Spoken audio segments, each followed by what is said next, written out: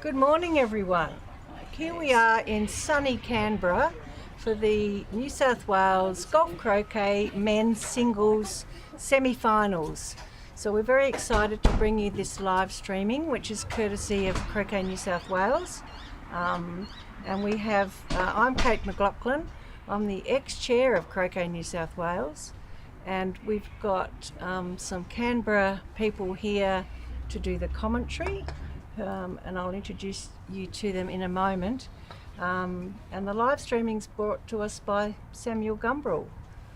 So thank you very much, Samuel. So you can see at the moment we're on court 2 and we've got the semi-finals are about to start and the players are just warming up. And I think we can see by the balls that they're warming up with who's playing which colours. So it seems that Kevin McGlynn is versus Ethan Gumbrell, and they're playing primaries with Ethan playing the blue balls and blue and black, and Kevin playing red and yellow. So the live streaming will focus on that match, and a reminder, it's a best of 3, so the competition will be over those at least 2 games. The other semi-final is Mark Scruton versus Gareth Denyer, and Mark is playing green and brown by the look of it in the secondary colours, and so Gareth is playing pink and white. So we will give you an update on the scoring for that game and other matches as we're able. So I'm going to hand you over to our fantastic commentary team now and let them guide you through the match. And as you see, the warm-up will just have another couple of minutes to run. But we've got Kevin Maloney, Canberra Club member, and Karen Bisley, also a member from Canberra Club.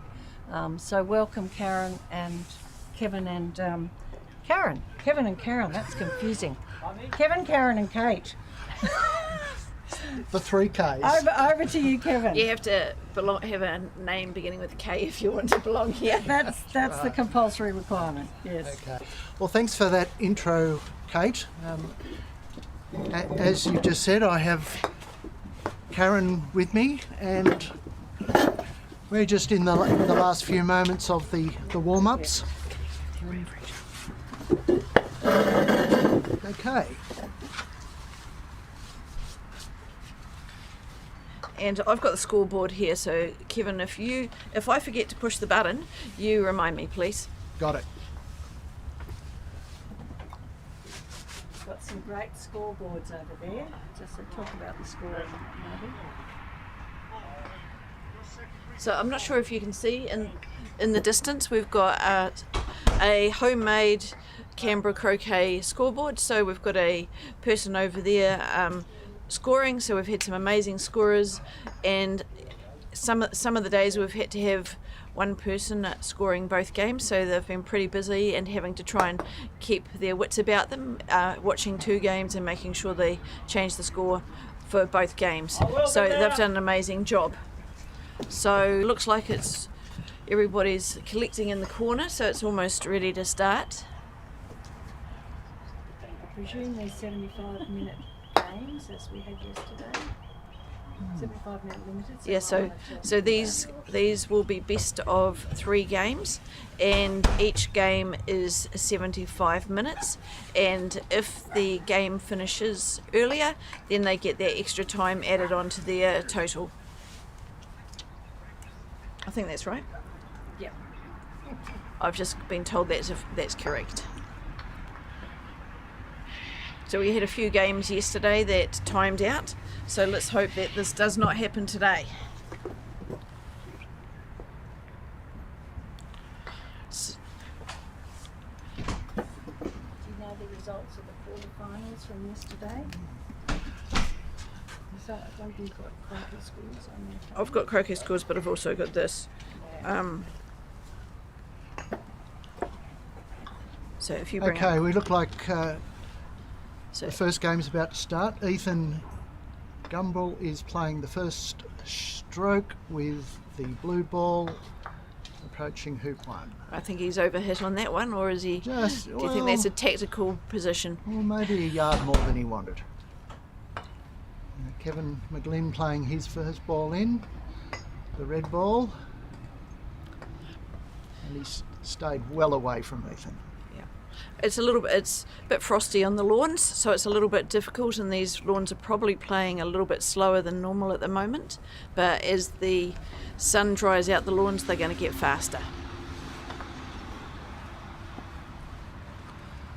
So again, Ethan's overhit there. It's very difficult to see the hoop at the moment because it's just sitting in the shade, but it's between the red ball and the black ball. And Kevin's put in a runner.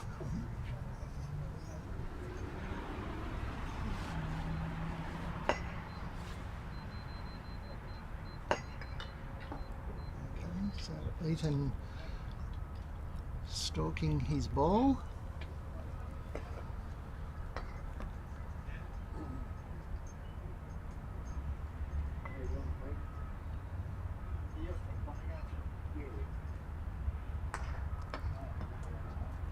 That wasn't it? Didn't nail it, but he has moved the red slightly.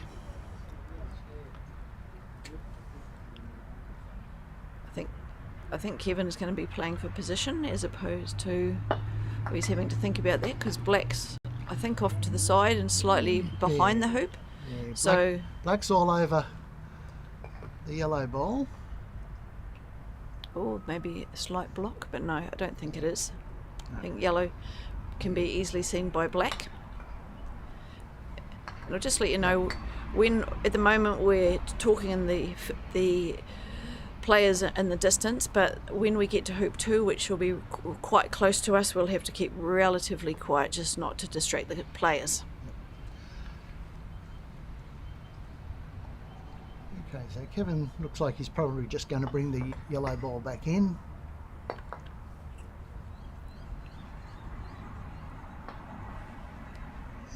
Looking a I think he's blocked himself. It's very hard to see. I think they're both off to the side. Okay, Ethan's just taking position.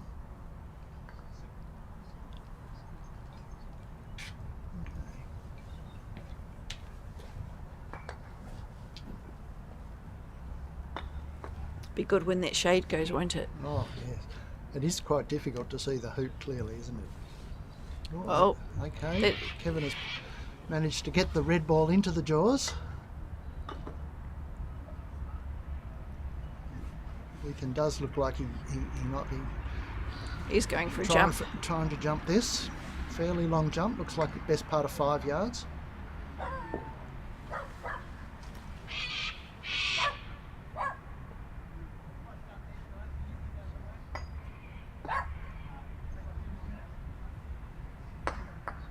Oh no. No. Ethan knew what he was doing. We didn't. Well, it is a bit hard to see from the It is, angles at isn't this it? point. So he's just cleared the yellow, and he's probably thinking that the blue is a far better jumping prospect. Yeah, and Kevin will be after blue.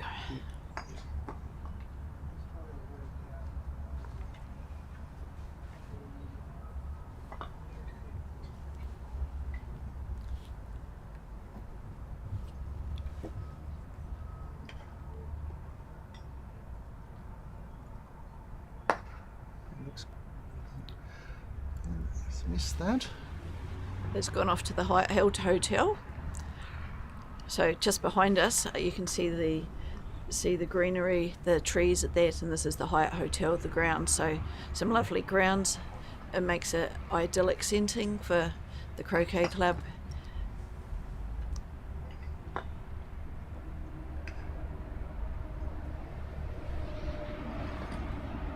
Okay, so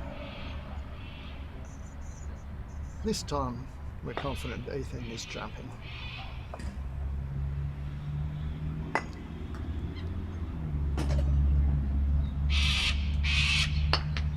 Well, he jumped, but over the hoop. Yep. So Kevin's got a nice... Should be able to put this down pretty nicely to hoop 2.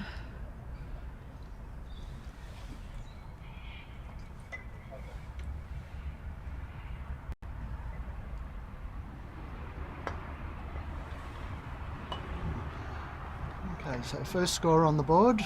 Kevin McGlynn takes the first hoop with the red ball. And I remembered to push the button, so that's a good thing. Oh, and Ethan's He's gone. just slightly overrun that. I think it'll be a little bit hard to predict exactly where the balls are going at the moment. They've had their warm-up before the game, but after being very fast yesterday, it'll be a very different feel to the lawn at the moment.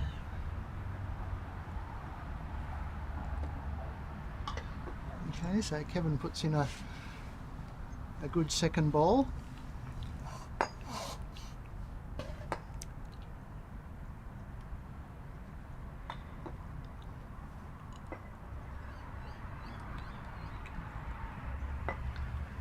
So Red can see the hoop, so now he's got a choice. I think he's going for the hoop. No, I think he he's might going be for going black? to clearance. Okay, nice smooth clearance through to the boundary.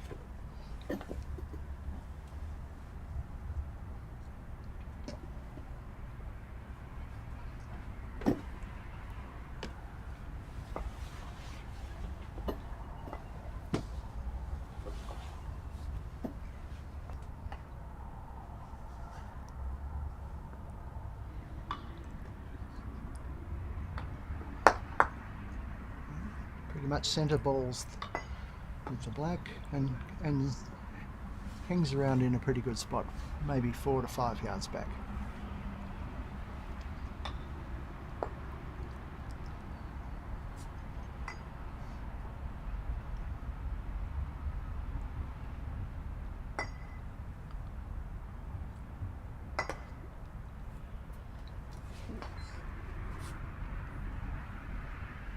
Okay, so yellow comes back to a very handy position.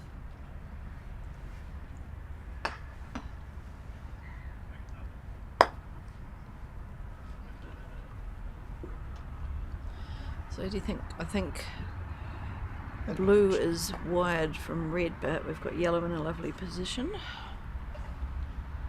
And I'm not sure if red can see got black. much on black. No.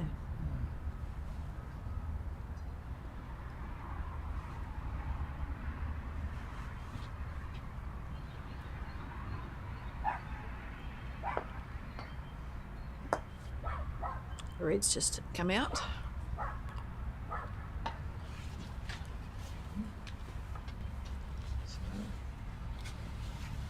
Yes, it looks like he's going to just clear the yellow.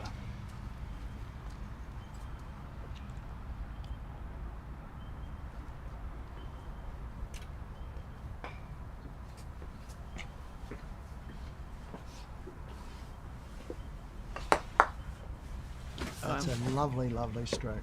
Yep, and it stayed beautifully just in front of the hoop.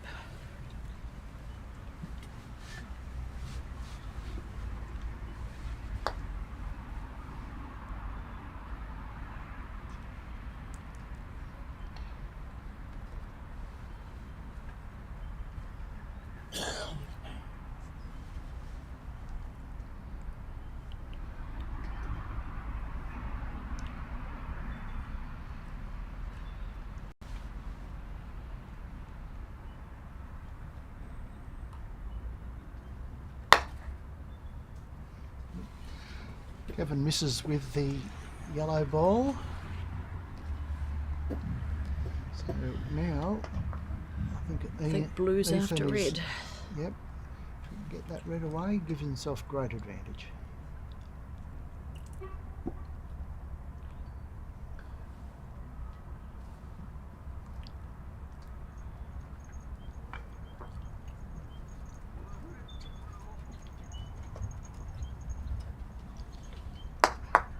And that's a nice clearance. Yep. Far boundary. And just looking around the lawns, we've got on our lawn one, we've got Darren McLaughlin playing Rob I. So that has just started. And they're just up to hoop 3. and it's one each on their lawn. Peter Freya and Derek Bull are about to start.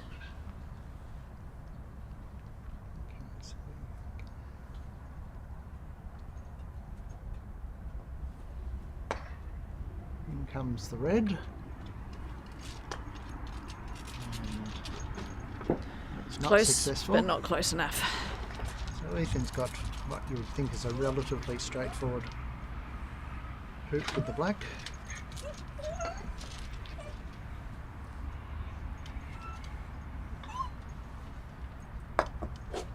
Okay, successfully made, so we're one hoop each.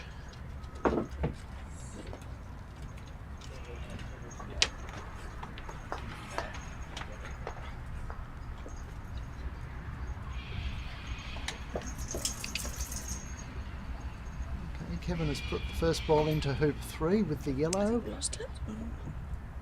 Very nicely in front. Maybe 3 yards back. Has it lost it, Simo, or is it? Has it lost it? Or is... So Ethan has chosen just to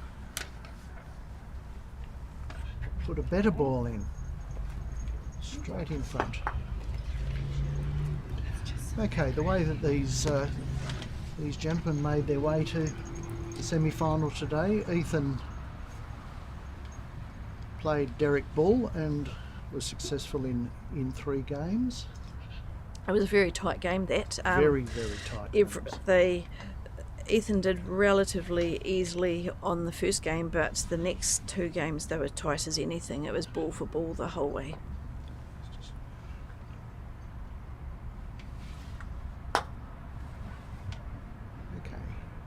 And Kevin McGlynn made his way through to the final once again in 3 games over Peter Freya, and that one went to 7-6 to Kevin in the 3rd game, so both had to overcome some fairly tight tussles to get there.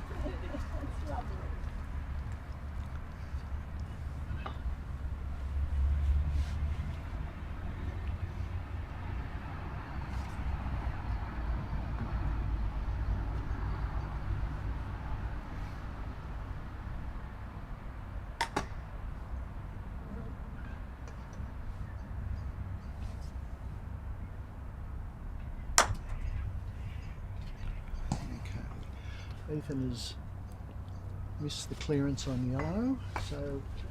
What do you think? Do you think yellow can see the hoop, or do you think I think he'll probably clear blue, I'm but thinking he's probably he'll clear blue, but clearing blue. If that is does can he look actually see it, or do you think it's...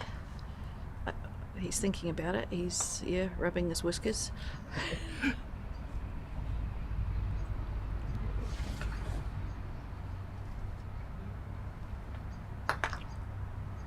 Yep. Just gently taking it away. Okay, down the other end of the court, Mark Scruton and Gareth Denyer are getting underway. Gareth has just played the first stroke to hoop 1.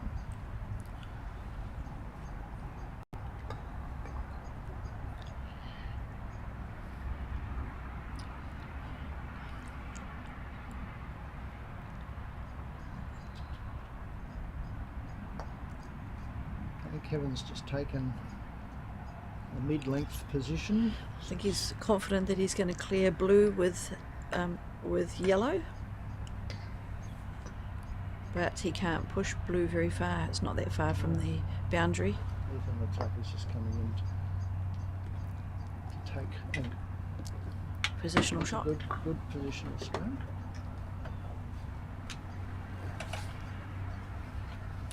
You think that's a decoy ball? I think so. I think there's a good chance it's a decoy. We'll tell them about it. Yeah. What's a decoy ball? So it looks as if the blacks just come in there to, just to force the clearance from Kevin. because that was such a good ball. Perhaps we'd call that a decoy.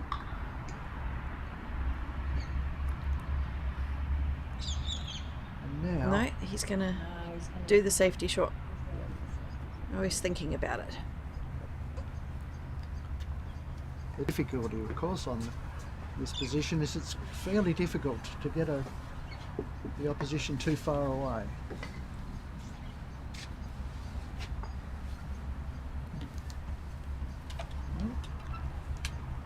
Ethan's taking it on.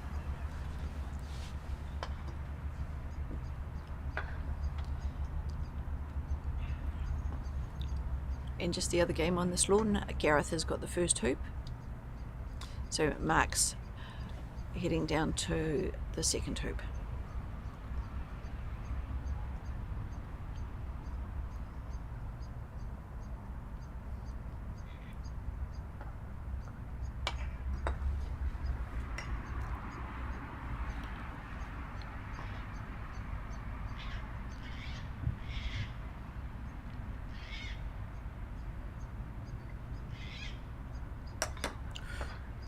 Okay, so that's a failure on that one. Yep, And now Kevin's got a nice shot. Same length, marginally straighter shot. There's a good chance to get down to the next hoop.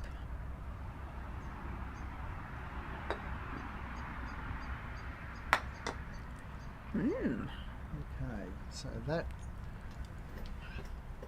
is a rejection. That is sat almost straight in the jaws. I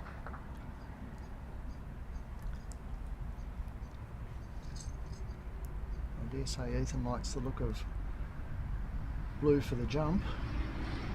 Just got to be able to block. Get the block.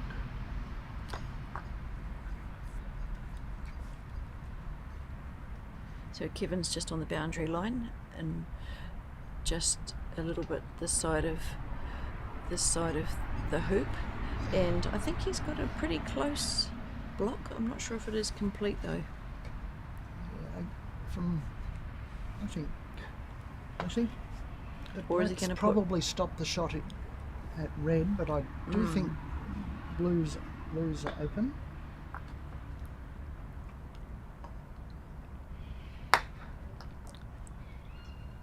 Well, So he took away the option of the jump.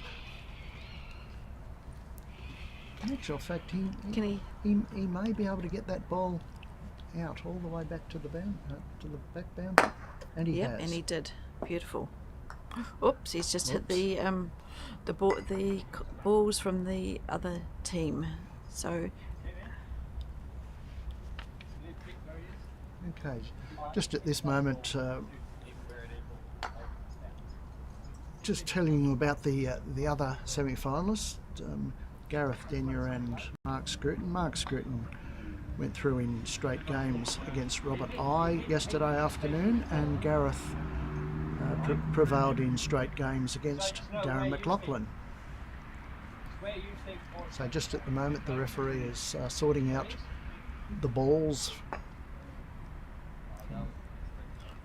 Ethan's ball accidentally hit one of their balls, so they're just having to figure out where they leave the balls. I think that's all under control. So we've now got Kevin having a go at, I'm assuming black. Yes, you'd imagine you'll take the clearance.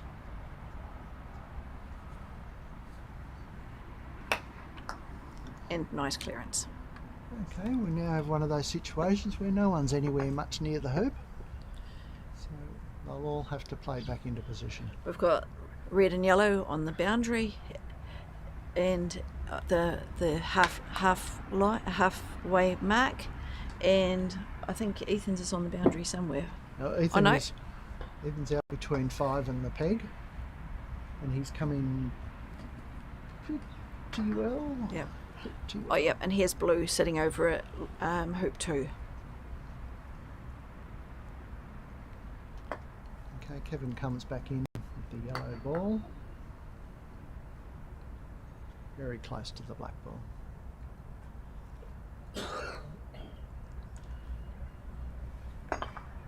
We're just having to wait. Mark's attempting a clearance on his ball, his opposition's ball.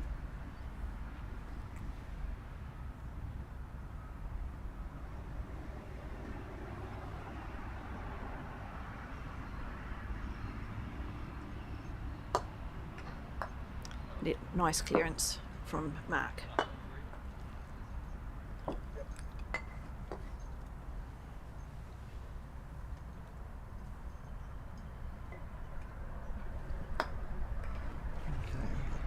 Ethan's blue ball goes back in.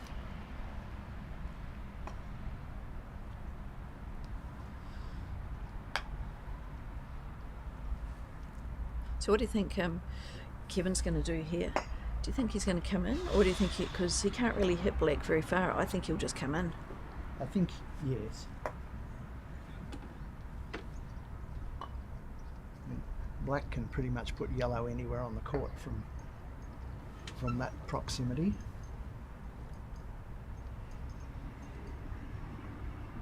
So I dare say Ethan is going to very nicely stops the yellow ball most of the way towards the east boundary, oh, the west boundary actually. But Ethan's holding two good balls in strong position at the moment.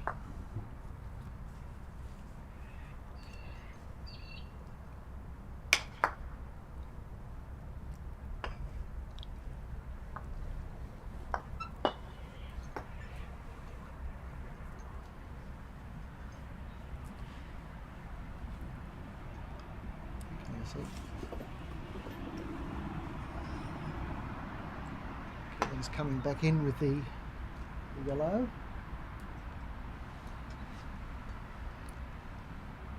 And he misses into the corner.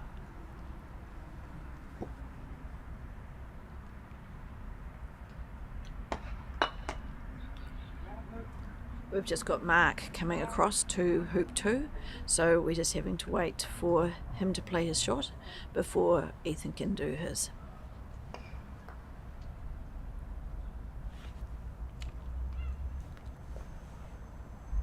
Fairly long, tough clearance. It's attempting. Oh, he did attempting very, very well. He did a beautiful clearance. Very well. He's nudged that away.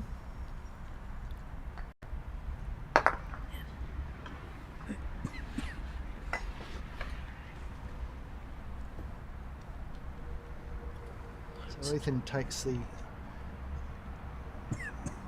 red ball all the way to the far boundary and is now, certainly for the present moment, holding very, very strong position, 2 balls in front.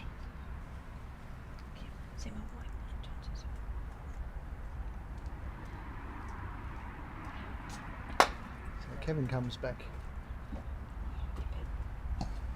and misses.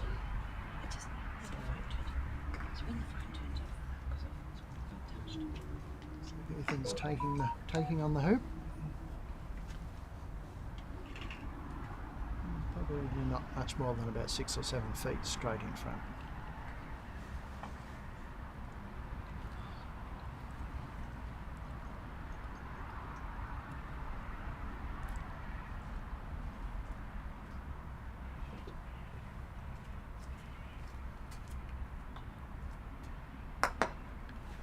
Okay, successfully makes the hoop. Caught a reasonable amount of the wire, so he's gone through about 9 or 10 yards at the most, I think. So that's 2 hoops to 1 in favour of Ethan. Yep. Just having a moment while Gareth from the other game brings his ball back in. And we've got Kevin with his yellow ball in the corner on the western boundary.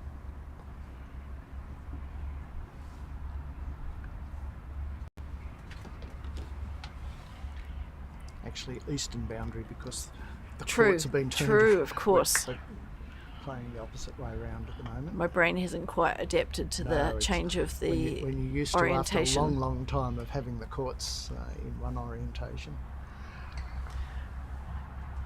We've had a Whichever boundary he played from, he's put a very nice yellow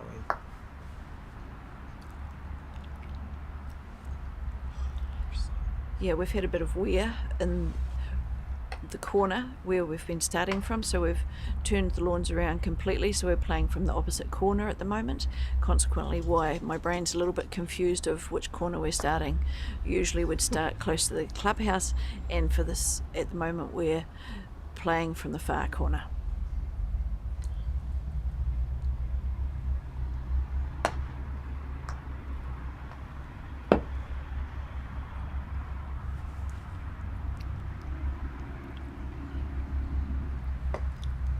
I think Kevin's got a good chance of drawsing that.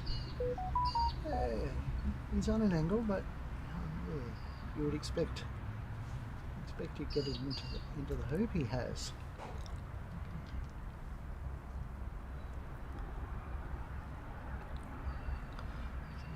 I think I'd be thinking fairly strong advantage to Kevin at this moment. And Ethan has just moved his own ball, so he must have been just a little bit hampered on the. yeah, but I on think the red red there. can push yellow. That's it. I think he was trying to do something about the red, Yeah, I but think he's hit he got his himself. own ball instead. I think this is an easy shot for Kevin to peel it through. And just seen Gareth win hoop 2, so With a very nice jump.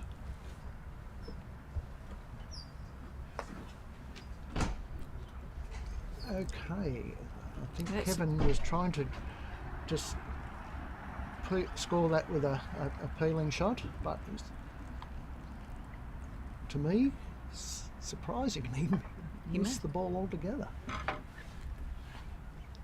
we're all human. Oh, absolutely, yes. However, I don't think Ethan saw any advantage in trying to do anything about that, so he's just taken the shortcut route and has gone halfway to the next hoop. Well camouflaged, great.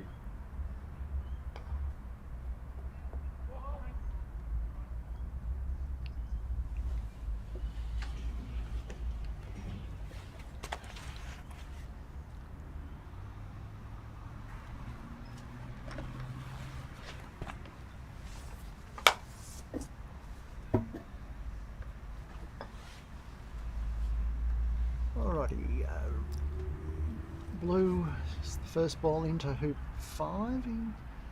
It's a little bit of an angle, but a fairly strong position.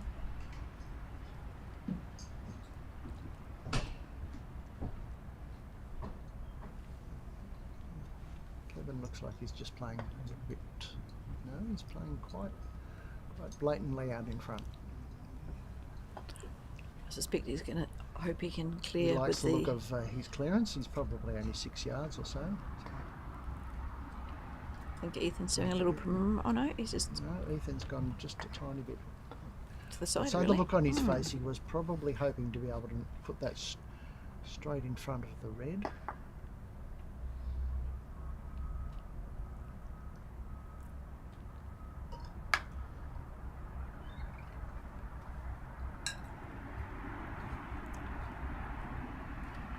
Now Kevin's got a 6.5 yard clearance with the yellow on blue, which he nails. Beautiful clearance. Just at the moment, he's looking comfortable on this hoop.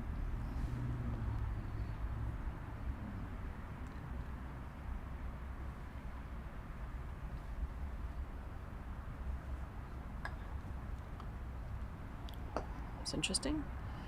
Ethan plays back in with the blue ball and shakes his head, so I don't think that was what he was looking for. So Kevin's got a not Not short hoop, he could be, it looks like he's about 4 yards back. It's straight in front.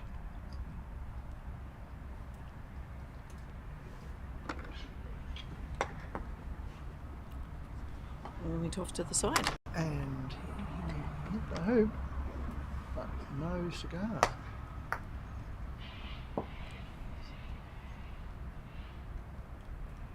So Ethan's having an angled shot, looks like about 45 degrees with the black. And he's been rejected back a good few metres. So the score remains at 2 hoops each. And black's a nice target for yellow. Yes. I think a bit medium pace clearance. Oops.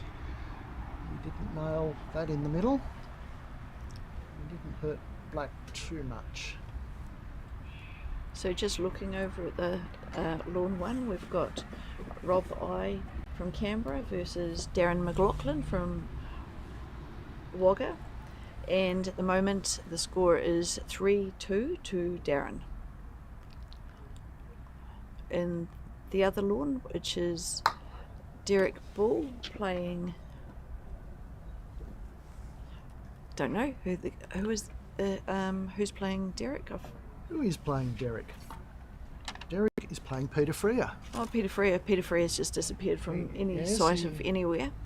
They're just waiting at the moment for Darren and Rob. But their score is 3-1, and I can't tell you which way round it is.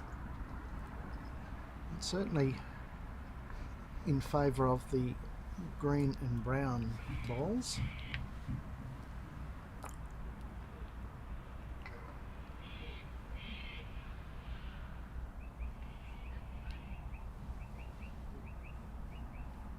So Ethan's playing the black ball in, and he's okay.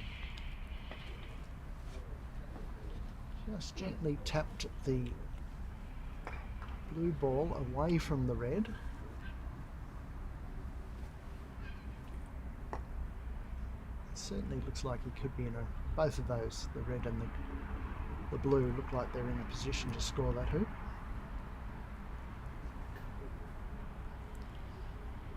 So Kevin's going to have all eyes on that blue ball.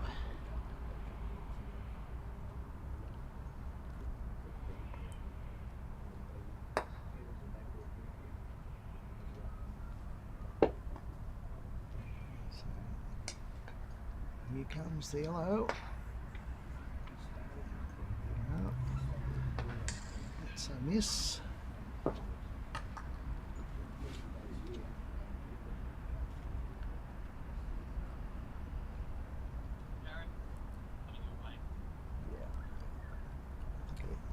Ethan has decided to do this stun shot clearance.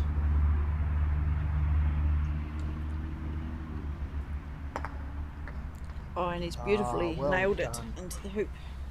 Not only has he cleared the red ball a considerable distance, he's managed to get the blue into the jaws of the hoop. It's one of those shots that everybody loves to be able to do, but rarely does. So we've got Kevin's red and yellow ball nearly on the east and west boundaries at the moment.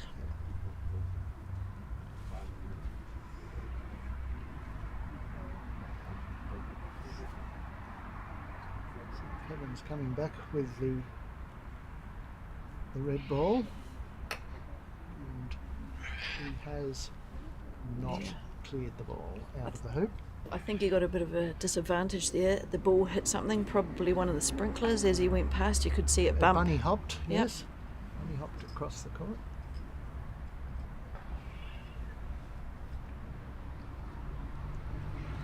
Ethan's just assessing the likelihood of yellow being able to dislodge the blue, and decided that that's not going to happen, and has just put the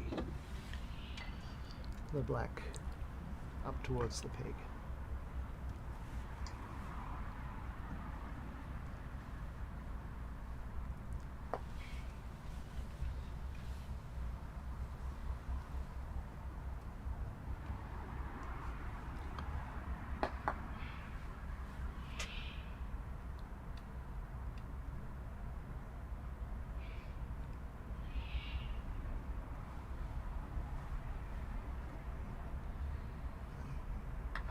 Kevin shooting with yellow. He didn't like it one little bit. His head just went right off to the side.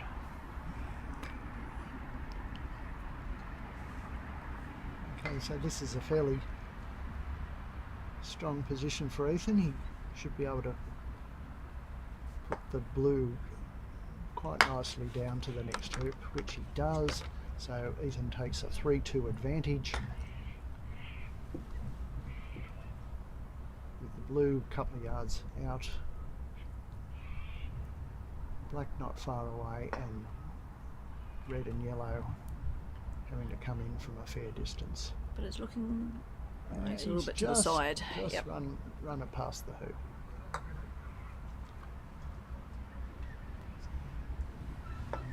Probably trying to get this even tighter than the blue, and he's done a pretty fair job of that. A little bit of an angle, but I think both those balls can run the hoop.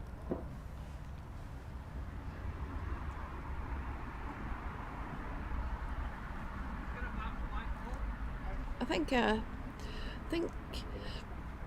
Kevin's got a bit of furniture in the way there. It looks He like does. the hoops The there. referee's moving the white from the other game. Yes, I think he can probably only get to definitely can only get to the blue ball.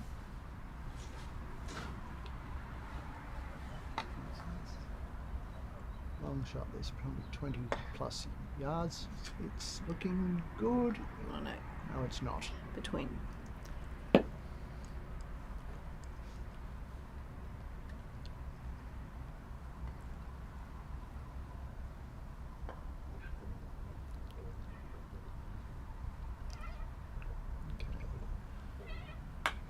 Ethan assessing the likelihood of the opposition being able to do anything much.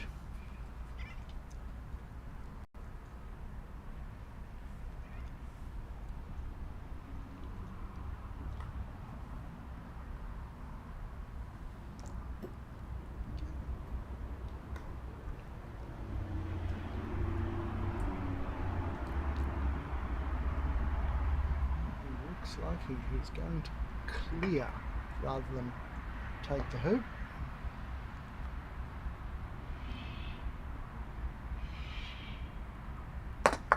I think he was Oh, trying he is- tactically to get. Unfortunately, yes, I think he needed to bring the red Yep. And I our think way, and he's hit it dead straight and has left Kevin a shot on the black.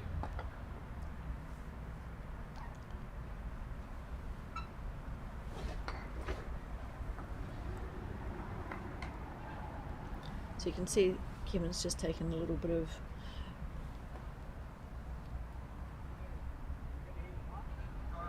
Come in a little bit just because there's not much room on the side to hit the mallet.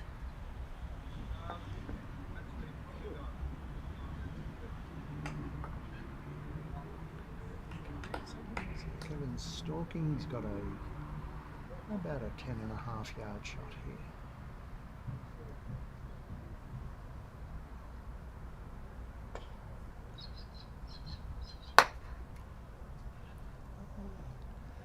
And he misses to the left.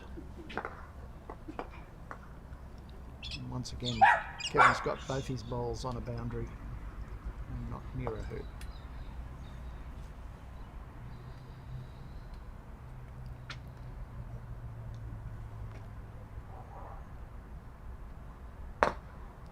So Ethan makes the hoop, sends Kevin to the offside penalty spot, and takes a 4 hoop to 2 lead. Yep. And in the distance, we've got Mark and Gareth has got a 3-0 lead at the moment, and it looks like Mark may be shooting for the hoop. Does. And it's now 3-1 to Gareth.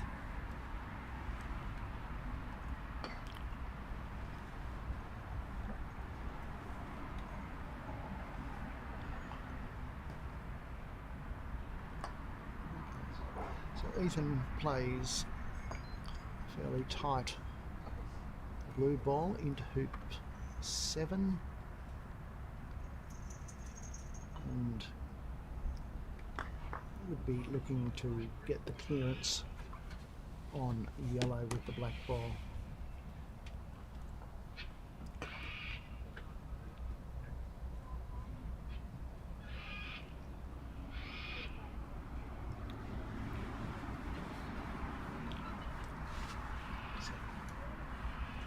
In the distance, Kevin McGlynn's stalking his red and bringing it down, and he's just taken a fairly long straight position.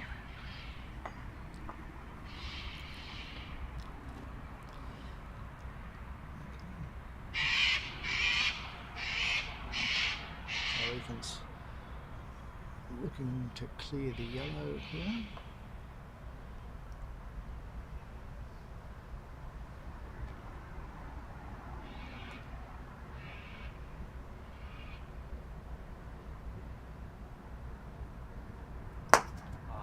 And he does not clear the yellow at all. So the yellow has the option here of hoop or clearance on the blue. I think I'd be favouring the clearance, Karen. I think he's going for the hoop. You think he's going for the hoop? Mm-hmm. Okay.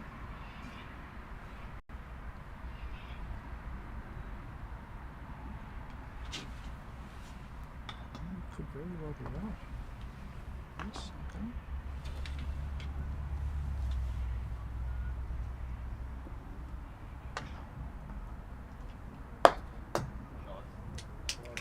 Well called, and that's a good hoop to Kevin. So he brings the score back slightly to 4-3.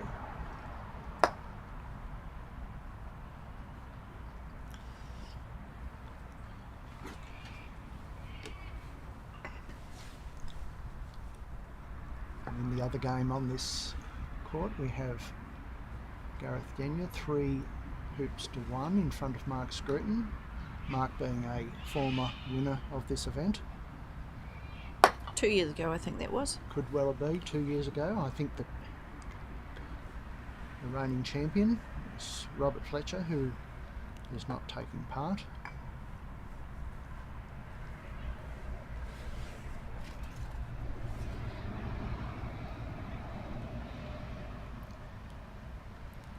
I think the temperature's just dropped about 5 degrees with the loss of the sun.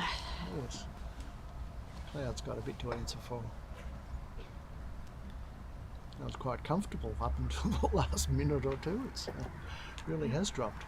What's helped the visibility for the screen, because you're not getting the flare of the Yes. morning sun anymore, but it's definitely noticing it temperature-wise. Okay, so let's see Gareth attempting hoop 5. And he just smooths the ball through. He's taken a very, very strong 4 hoops to 1 lead over Mark Scruton. Kevin brings in the yellow ball and just gently touches the red. Can blue see red? What do you think? There's a bit in front of the blue there. It's a little bit hard to tell from this angle, can't it? Yeah, I just wonder if yellow might be just a little bit in the way. It It's could hard to be. know. It's certainly not looking like a clear shot. Ethan's having a good look anyway. Yep.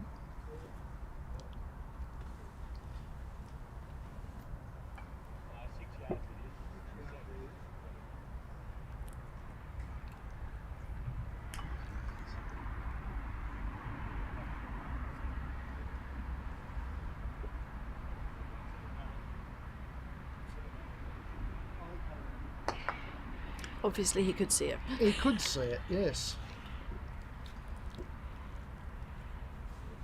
Yes, it's very strong clearance.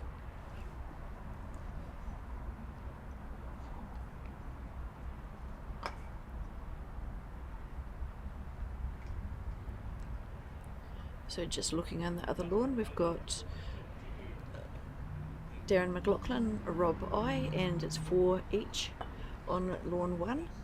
And the other game, which is Peter Freer and Derek Bull, I think that it's could be 4-1. 4 I think Peter has just 4-1. taken the 5th hoop, so I think it's 4-1 4-1 to Peter. Peter.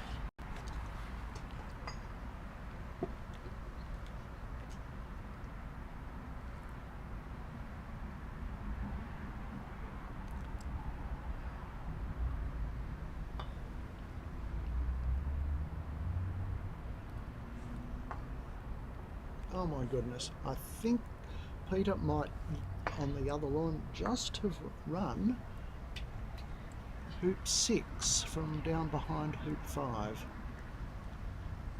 Referee's on his knees having a look. So Peter's having a look over the referee's shoulder. They're trying to decide whether it's through or not. They're now on side, they're now both down, looking. Yep, now the referee's just about on his stomach. Oh, Meanwhile, I know we've got has the got a long shot at his hoop. I'd say he's just looking for the clearance on yellow.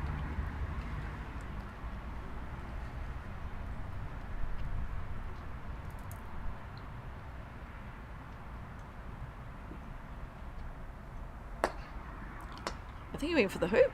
He missed. did go for the hoop.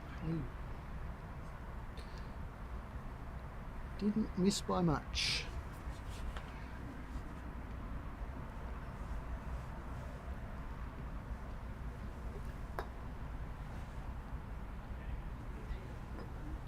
Well, if Kevin gets this hoop, it's going to be 4 each. It's going to be tight, isn't it? It is.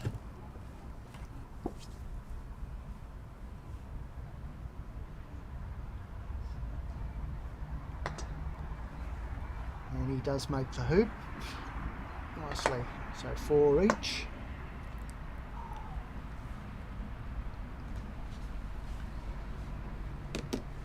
Just saw Gareth Denyer take a long pot at the hoop 6 in front of us, and almost but not quite. So Mark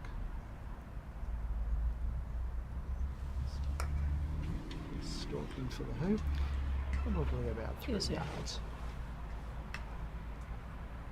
Straight in front.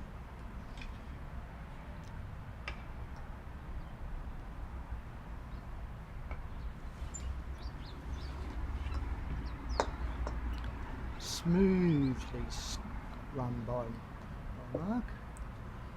So your marks, it's now 4-2. 4-2 down. Gareth is 4, Mark 2. And back to Ethan and We can now see the balls Kevin? now that Mark has run that hoop. well, Kevin's got 2 nice balls in front.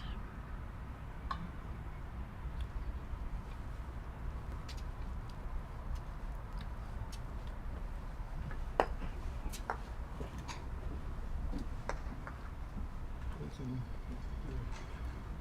controlled clearance, takes the red into the corner. Yeah, I just worry where red's going to send black. That's right. Red has got Oh no, it looks probably like only he's 4 going or to just 5 yards on black, should he wish. But I suppose there's also the option of putting setting another himself good up. ball. Yes, I think he's thinking more 2 like in- that. He could be thinking 2 in front. I'm trying to block Yep. blue on the hoop. That's what he's doing. Red's coming in. Looks like he's a little bit to the side, but it's a bit hard to tell here. Yep. Or maybe it's, has he got a block? Ethan walks straight to his ball as if I'm with purpose that I'm going to get that yellow.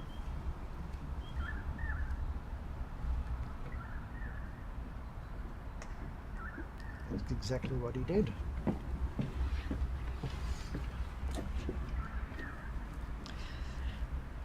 Must be a bit cold over in the far side there It with the probably is time. sitting. The scorers have got blankets or Oh. coats over their laps Yes. and coats on. I did some scoring on the previous day, and yes, I was totally underdressed. Yeah, I think it was a low of 2 overnight and 14 during the day, so it's not going to be a tropical day today, even though the sun's shining. Beautiful Canberra day. Okay, so we have Ethan is lining up his ball. Could very well be going the hoop here. Might not have too many other options.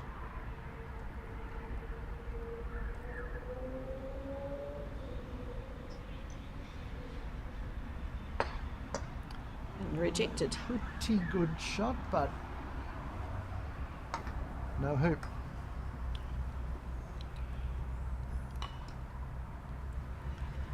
And black's quite a distance away. If Yes, so Kevin's pretty much in control of the hoop. I think he enjoys it from there. I think he can, by the looks look at his. Or I think he's just coming in. I think that's the intention, just to plonk that in. Yep, he's in.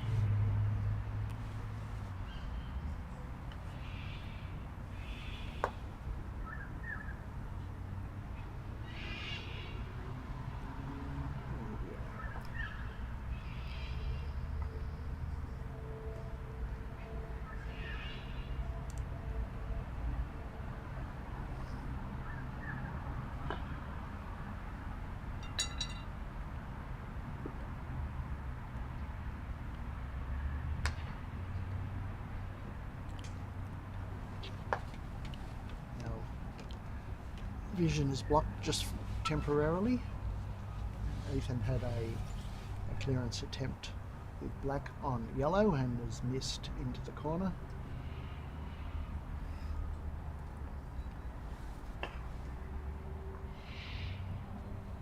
And it looks like should Kevin choose to take the option, he has a very straightforward peel on the red with the yellow ball.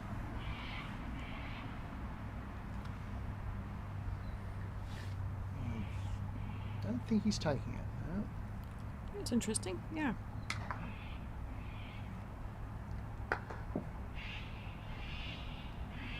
sure Ethan's in a position to actually get that red out. Well, he's gone off to the next lawn and the Right. car park down the road. He's almost in the car park.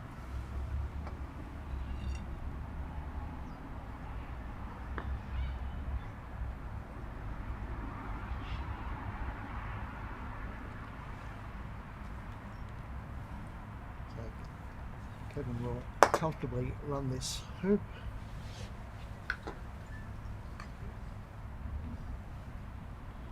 He should be able to get it all the way down to number 10. Oh, and beautiful shot. Oh, he's only about a foot out, straight in front of the hoop. It's an excellent stroke.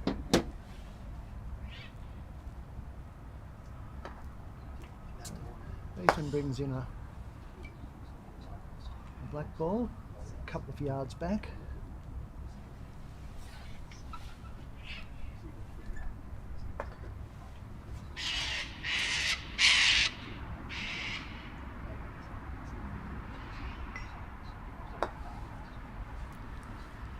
Ethan's got the best part of 18-19 yards clearance attempt on the red to stop Kevin taking a 6-4 lead. No, And missed. has not hit. So put Kevin in a very strong position.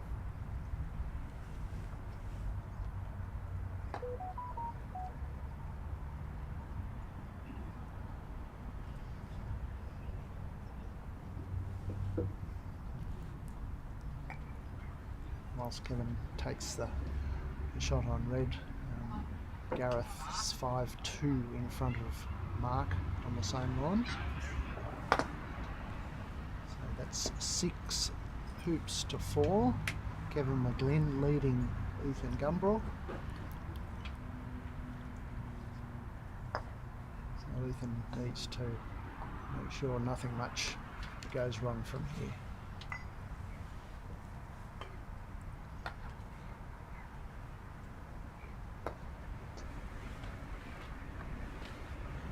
Mark's Scruton has just taken a hoop, so 5-3. Gareth Denyer leading Mark Scruton on the same line. Kevin McGlynn with the yellow ball, looks like he's just going to come and sit out front, about 4 yards back.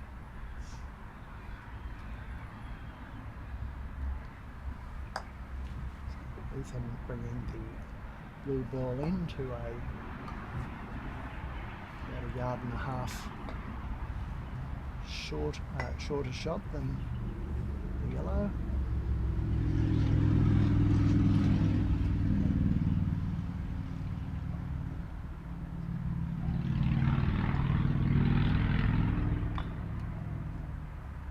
Kevin's bringing his ball from behind hoop 10 and he's just playing in.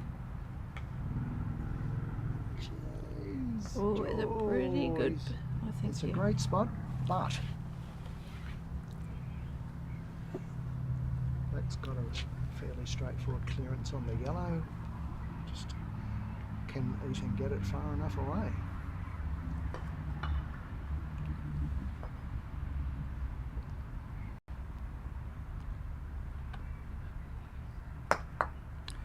Oops. And he hasn't got it a long way away. He's left it dead straight. Yep, and I think easy target for getting blue. Or you might even be able to run the hoop from there too. Oh, he certainly could.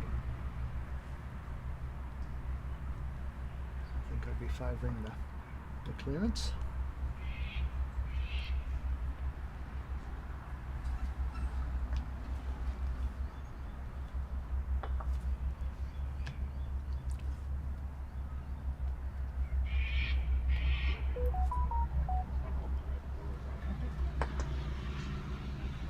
Seen Gareth Denyer make the 6th hoop to take it, score his 6th hoop, so he's a 6-3 lead over Mark.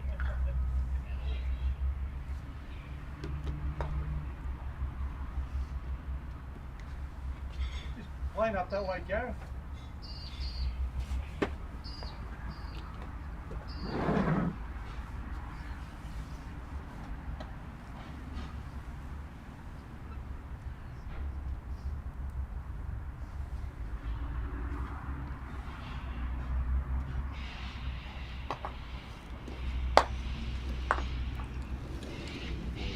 Nice clearance from Kevin. I'm not sure if blue can see red. It might have a little bit of a leg in the way. And I think you're probably right, Karen.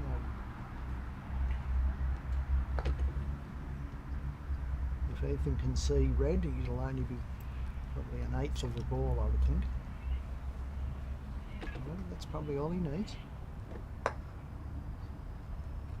Well done. He didn't have much, but he got what he could see. But yeah, just Ethan's balls are a long way, and That's right. we've got red that can just plonk itself back in front of the hoop. I think that's exactly what will happen.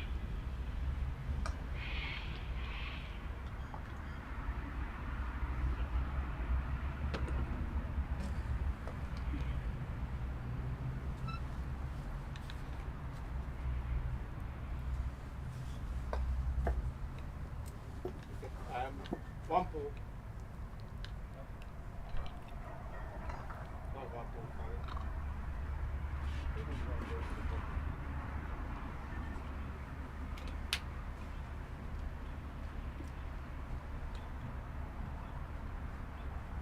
Okay, so Kevin has put the red ball very nicely back in front.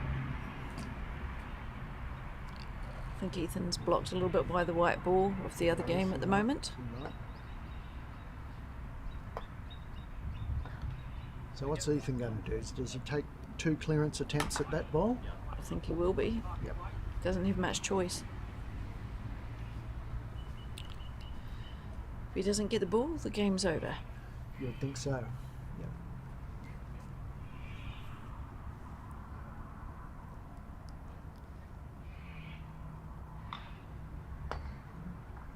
Oh, having said that, he's coming in. He's coming in quite nicely too. Pretty nicely. Oh, Oh, just just- missed. Yep.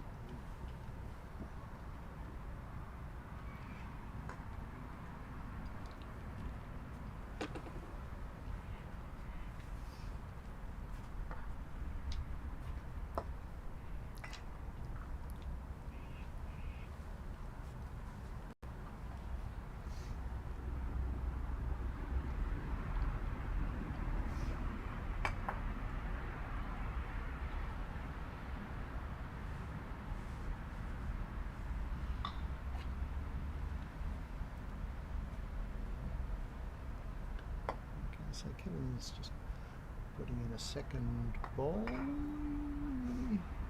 think he was looking for a block there, but didn't get that.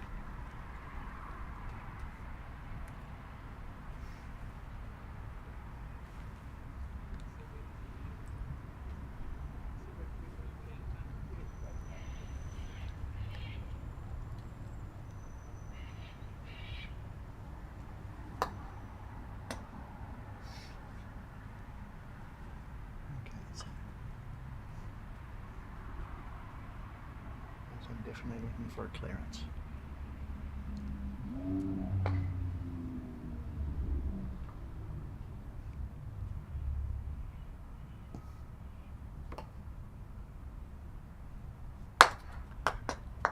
Oh no. He got the He clearance, got but the he's clearance. plonked it through, and that's scored the hoop for Kevin McGlynn. So Kevin McGlynn takes the first game over Ethan Gumbrell by 7 hoops to 4. And that was a tight game, but Kevin managed to get over the line.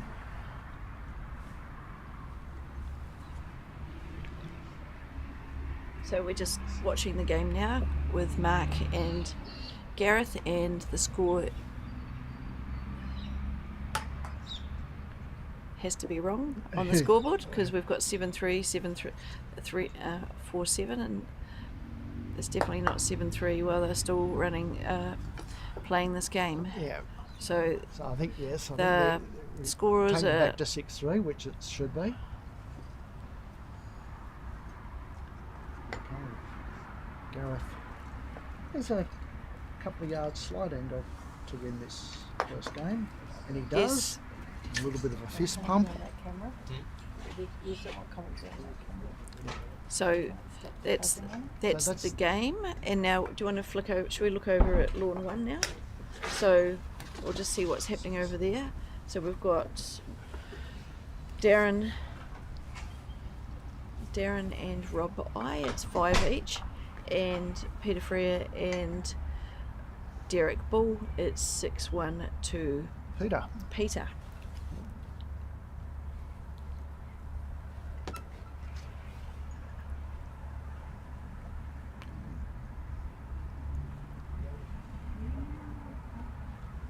So the players on court 2 after the first game of the semi-finals, having a short break.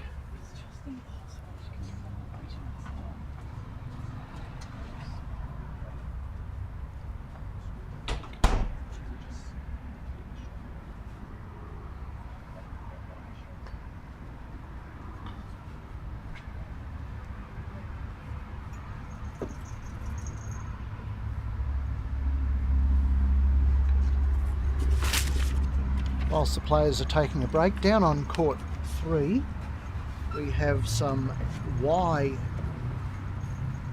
games. We have Chris Williamson playing David Scott, and Malcolm Powys and Tony Croft. Exactly who's playing what balls. Not at the moment sure. So we've got David Scott's playing blue, so that means David is 4 and so he's He's- playing. So that means he's 4. and Chris Williamson from Toronto must be 6. Yep. So there's Malcolm Powis hitting across with the brown ball. And Malcolm's playing Tony Croft, and they are 4 hoops all. Okay, so We're back to the main game. So Ethan's just Ethan's hits played in with black, and black, again and pretty similar to the first game. He's just put that slightly past the hoop line.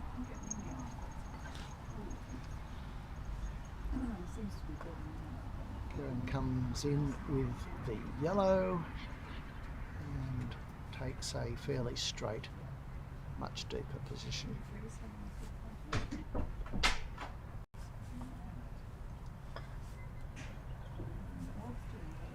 you can see the ball bobbling as it's going across the lawns. I've noticed all of them are doing the same. They are. Yeah. You'll have to get out on the roller, Karen. Smooth them down a bit. Yeah, I'm pretty sure they would have been done before the tournament. You would have thought so.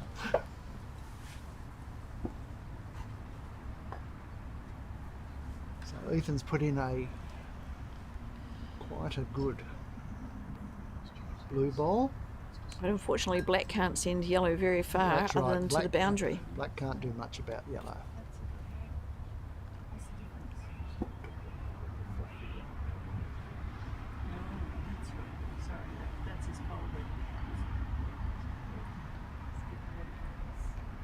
Looks like he could be shooting at that. The wind up. There's a firm hit, but it didn't hit anything.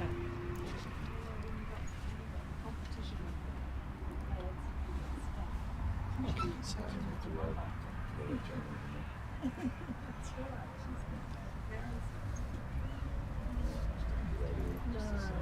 Ethan going to try to snuggle up to that? I think he's just trying to No, cut he's it. just going to hit it.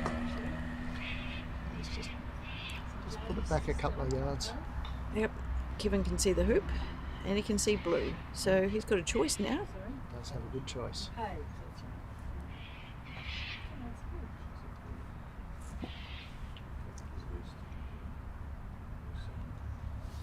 In this sort of circumstance, Karen, and you've just won the first game, do you go out there and think, I'm just going to put this through and just take that early lead and stamp my authority?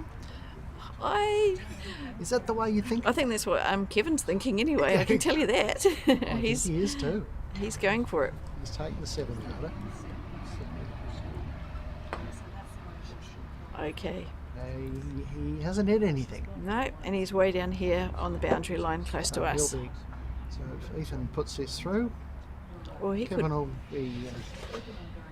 He'll probably get an offside position. Penalty spot.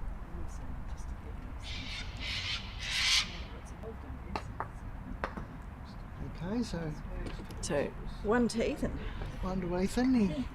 He got it through fairly nicely. He's probably managed to get it through 8 yards or so. So Kevin gets the first ball down to hoop 2, possibly slightly shorter than he would have liked. And sorry about the slowness of bringing up the score. Simply, it's done on my phone, and my phone, if it takes too long, it turns itself off. So I actually have to turn the phone on each time before I can put the score in. So that's technology in action. Okay. So Ethan's black's reasonable position, Red's in a better position. and that's right. So it's a little bit of pressure on Ethan to be able to do something about the red.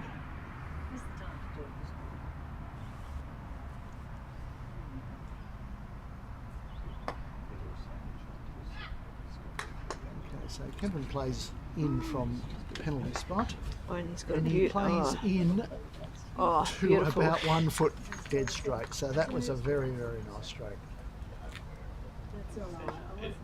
So that's an interesting choice by Ethan to actually come in, because Yes, red can red can dispose of black. certainly all over black.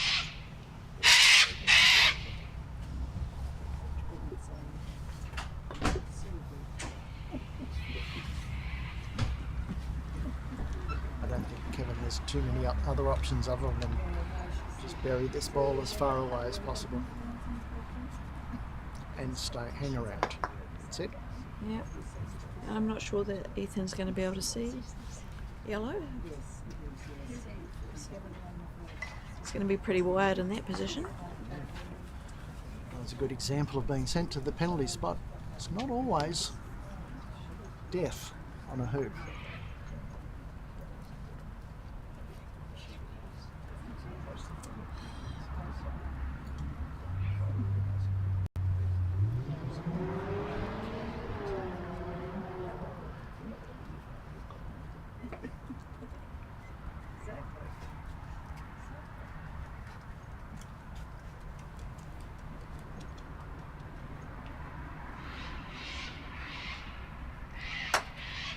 Oh, what a beautiful shot. It's a good strong clearance.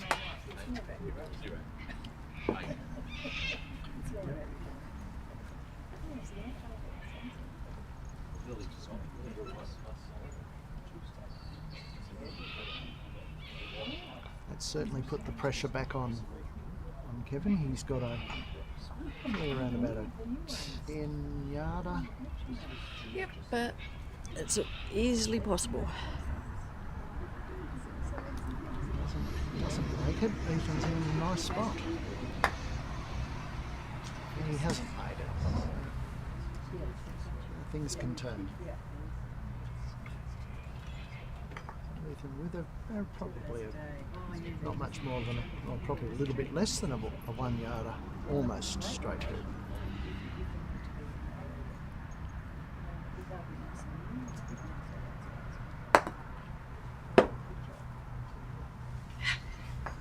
Firmly struck through to the boundary, so it's 2 hoop to 0 lead for Ethan over Kevin. Kevin first ball to 3.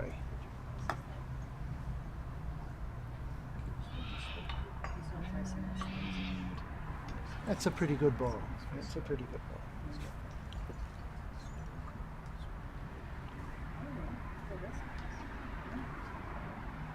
Go down in the far corner. Mark Scruton is about to begin proceedings in game 2 against Gareth Daniel. Gareth having taken the first game.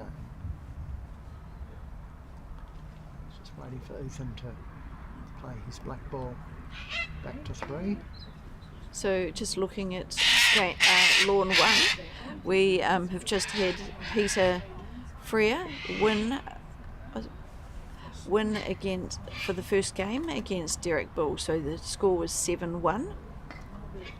On the other team, the blue and black, red and yellow, we've got Darren McLaughlin down against Rob I 5-6.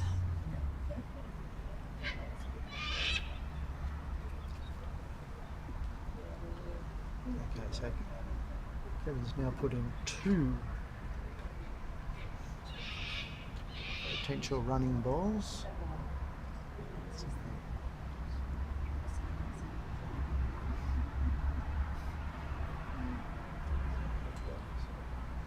Ethan straight behind hoop 2. Sizing up what I imagine is a clearance on the red ball, which is clear on.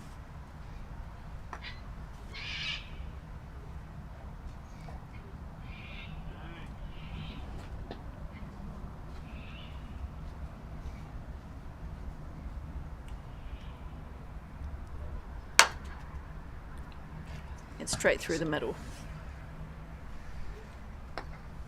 That happens. It's a great skill when you think you're definitely hit something, but if there's a gap, I tend to find it.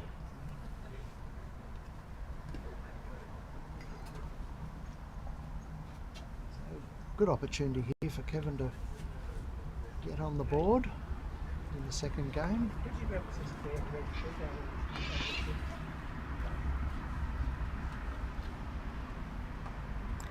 He'll be not wanting to just get on the board, he'll want to get his ball through and right down to the fourth hoop. A good opportunity to not only get this, but to take a strong position at the next.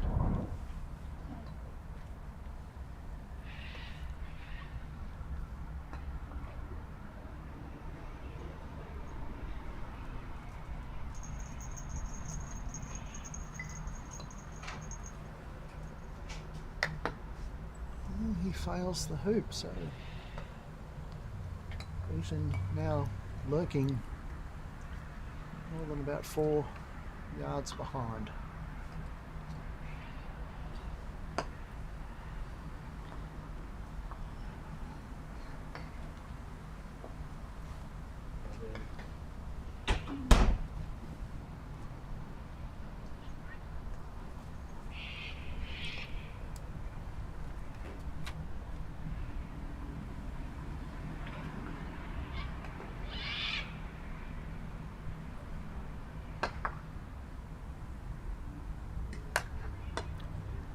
Ethan went the hoop, not the clearance, and that was unsuccessful.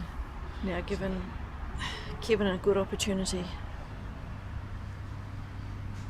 I think getting the referee, the hoop looks a little bit loose, and they don't like loose hoops, particularly when they're hitting them firmly.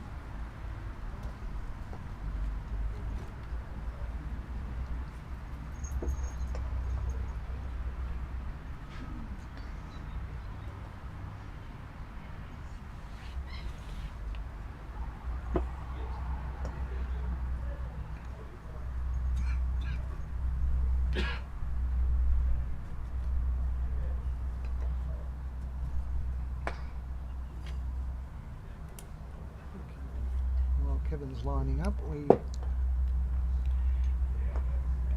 Mark and Gareth still contesting hoop 1. This time He made sure that happened this time. Kevin got it through. He's put that probably around about the half, a little more than halfway to the next. So it's 2-1 in favour of Ethan.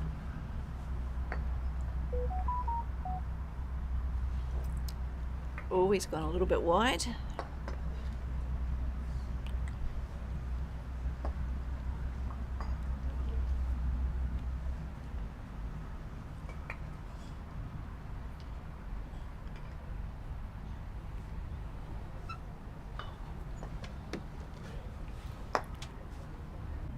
You notice that helps off the bounce.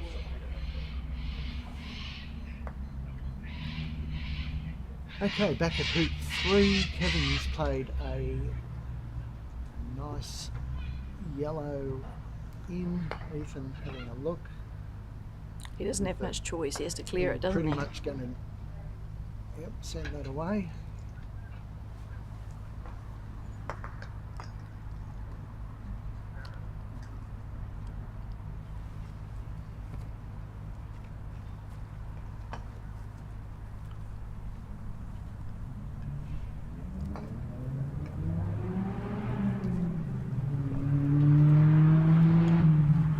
More members of the family Yeah, arrive. Yep.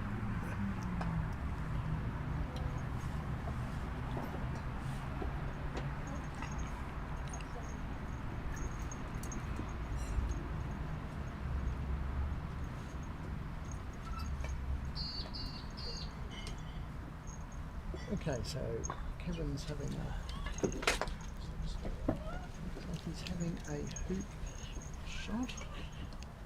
He's trying to at least get No, it in he's there. Not. Ah, He's not. He's just setting up. sitting that in front. Well, What's I Ethan think going to do? I think Black was, yeah, Maybe was was wide from it. Yeah, he might just So he's push just gonna more. put- oh, not sure I think he was that's trying to quite- push blue Yeah. forward, but not I think he sure screwed that up was the there. spot, was it? No, it's not quite the spot.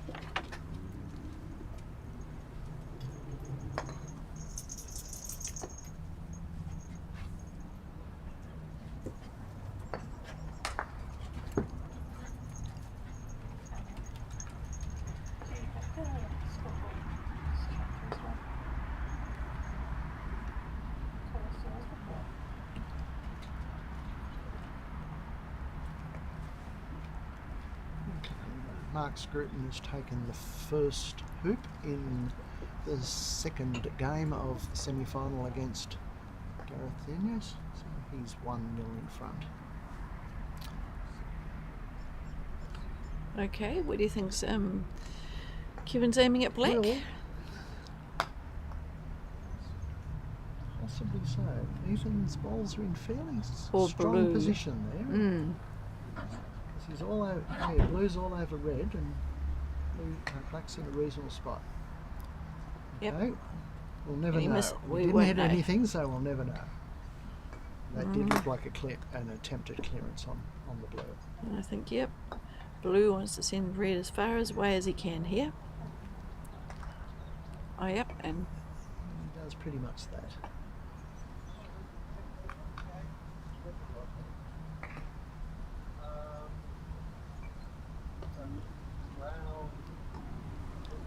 it's a bit of a, just looking at the scorekeepers over there and their coats and things, it is a bit crazy, you know, you're sitting in the shade and it's actually really cold, you sit in the sun and it's actually quite warm. We're quite warm at the We're moment, aren't actually we? a bit toasty here.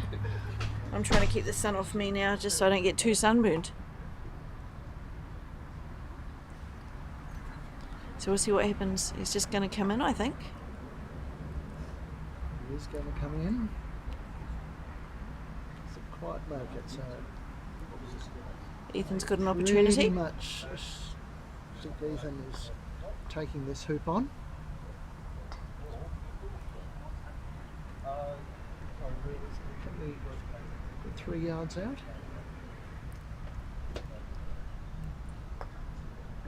So that's very, very cleanly run.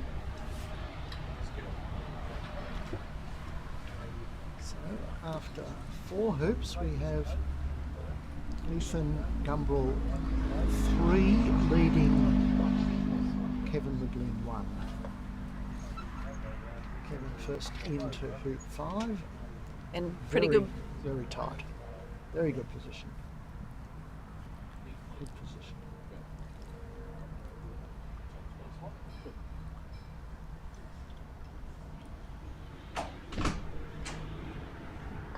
Ethan's just going in to join him. Except it's gone past. He has gone past, so that hasn't hurt the situation.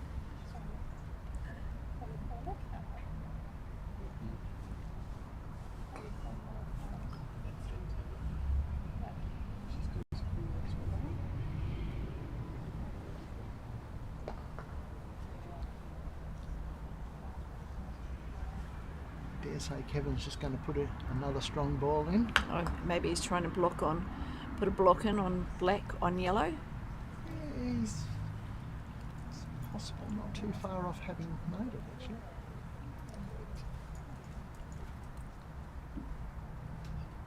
Ethan's just coming in You obviously can't. gently. Is he trying to get in? No, he hasn't really affected the matter too much. No, but I think, yeah, no, I was seeing if black is going to be wide, but I think he's okay if Kevin runs that hoop. Yep. There's no reason. He's got a good chance here to be able to run this hoop and get down to 6.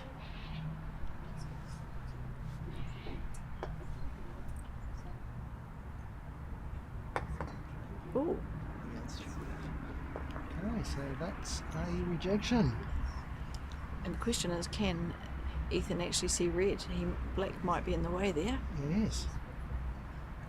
Or the way he's He- acting, he- he he must be looks- able to. He looks like he's playing with purpose. Yep, looks like he's going for the clearance.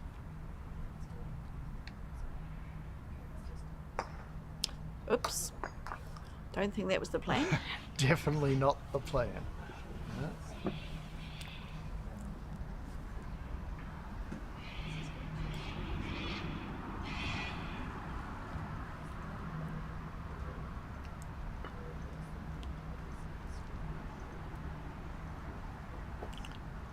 I think he'll be trying to at least jaws this.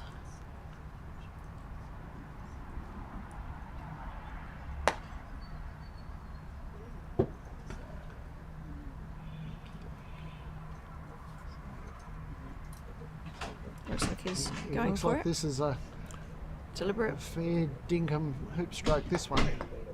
And that's another miss.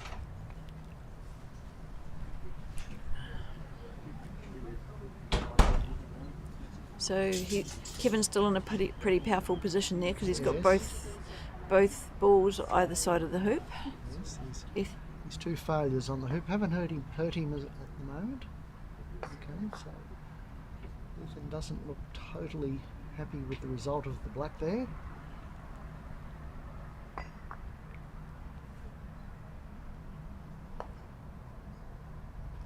I think he was trying to get a wired position where red couldn't hit the black, the yellow can't run the hoop. So there's a bit of a chance of he might be able to get this almost to a jawed position. It's a pretty good just in position. front, I think. Pretty good position. And Kevin must be confident that he can see black, I'm assuming.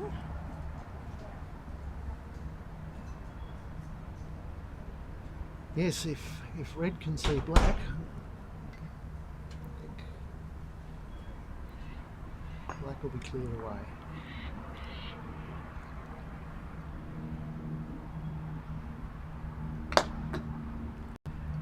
Yep.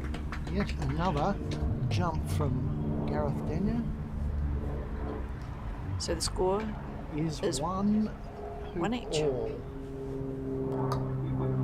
and Mark's heading off with his ball to hoop 3. And a little bit further than he probably wanted. So Ethan doing a courageous shot from the boundary here, trying to hit yellow.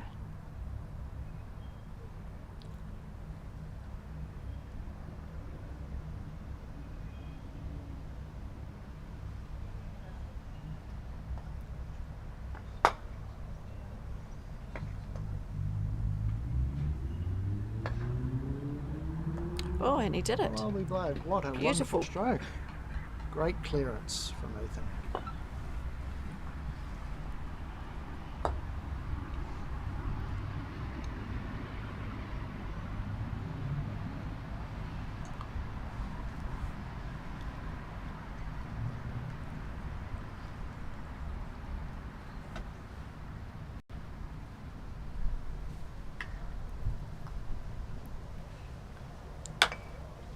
So Kevin returns the favour and clears the blue ball away. It gives Ethan the opportunity to get a good ball, good runner in here. I think that's a running ball. Yep. And we just have to be a little bit quiet at times. We've got Gareth and Mark just quite close to us.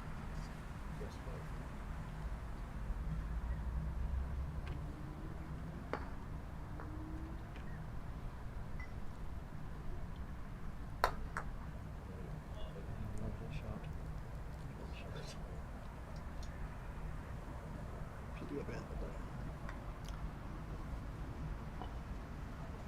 Okay, so Kevin plays into hoop 5 with taking a relatively straight, deep position with the red.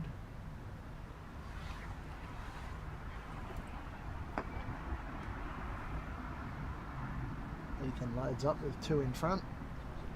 I don't think red could run the hoop, so But yeah, I mean, if yellow goes for black, potentially there's an off opportunity there I too, would say because it's that's pretty not- close. it's not beyond the possibility. Kevin's still thinking.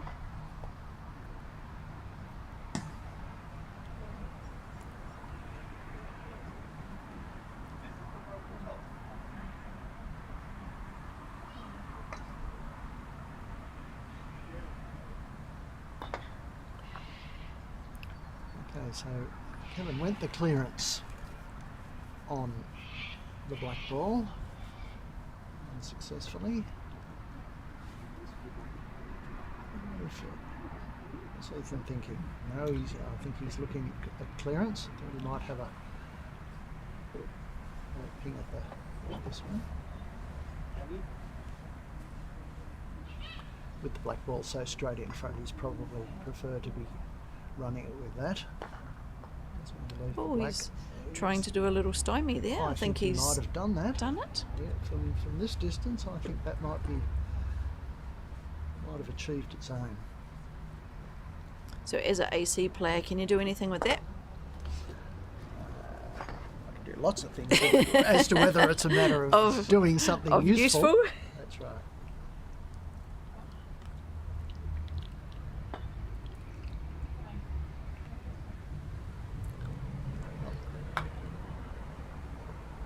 Very much looking forward to seeing how Kevin gets out of this mess.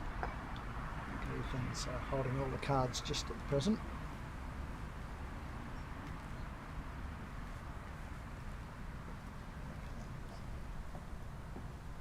Alright, so Kevin's just tucked the red in behind the blue, which means that Ethan gets the fairly comfortable hoop run. He won't be able to do much with these blue at the moment.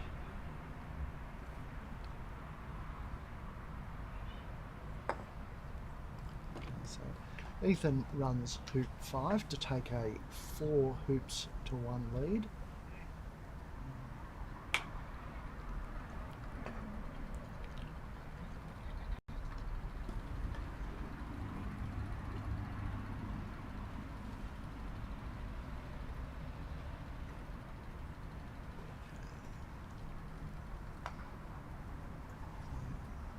Kevin's over on the west boundary. Pretty much just a straight lateral shot to take up position. And I think he's going to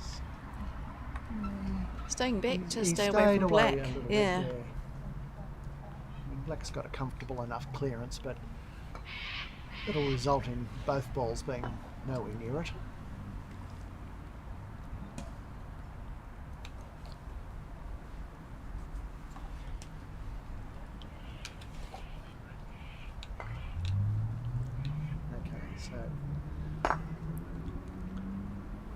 Ethan has just moved his ball very slightly in front of the red, and the red has deemed, so we're back to black. We're playing silly Just the two buggers, ball. silly buggers, and a 2-ball croquet game. I don't know about that because I think Kevin potentially could. Well, I suppose it's forcing him either to clear or take on the hoop. Yes, it'll be a clearance with nobody staying in position. No, Kevin's taking on the hoop.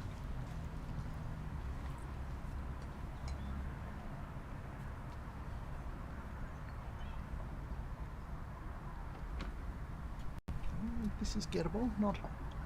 It's a tricky one, but it's It is possible. tricky. It is gettable. It was rejected, Okay. so It's a big rejection. I think if I was Ethan, I think he would be happy just to jaws this one because there's nobody anywhere around. so. It's Ethan's turn with the blue ball. He may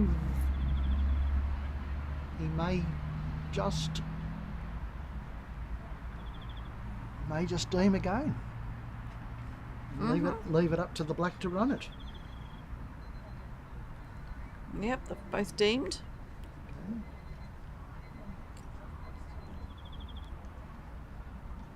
I suppose a very important factor for both players here is being able to get to the next hoop. That's so they don't want to take that or make that too difficult.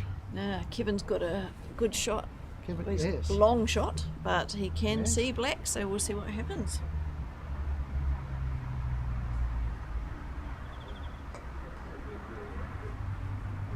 He's got about a 13 yarder straight across court.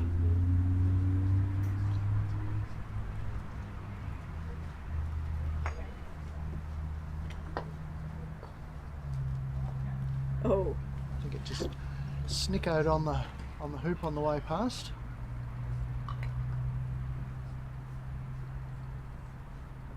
I think Ethan just immediately deemed again.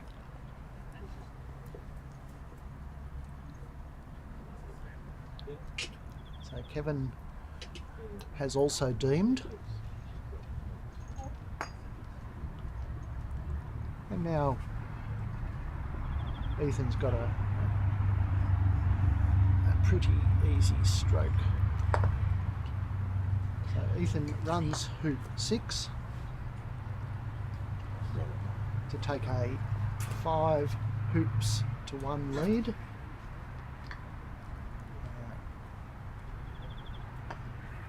Kevin's yellow ball is offside and has been sent to the penalty spot on the other side of the court.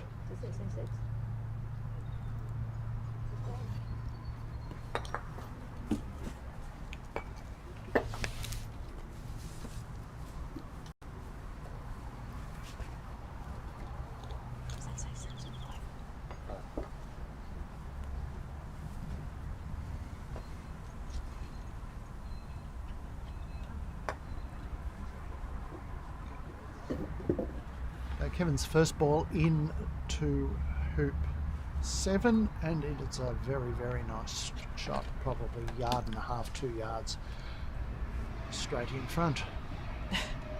and Ethan's still playing silly buggers down the far end.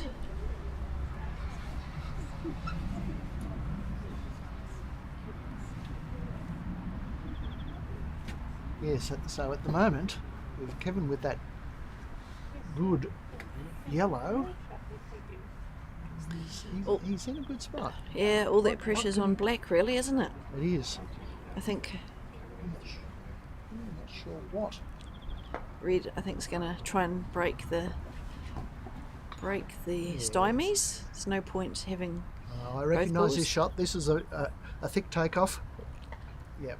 So Did he touch blue? Yes. He did. He's just moved blue a couple of feet. So if yellow runs the hoop, Kevin's going to be onside. He will indeed.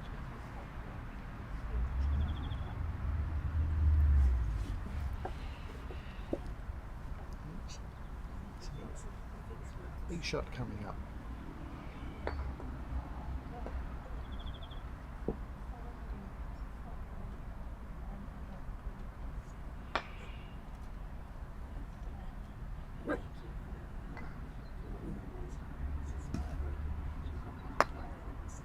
And he's missed. He has Oh. missed to the right. So Fairly significant advantage to Kevin, yes. red and yellow now.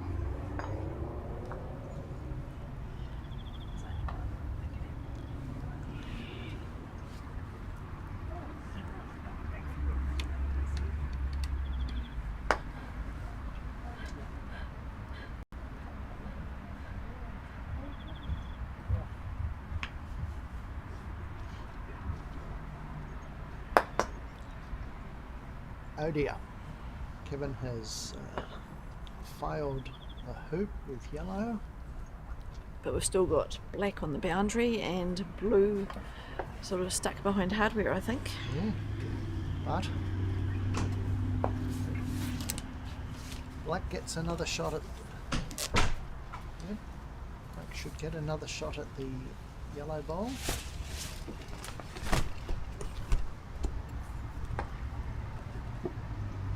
Oh, that's nice, isn't it? So Ethan has come in very, very nicely. He wants a bit of... Oh, you possibly... He's in a wonderful spot. But can the black clear the yellow without harming the blue ball's position? Well, red can't see. Oh, it's Well, this turning ball's though. getting It's- closer and closer to the hoop every I think it's moment. going to go in. Oh, it's jaws it, Oh gee. my goodness, okay.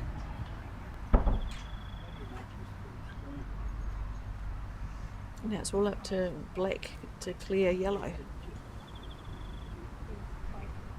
It is.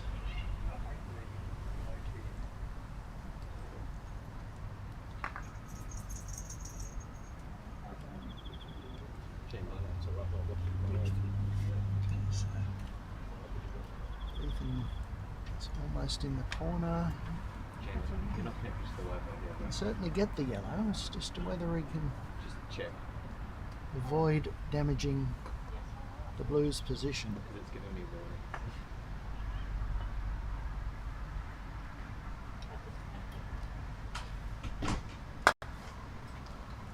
Okay, so the only position that got damaged was the black, and it's still going.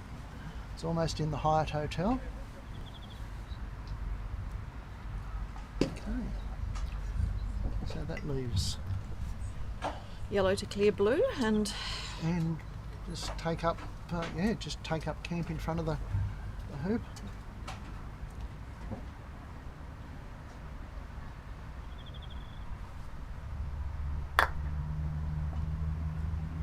Okay, so yellow stun shots the blue away and just stays fairly comfortably in vicinity of the hoop. we'll see where Ethan goes. Red's got to come through, but he only just needs to sneak through, and that's all he needs. But yellow's in a good position to get rid of blue wherever blue is heading. I think he'll just sneak through. Yes. And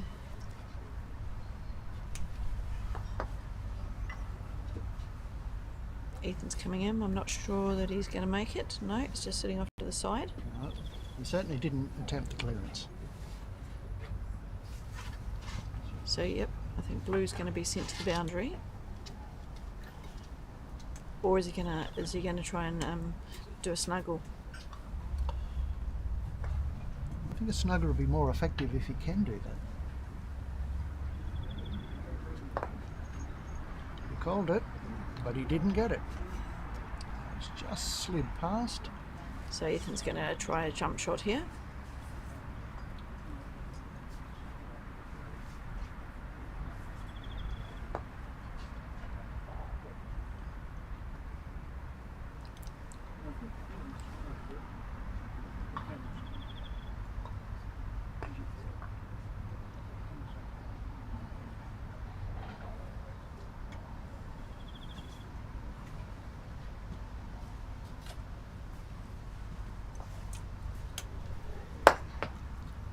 Certainly got the height. He got the height, but he didn't get it. A little bit too much height. Nice stop. Nice shot now for Kevin to get down to the next hoop. Blue's down there, but unfortunately will be sent offside.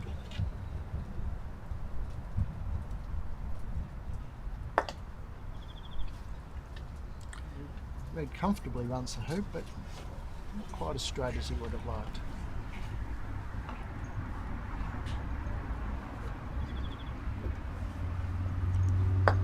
Gives Ethan first chance to get a good spot.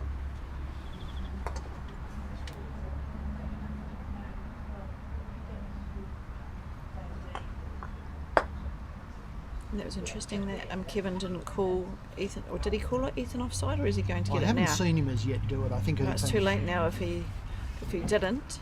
But it looks the He's way that probably- Ethan's moving, he probably. Oh no, no, I don't think Kevin called him offside.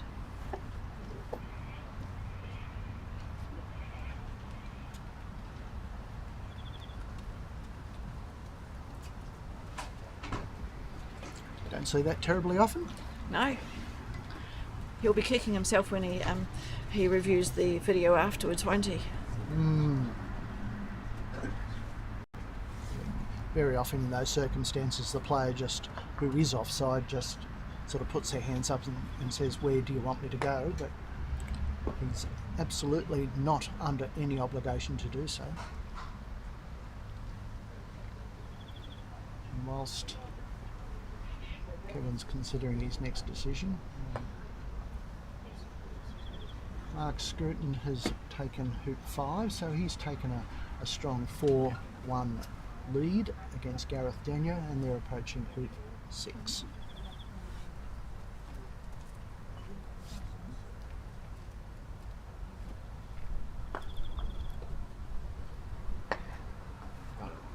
So Kevin takes away for immediate times the danger of the blue ball, but he has also gone off into the corner himself. Yep. And Ethan should be able to have a nice stop shot and be able to stay put in front of the hoop. Yeah, yes, yeah, the black's all over the yellow. He can pretty much do what he likes with this one.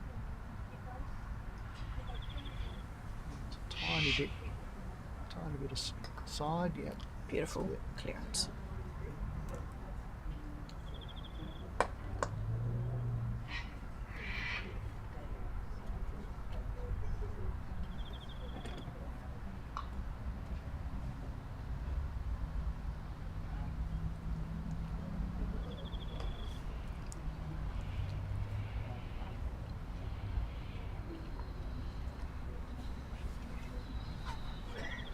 So I think he's going to come in tight here, try and be just in front of the. Oh, but I don't think he's quite managed it. Yeah, he possibly wanted another foot or two on that one. He probably had in his mind that he didn't want to put himself out too blatantly in front. He certainly didn't do that.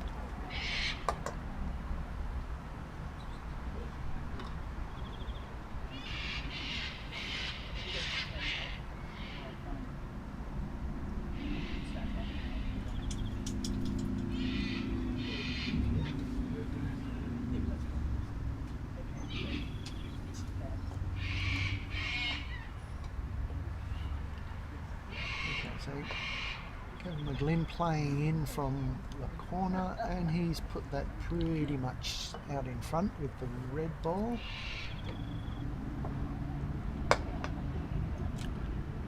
What's Ethan going for?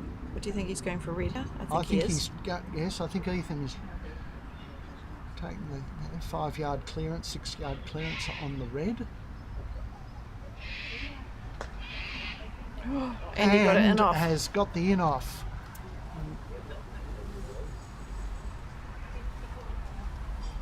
Intentional or not, he definitely will not be taking that back. That was a Thank you. very good performance, that one. So Ethan takes a strong 6-2 lead as they head to the 9th hoop.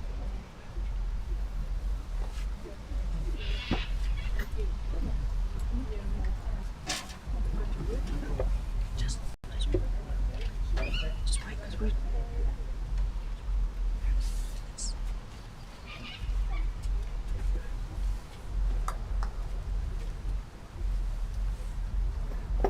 Okay, all 4 balls have been played across to hoop 9.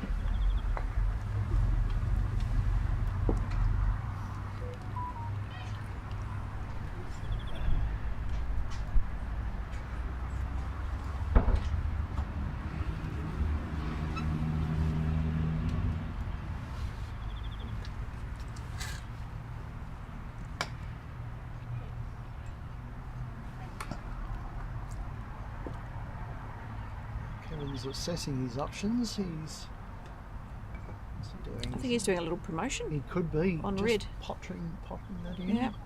The only thing is, I think yellow's blocked. Now Ethan's going for a jump shot, looking at putting his mallet up. Or, yeah, Kevin's got 2 balls in front and Ethan's back there, so Ethan is going for the jump shot.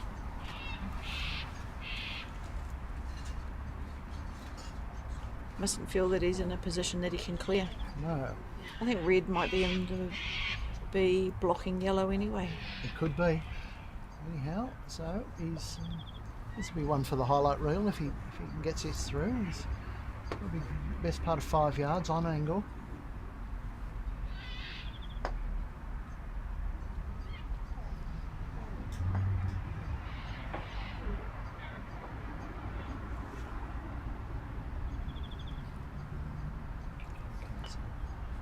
Is he doing it? Is he aiming for the hoop or is he trying for a jump clearance? It was a nearly, I think it was but the hoop. no, it was a hoop.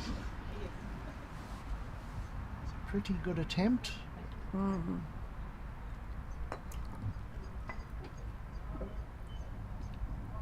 Okay, so is Kevin clear? Well, I think he's going for the hoop by the way he's acting. And But he certainly was going for the hoop, but unsuccessfully. yeah, I think Ethan's Ethan going looks for another like jump. He could, well, he could be. It's very purposeful, but then again, he usually does.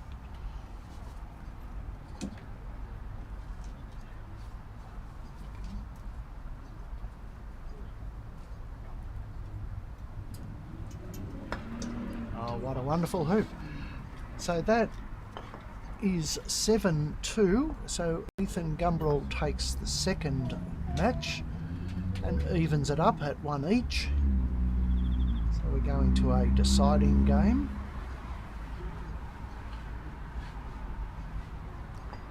Just before the games started, Ethan commented that he and Kevin often have 7-2 results when they play, and that was another one.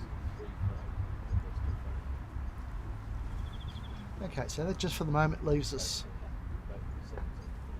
briefly with Mark Scruton and Gareth Denyer approaching the 7th hoop, with Mark a very strong 5 hoops to 1 advantage. And we're just going to leave you for a few minutes. We've got a umbrella we're just going to put up under the beside us just to block some of the sun. So we will be back soon. 7-2. This year, listen. It's still going.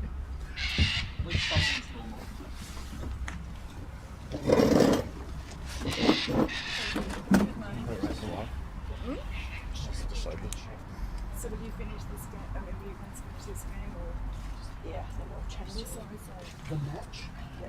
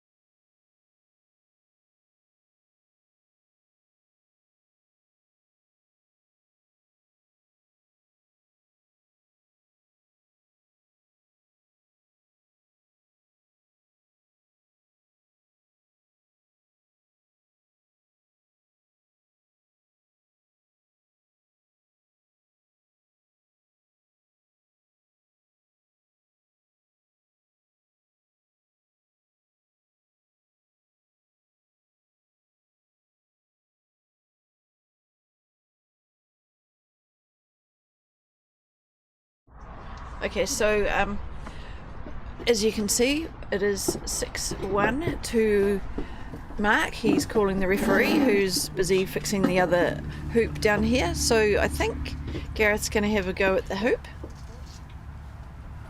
Or at least try and jaws it. I think he's doing a little jumpy shot there, trying to go through.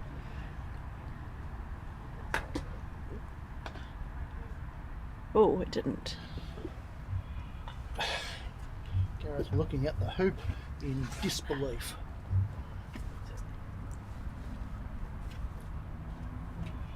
Gives Mark an opportunity to come back and put another ball in front of the hoop.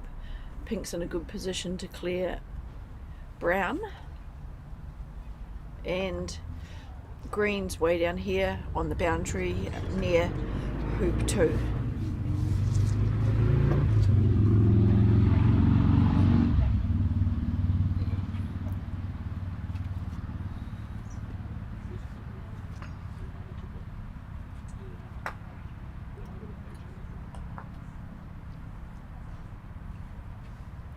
So Gareth setting himself up for a very long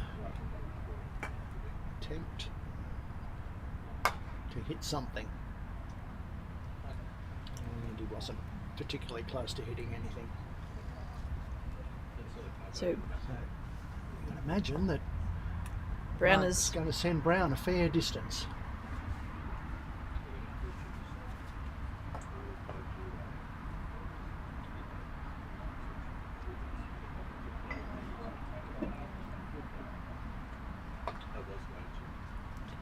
That's a nice roquet and leads Mark in a very strong position with 2 balls in front.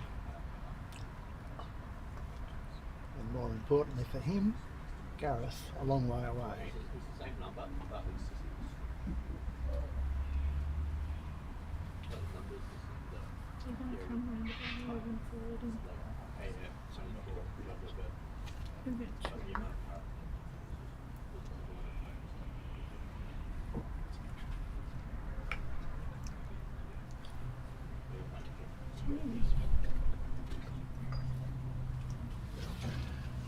Okay, so Gareth plays back in, doesn't get himself in front of the white ball, so Mark should be able to run this hoop, take the match.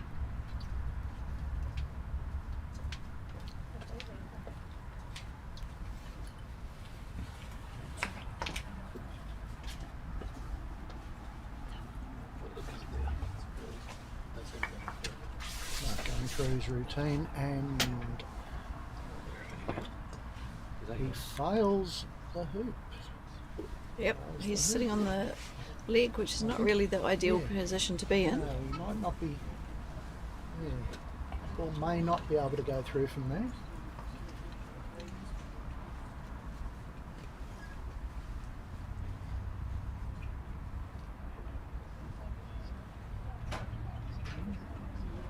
Gareth quite possibly likes the idea of the jump with Brown.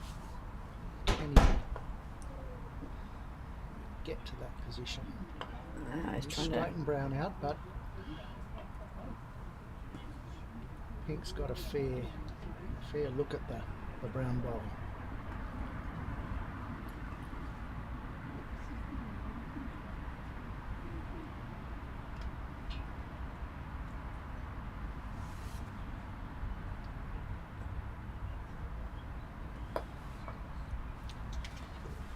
Successfully clears. Yeah, but unfortunately green's there and brown's about to be there, and he's just put himself a long way away. 30% of France, right?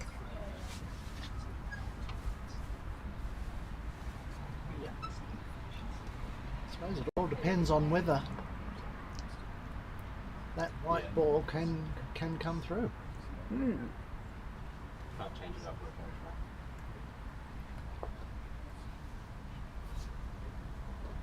I think that you need to be focused on it to actually use the camera.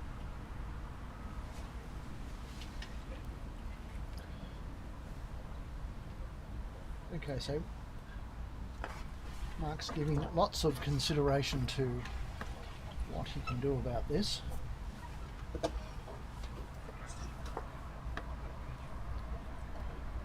Good example of closest person to the hoop doesn't always hold the cards.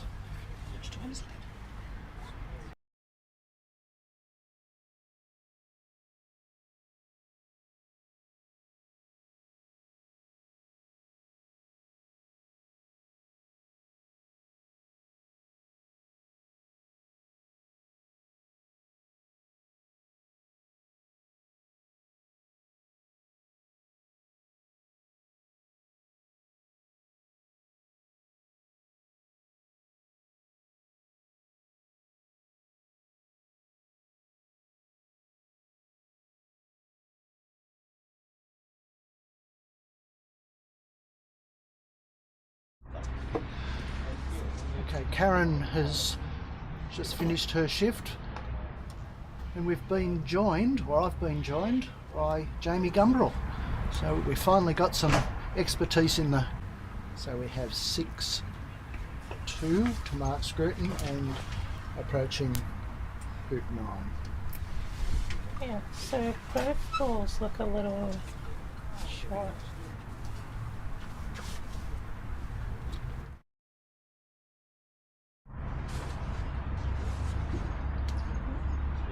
And that white definitely is short.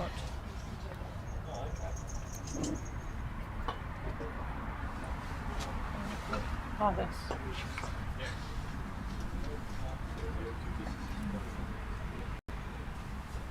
Mark gave away a bit of an opportunity to get that white ball in, particularly with the green only just through hoop 8.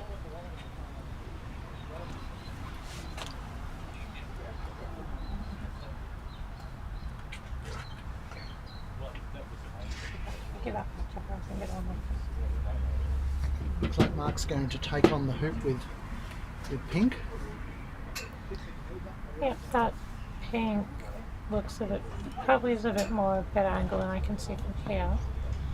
But that brown ball in the way does put a bit of pressure on to make sure it does get the shot right.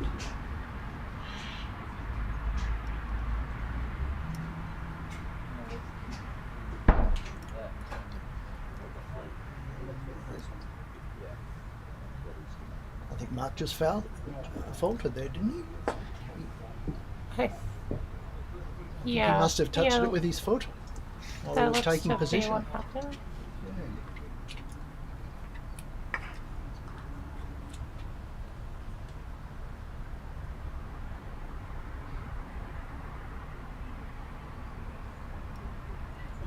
Okay, so yeah. So brown. Just doing a nice stop shot.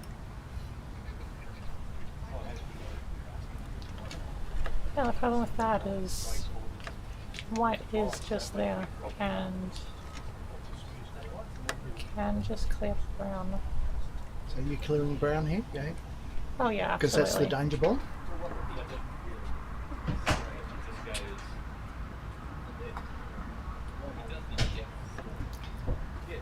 And does a nice shot, rolls just past the green, so green's not in any danger of hitting it away, although He could possibly get that in the jaws.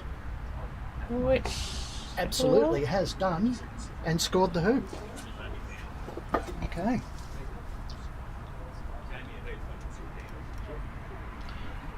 Okay, so that's another hoop to Gareth. So he's got the score back to 3 for himself, 6 for Mark. that Mark's pink ball coming in and just going a bit too far.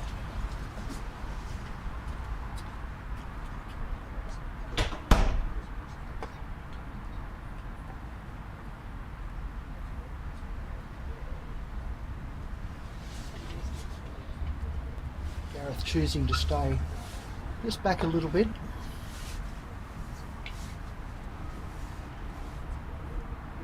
Could be... Well, So Mark has run both balls just a little bit too far there. Yeah, definitely gives Gareth the advantage now. Coming in, especially if he can get this one in front. Do you want some stop? Do you want the stop? Looks like pretty good length. Pretty Yep, good that looks pretty good. It's just a tiny bit better than pretty good. It's lovely. But, Yeah, but it's a good shot for if it was the first ball down. that's right. So I have no trouble disposing of that. So he's just got to try to keep that pink ball between the hoop and which he hasn't done. yeah, it is still a runner, but also he's rolled up right next to the pink, right next to Garrett's brown. Yeah. So just returning the favour.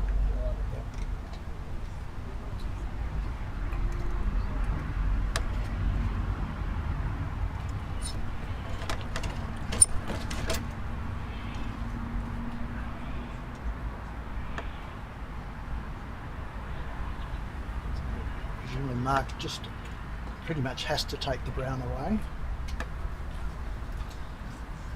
Yeah, you have because to. the pink's just a little bit too far away to rely on that clearance.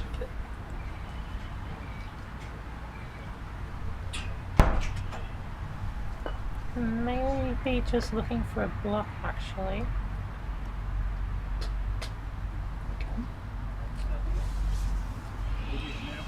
Looks like he probably has the block position.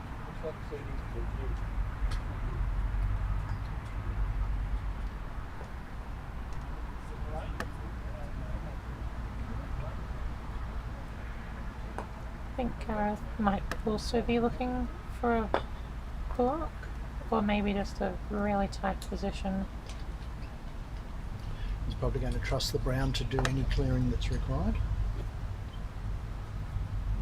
As long as he gets in front, which might be a You little bit wouldn't- short. Yeah, but I would have thought he's a little short there. So Mark's just going to come back and join the game.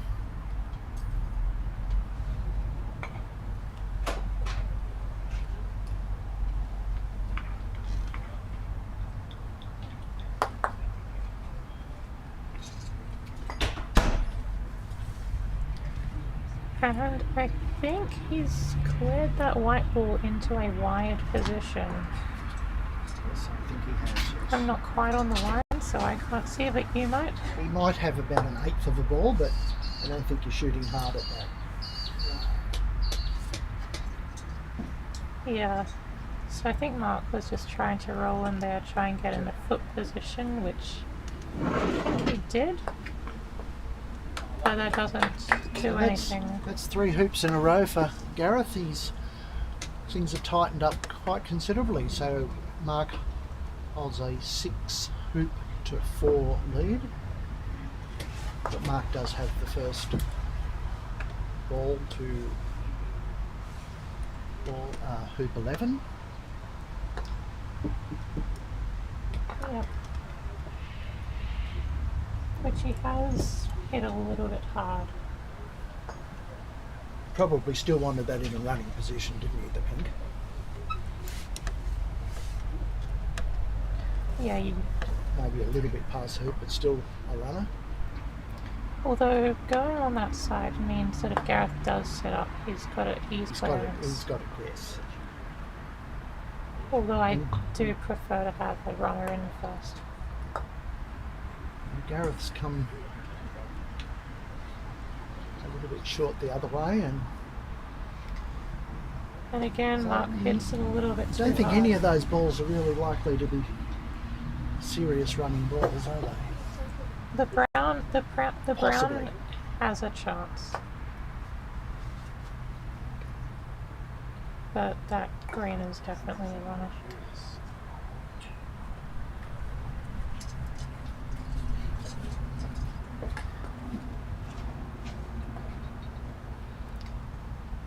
So now Mark has a decision whether to clear the brown or Probably has to take that down, doesn't he? yeah, because the other option is staying up in the block, although that then allows the Okay, so just a fairly gentle clearance.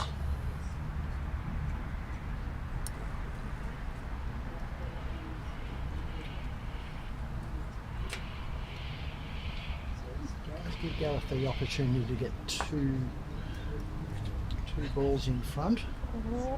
He's definitely got two balls in front. yes. Now it does look like he's blocked the green, which Okay, so it looks like Mark's choosing to clear the very close brown. yeah. So in this situation, there's two options really. There's either clear the green, which is the next ball to play, even though it doesn't have a hoop shot, or clear the brown, which will then give green a hoop shot. So he's not taking the risk of pink being able to make the clearance. Well, he is actually. So now green has a viable chance to run this. Yeah. The game will be much tighter if he runs this. If Gareth can make this. Ooh. Dear. Oh, that's not a good place to be. That's in a That very, looks like he's very, pretty much on the leg and out to the side. He's not in a great spot. There's a very nice in off for the white there. It would be. Yeah.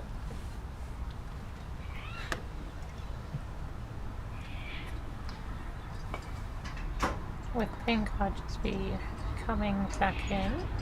Well, it looks like he's looks hitting like this he's with a bit of shooting. power. Well, yep, just He hasn't done any harm. He hasn't done clear that green out of the way. It does remove the opportunity for the in off, but also now he's got two balls around the hoop.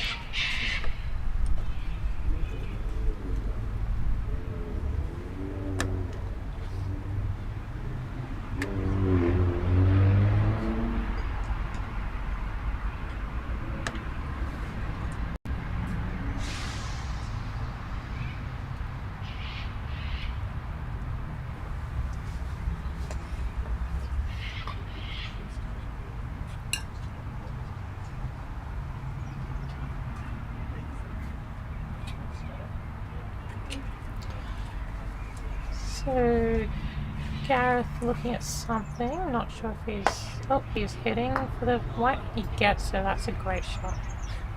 That was an excellent clearance. He's managed to get white off the boundary. Okay, so it looks like the game against Kevin and Ethan is just starting to go off, so might switch back over to that one.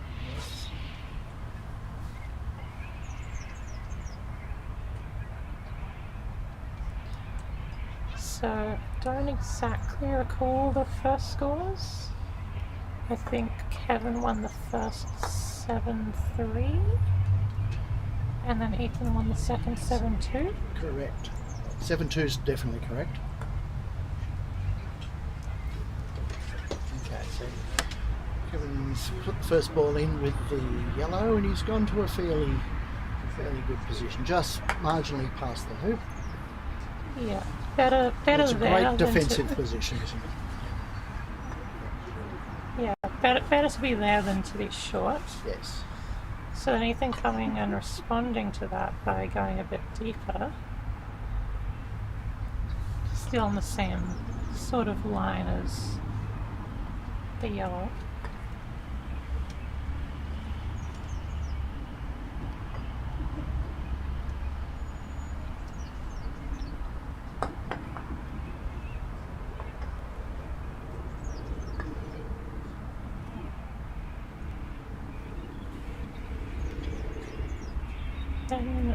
means red comes into almost the same position.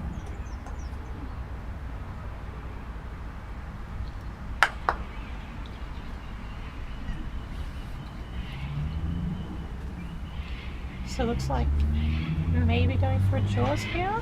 Could be. He hasn't got it.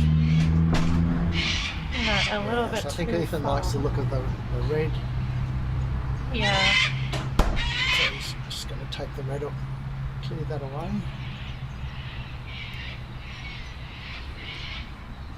Definitely lining it up for the red.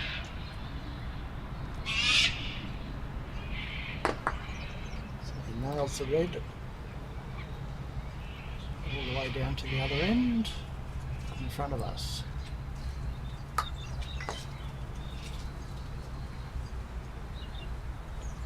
Yeah, so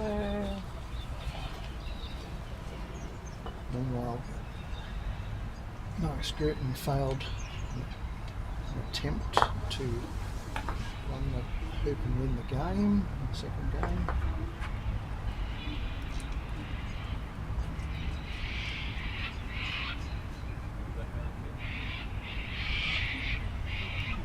So he's playing back from just in front of us to the other end of the court with the red ball. going up, and Yes. yes, he gets past. I think he was going for the other side of the hoop, and it might have just rolled a bit to the right. Yes, it has. I'm not sure if Ethan can see the hoop fully, but It looks to me like he's taking on the hoop. I'm pretty sure he's taking on the hoop, whether it's a flat shot or a jump. No, We'll never know. We'll never know. that was He hit the ball and the hoop. So, I can almost guarantee that was a hoop shot. yeah, I would have thought so. I think he just nicked the yellow on the way through.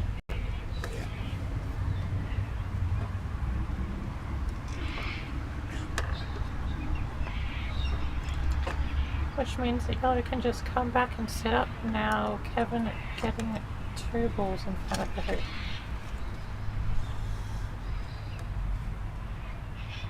It looks like he's purposefully stalking to take. So he's cleared, centre balled Yeah, nicely. doesn't quite roll to the boundary, so red does potentially have the clearance on blue, if he will take it or not. I'd be more inclined to just roll and set up in front.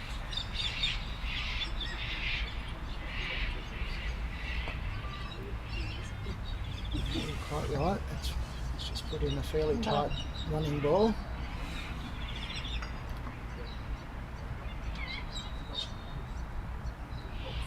Which is certainly a fairly good position to clear the yellow. Yeah, definitely yellow's the target here. And he gets it. It's just done a half pace clearance there, so he hung around reasonably closely.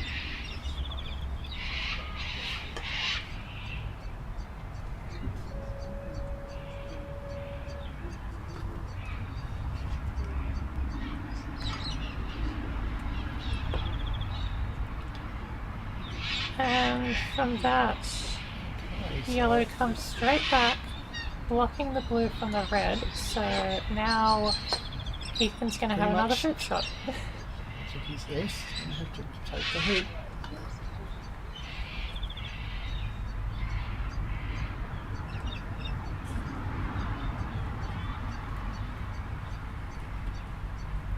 This is sort of one of those cases of your opponent has 2 options, you block one of them, so they take the other one. Oh, that's beautifully done. And that's a great hoop. Rolling all the way down. So to the Ethan has boundary. taken the first hoop with the best part of a 7-yard, probably 6.5-yard shot, and has run it straight down to behind hoop 2. So, first blood.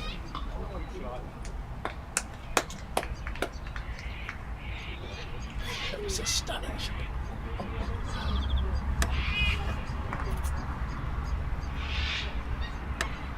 Whilst that happened, Mark Scruton just played an amazingly good shot where he's cleared Gareth's ball and nudged his own partner ball into the jaws of the hoop and left Gareth 20 plus yards away.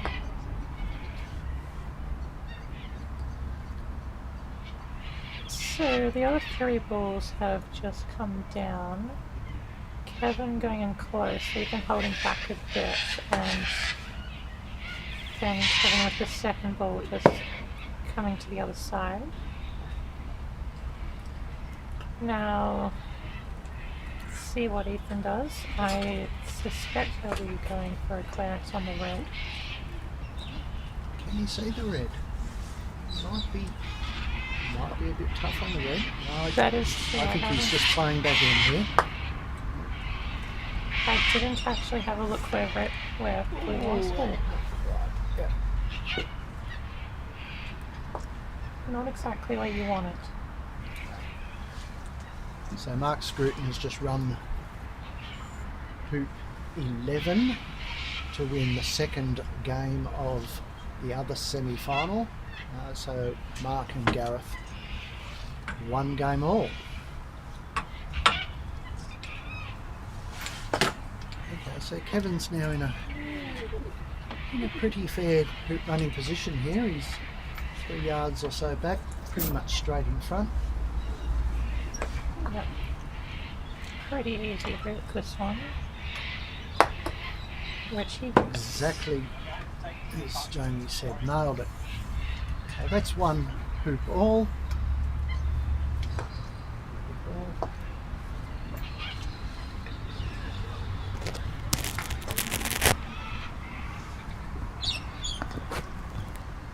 So there's a little bit of a Hold up, yep.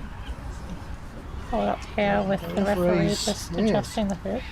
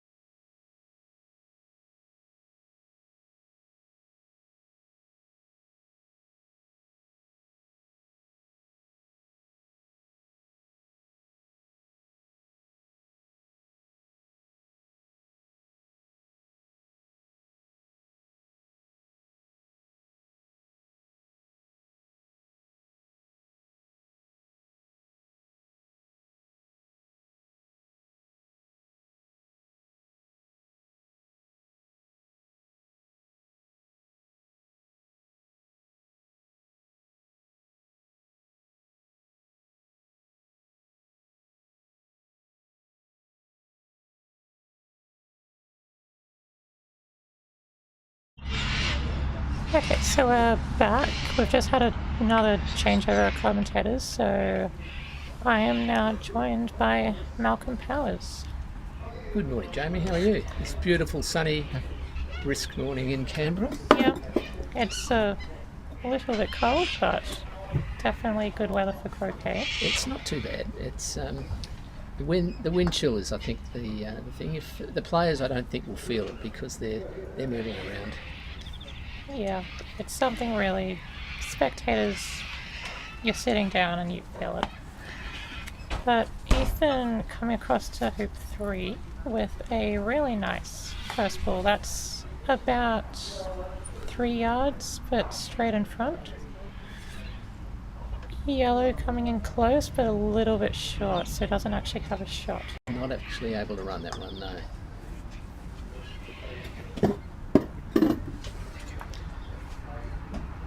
Ethan coming in a bit closer. So he's now got 2 balls in front, which is good. Definitely a good place to be.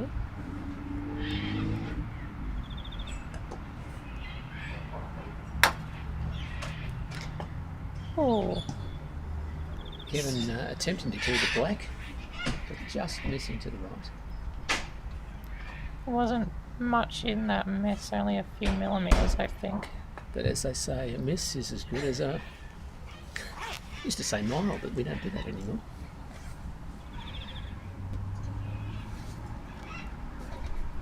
So what's Ethan trying to do here, Jamie, do you think? Hoop.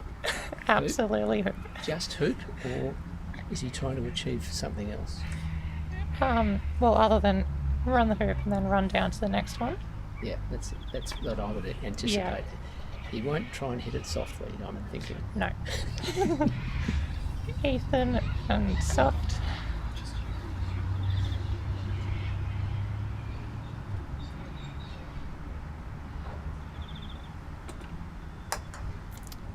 No. He cleared yellow.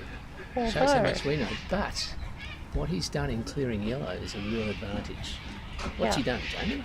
So, he has cleared the yellow, but nicked off the yellow and sent his black ball down to hoop 4. That ball will be onside if he then makes this hoop. With blue. So the pressure's now on Kevin. If he can clear blue with the yellow, then black will be well out of contention for hoop 3.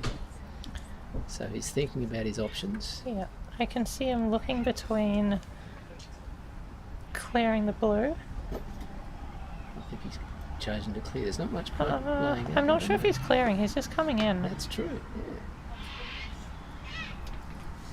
But yeah, there was a little bit of a decision of just conceding the hoop in there, I think, as well. Yes. So this time, what do you think? Hoop. You think it's going to do? This one is an absolute hoop. There is nothing else you should be doing. With black where it is, with blue where it is, and the opponent balls.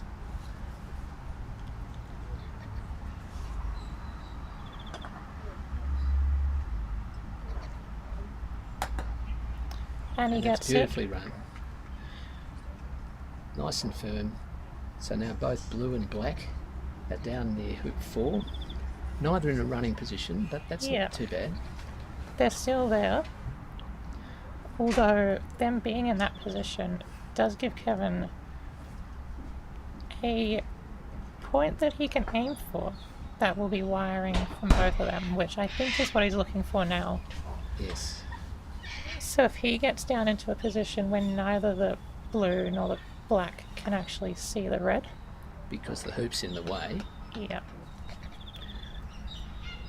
that will give him an almost guaranteed hoop shot. That would be a great shot. So we'll see how he's done that with the red.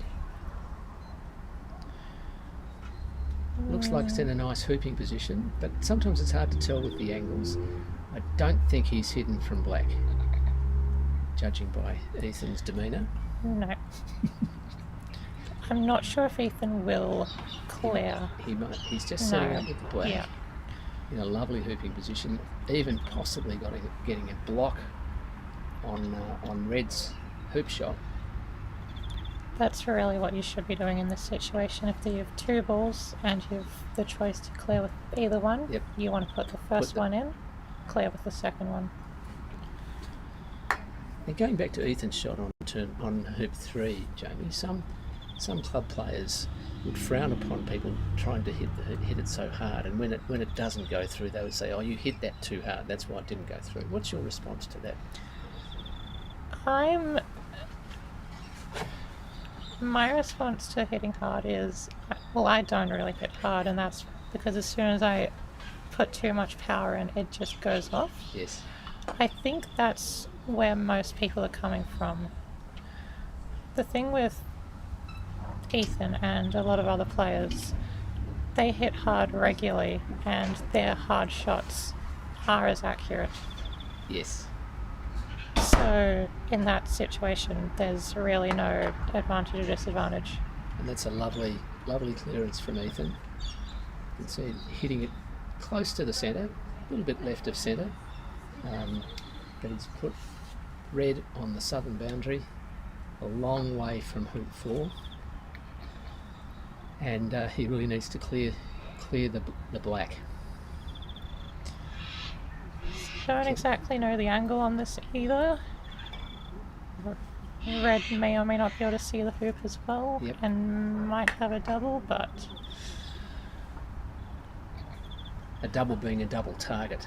yeah, double Yep, target. Double target, so that it's possible to have great confidence in trying to hit the black away, miss the black and go through the hoop. Yeah.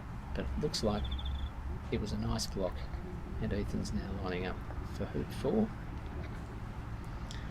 Yep, so another hoop to Ethan, making it 3-1.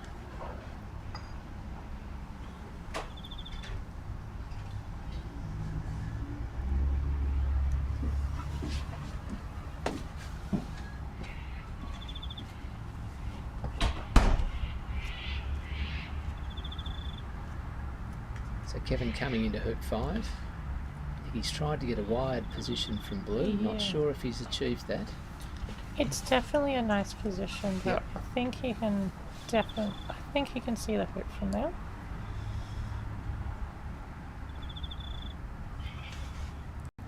Blue.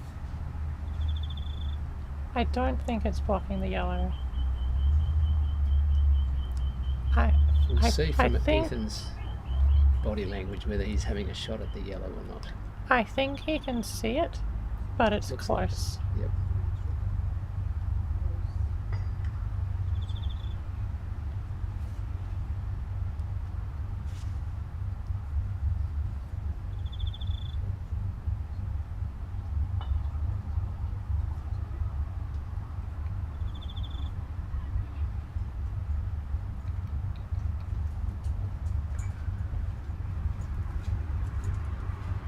So Ethan just been distracted by something and is taking his time, or did he actually touch the ball?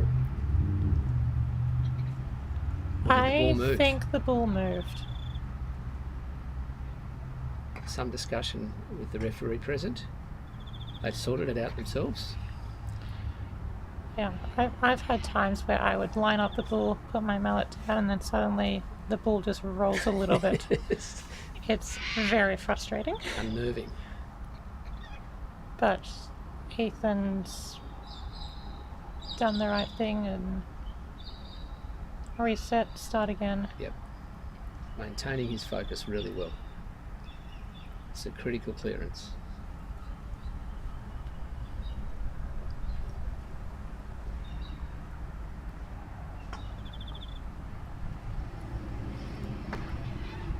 Just Oh. missed it to the left, I think.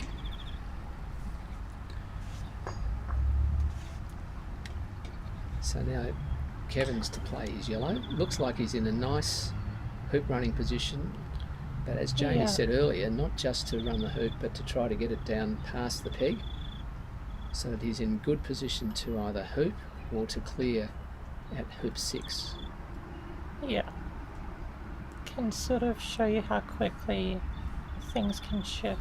Yes. One misclearance and from 2 ahead. Now Kevin looks like he's hooped that, but there's a look of disappointment on his face Yeah. because he would have hoped to get it much closer to hoop 6. So a hoop is a hoop, but effectively now Ethan, with his blue ball, will be first ball to hoop 6. Yeah. The positions of the red and the yellow, Not great. not good. Kevin's probably got a shot on yellow, I think. Ethan's put his blue in a good Yeah. hoop running position. Not sure what either of them can see. It's possible that Kevin may be able to see the red, may be able to see the blue, with the red. If so, he may be attempting a clearance at this point. Yeah, it looks like Kevin can definitely see something. And it's a And lovely yes. clearance.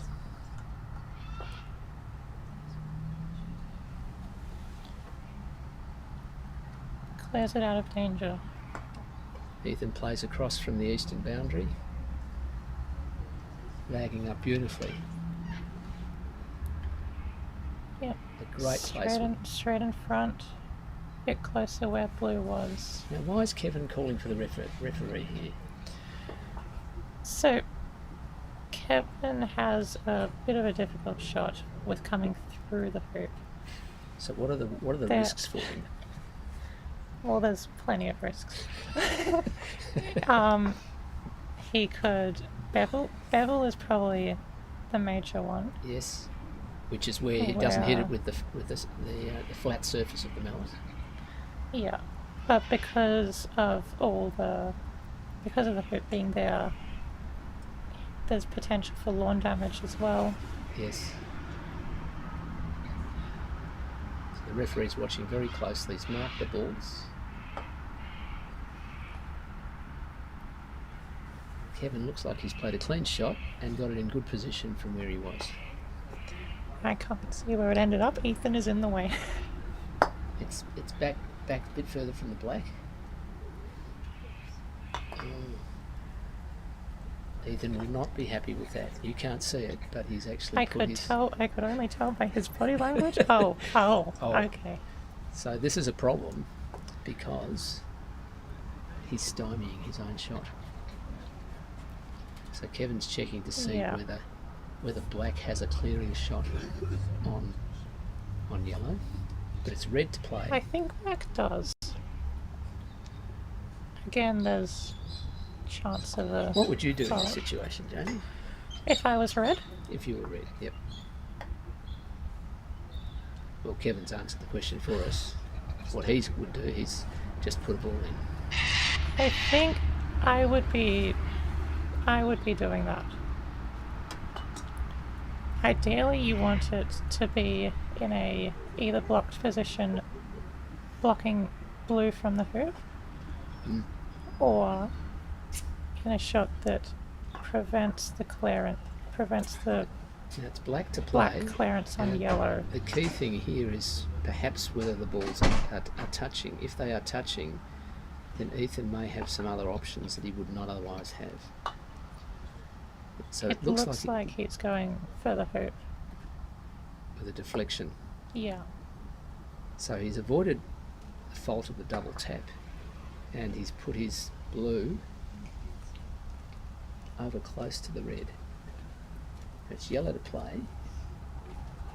I don't think yellow's got a clean shot at the hoop, and he's probably looking to clear blue from Kevin's stalk. Oh, That was a nice centre ball clearance, and the yellow bounced off towards the hoop. Could easily have been in off, which would have been a great result. Which I'm sure Kevin would have claimed as deliberate. Look at this, red's just run 12 to level. I would claim it as deliberate.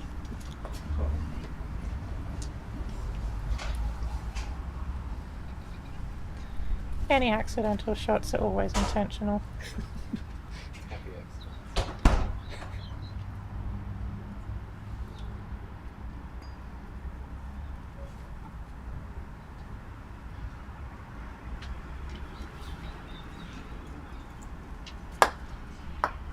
It's a nice, lovely clearance from Ethan. And we Yeah, should also great shot. comment that the other semi-final, third of the best of three, has commenced, and Gareth Denyer looks like it's brown to play. Gareth is approaching his ball, looking to clear Mark's white. That's a lovely centre ball clearance, so he's now got two balls in front of hoop one. Okay, so Kevin definitely looking for the clearance on the black. Yes, Ooh. very close. He's hit the hoop, but the black is still there. Ethan went and Yeah. touched the hoop. What's he doing there? So what he's doing is he's checking to see if it's tight in the ground. And what's the reason for that? When a hoop is loose, it wiggles a lot more. Yep. So that when you hit into it, it's more likely to stop and stay. And not go through. Yeah. So a tight hoop is a good hoop. Yeah.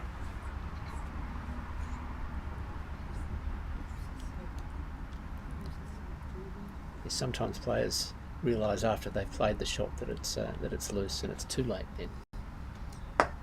Yeah. But I don't think that was a loose hoop. I think it was just No, that was a little bit too much angle and a little bit off centre. yes. We had a particularly good line on it here. So Gareth is looks like he's shaping to run hoop 1 with green, and he does, and he runs it down very nicely.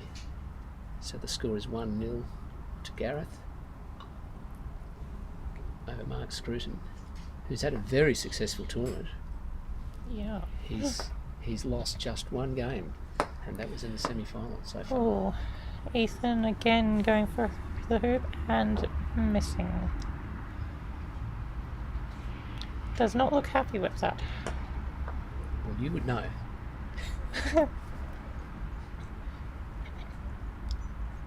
If it was me playing this shot, you would have no clue. Although it'd be You're obviously a very good poker player, Jamie. Is that right? I don't know how to play poker. But if you did, and if you wanted to, you would be a very good poker player. Believe me. So Gareth has just put his brown past hoop 2, which, as Jamie was explaining before, is not a good position to be behind the hoop. Do you run the hoop from the correct side, not the wrong side? Yes. You can come through the back, but you don't score a point for it. Unfortunately, no. Unfortunately. You also don't score a point for running a hoop on a different... running a different hoop. Hoop out of order. So Kevin's come in with his yellow. And, Yeah. Ethan's balls are a good distance away. So he's Ethan coming- actually played his black ball to that position intentionally to keep it a bit away, Yes. but Kevin has come in really close and has actually blocked, so gives Ethan a difficult shot, Yeah, as soon as it goes over. which I would not put past him to be a jump. Ethan loves to jump and he's a very, very good jumper. So Yes, he's jumping. With He's two balls in jumping. front. Everyone is clearing out from behind the hoop for some reason. Yeah, I wonder why.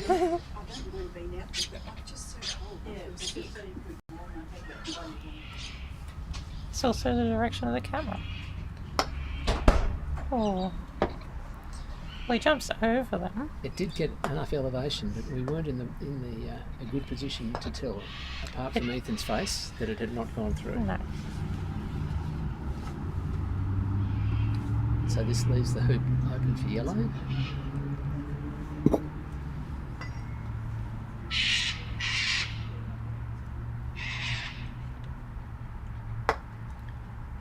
And 3-all. 3-all. Notice that Kevin went through his same routine, even for a short shot like that. He didn't rush it, because often those easy shots can be missed. Definitely a common occurrence that the very close shots are much harder than the... Yeah, I've never Long seen you ones? miss one from there, Jamie, I have to say. But perhaps you have. I have definitely done it before, Yep. but most of the time I go through the same setup. A set routine. Yeah. If I'm going for a 7-yard shot or a... however close that was, 1 foot.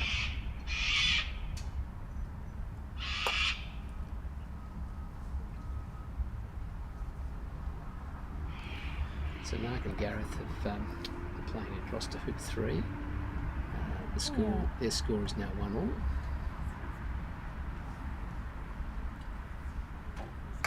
So a bit of a hold up in the other game as They're they're coming competing across. for the same hoop, so hoop 3 is the same as hoop 7. Hoop 2 is the same as hoop 7. Hoop 2 is the same as hoop 7. I'm glad I've got the expert here to I often hit the wrong ball too, you know.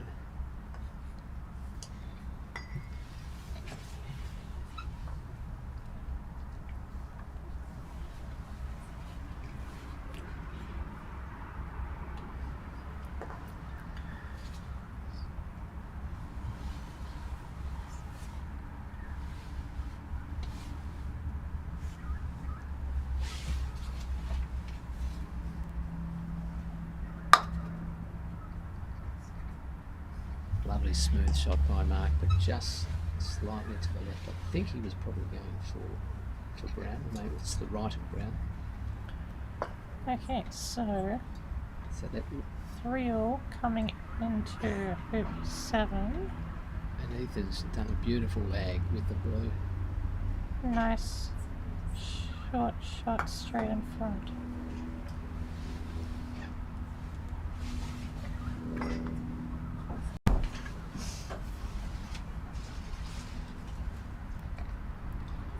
Kevin's thinking about hitting blue.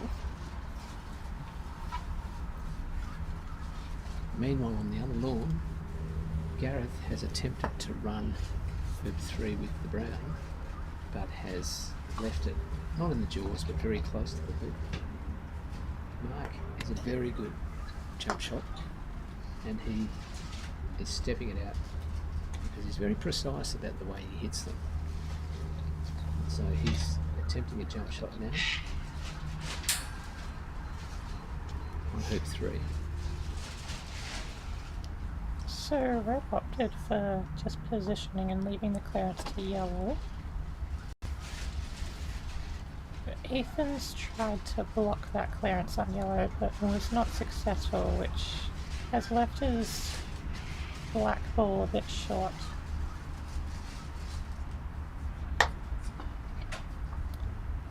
And that Just a miss. sounded like a miss hit. Missed to the right of blue. Ethan again checks the hoop. Nice. Lining up for his jump shot. Casting over the ball.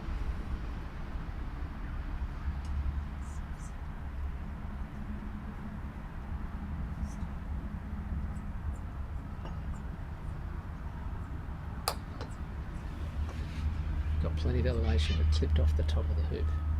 So not a successful jump. That was a very successful hoop from Ethan. Yes. Again, Keep rolling. hitting through. I And this think time, that is a great position to that's be a in. fantastic shot. That is exactly what you want for one of these shots, to hit it through, roll up and stop right in front so you have a hoop shot for the next one. And at the very least, his first ball to hoop 8. So the pressure on Kevin, who probably needs to clear that blue with either red or yellow.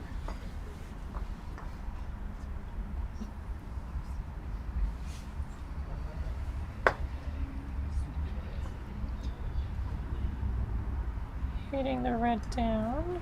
I don't think he wasn't trying to clear it, otherwise he would have hit it harder, but he's just No, trying to put it in that position. That was a positioning shot. And It if- looks to be like it rolled too far left. And Ethan shot black rolls too far. So what are Kevin's options now, Jamie, with the yellow? The obvious option is hitting blue. Yes. The crazy option is going for the hoop. Why is that a crazy option?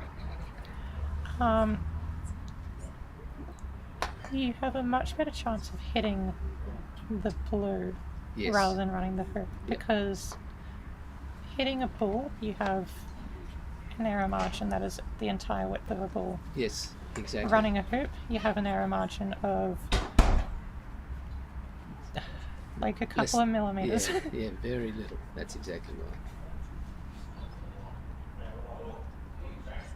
right. And just putting a ball in, even if you got a block on blue, would not necessarily have been a good thing, because Ethan would have been able to jump it. Yeah, And we'll send although putting a ball in does also add more pressure, Yes. which for some people that will be enough to worry them enough to miss the hoop, Yes. but for others, especially high level players, it does absolutely nothing. No. So Kevin's played across to hoop 9 with the red, and he's trailing 3-5. Ethan places the black. Yeah, so both balls seem to be in running positions. And because this game is double banked, we're going to have a situation where the games are going to have to play through each other. So the referee will have a bit of work to do to manage that. So the red and the yellow do look pretty close together, but they aren't touching, and red definitely has the space to Yes. come through. Just looking at the other game here, Gareth has just played a lovely shot with green where he's snuggled up to or stymied the pink. So pink has got very few options here. He can't jump with the green there. So what has he done there, do you think, Jamie? What's his purpose in hitting the green like that? Perhaps to get it behind the hoop. We're not actually looking at it, just so you know.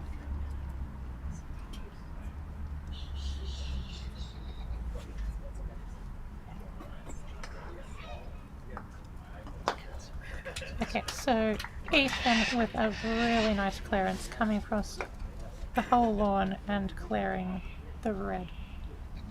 Yeah, lovely shot.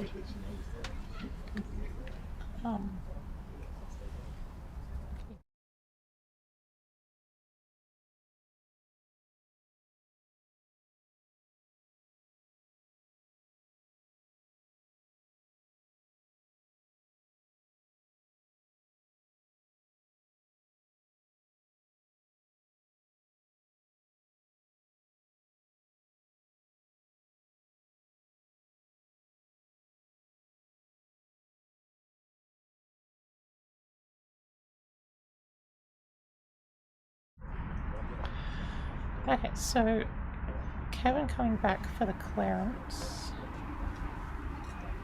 executing nicely, and Ethan now has a clearance on yellow.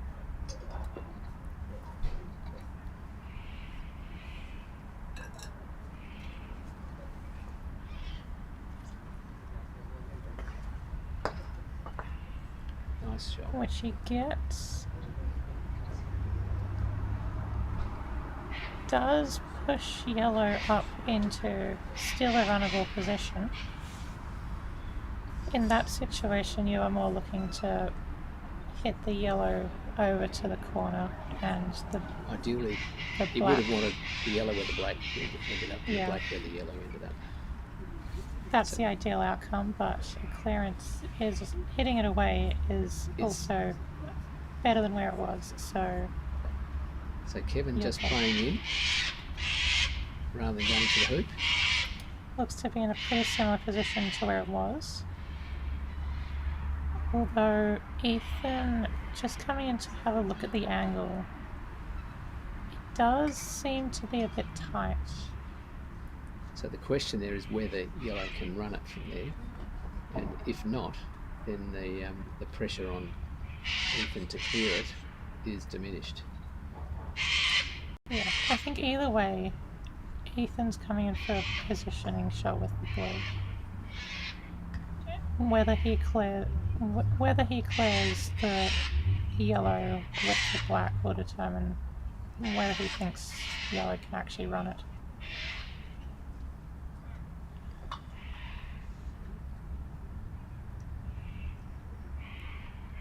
Doesn't look like it.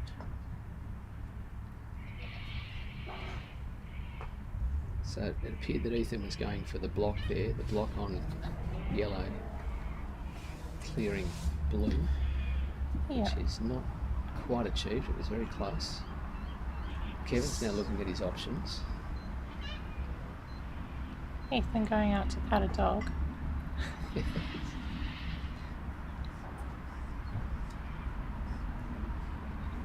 think Kevin might be looking at a jaws. And the risk there is, You bounce out and you give blue an open shot. yep. And even if he gets it in the jaws like that, which he's done Yeah. very successfully, we know that Ethan can jump.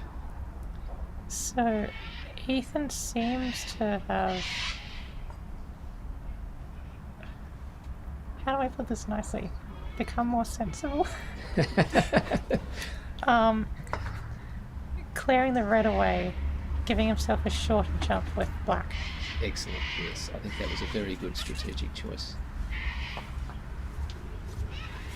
The risk, of course, is that by clearing the red, it does give red another shot at the black. So if red is successful in clearing black, which is probably a good 9 to 10 yards, not an easy clearance, but if he manages to clear it, and he doesn't have to even send a ball, then that makes it much more difficult for black to clear or to jump.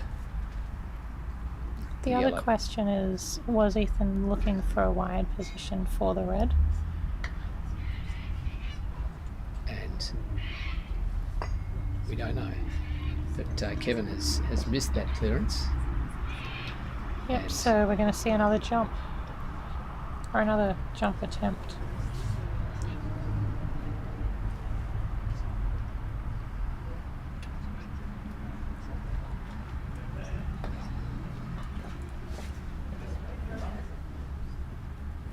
Usually Ethan's jumps are pretty solid. he's very consistent, very, very consistent with his jumps. But, Yep. that did go through. So when that went through, it did seem to me at least, and I assume for you as well, it seemed to look like it hit the leg, bounced off and went around. Yep. But I think that was just it hitting the leg and bouncing out through the other Yes. side of the hoop. Yes. And they're clearly in a much better position to judge it than we are from here. And that's one Yeah. of the things that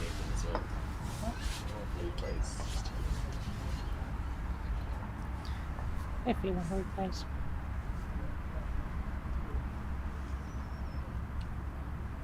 So this is the scenario I was mentioning just a little while ago. So that the primary balls are coming down to play hoop 10, and the secondary balls have just run hoop 3, which is the same hoop. So now the referee is going to manage this situation so the two games cross over each other. Some balls will need to be marked.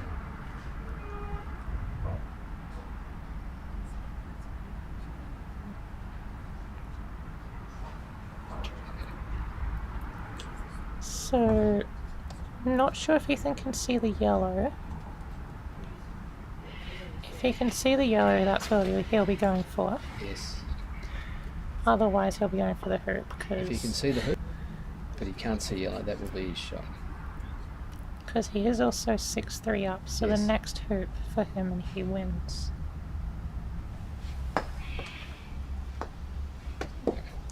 I think that was a hoop shot. It's so hard to tell from this angle. It hit the hoop anyway. It did hit the hoop, but it could have deflected from the outside. And It didn't go through. I know that. It didn't go through. it did. Okay. It is more a question of if he was going for the hoop Yes. or if he was going for the yellow. Yep.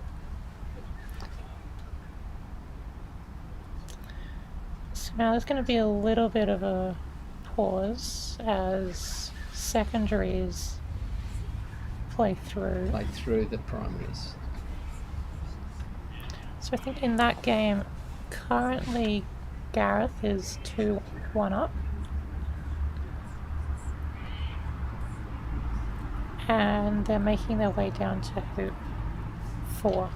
I think it's actually Mark might be 2-1 up. No, sorry, no, I've got it wrong again. I should just bow to your expertise, Jamie. Sam was laughing in the corner.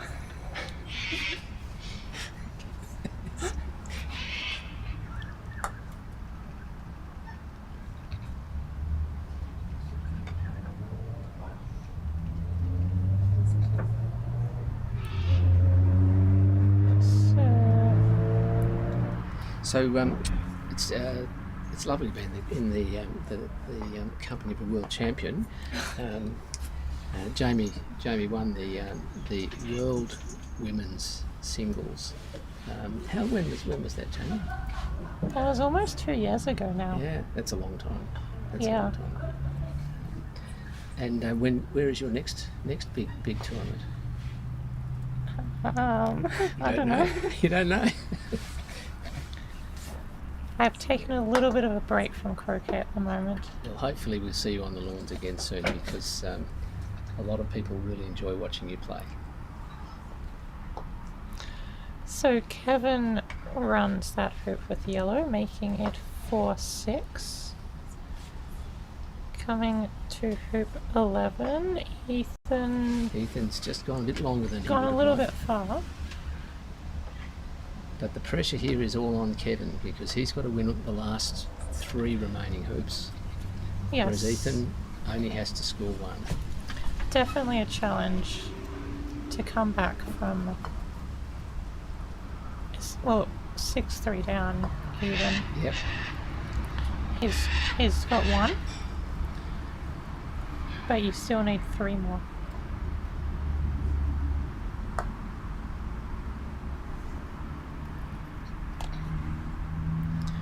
And these two would know each other's games very well, wouldn't they? Yeah. They're both members of the Canberra Croquet Club.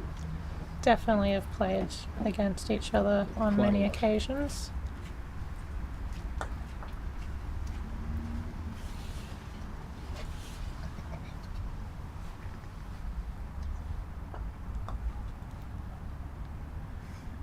Ethan was telling me that he's going to the Under-21 World Championship in Florida. Yeah, Yep.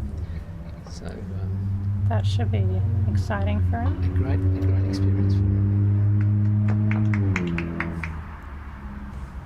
Yeah, he leaves on Tuesday, I think. Yes.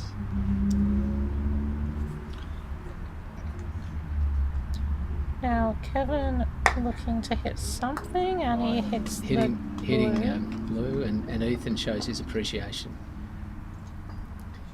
Yeah, for a very good shot.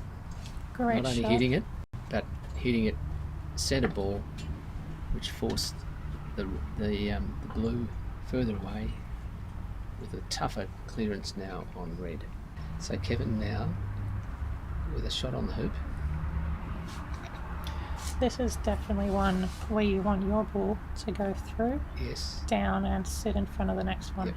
Certainly past the centre post. Which he's done really He's done nicely. that very well.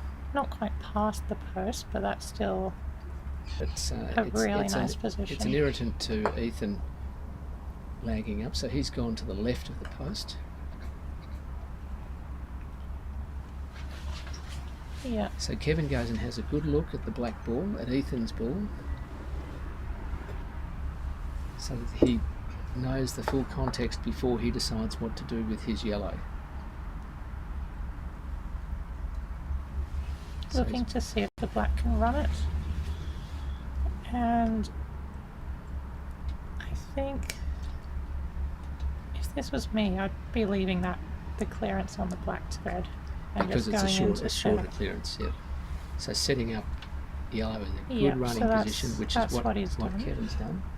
And Ethan is down in the far corner. Yeah, Um, corner 3.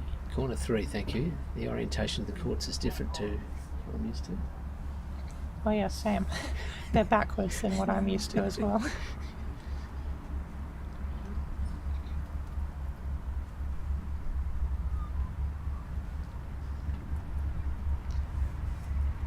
But just have to wait for Gareth to shoot. A lovely clearance from Gareth, and Mark shows his appreciation by putting his thumb up.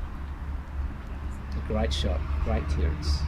So So Ethan's lining up the blue from the far corner. Looks like he's just playing in at that pace. yeah, And probably going a trying little bit wide. probably trying to block red from clearing black, which he hasn't succeeded in. So Kevin now shaping to clear the black for two reasons. One is that it's probably in a hoop running position, and two, it's in a nice position to clear the yellow away and maintain its position. So this is a key clearance for Kevin. And he's moved it Yep. onto the northern boundary. Gives Ethan now a very critical shot. Indeed. So although he's 6-5 up, Yeah. at what point would he concede this hoop and just make sure he's got balls in good position for hoop 13? I think given the position of the blow, he can afford to have a shot at yellow with black. Yes. And that position being that blue could possibly hoop it. Yeah.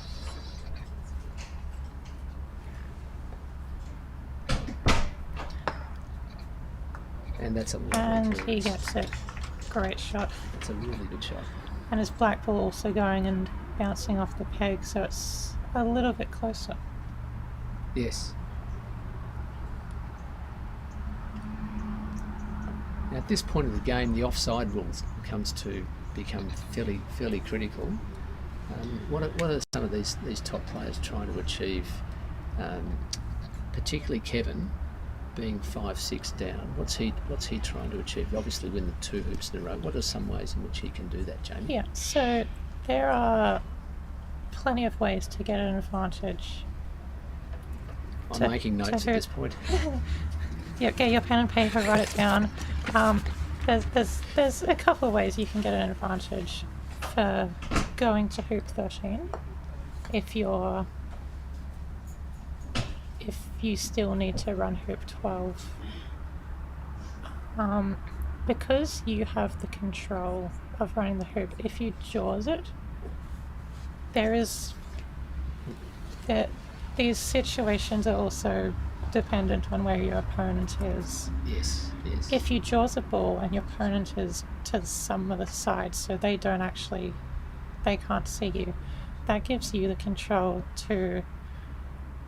We should probably just watch this shot, because this is for the semi-final. If Ethan can run this with the blue, he will win the third of the best of 3, 7-5. Oh, It just bounced out. Sorry, Jamie, you were saying before that so there are ways. So putting a ball, if you're 5-6 down and you can get a ball in the jaws of 12, it does give you an element of control. yeah. So you can deem your shot and allow your other ball to get into a better position. Yes. Usually that will mean placing your partner ball behind. Yep. So that when you run your shot, you can get a promotion set up to get your partner ball up to hoop 13. That's a highly skilled play, that one, isn't it? Yeah. Getting that promotion. It's also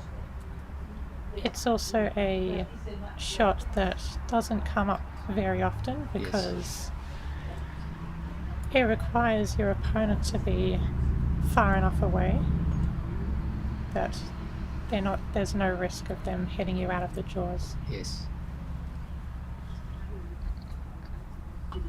So Ethan going for the yellow, missing it. And so he's now gone off the northern boundary. And he appears to be confused of why he missed it.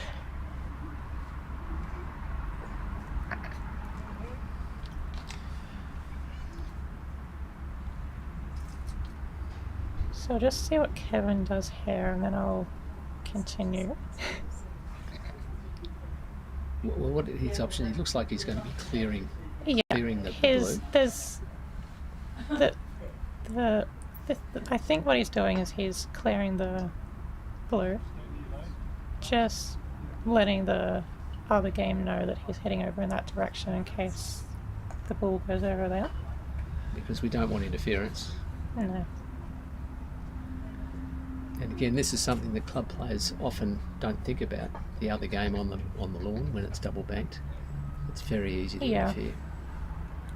And so the referee is marking the balls that are potentially in the way. So there's no chance of interference.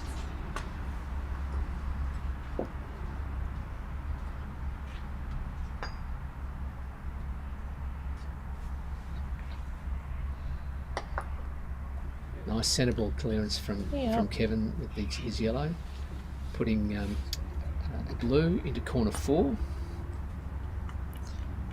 And leaving the yellow Ethan's clapping the shot, so it could well be that he cannot see the red with his blue ball.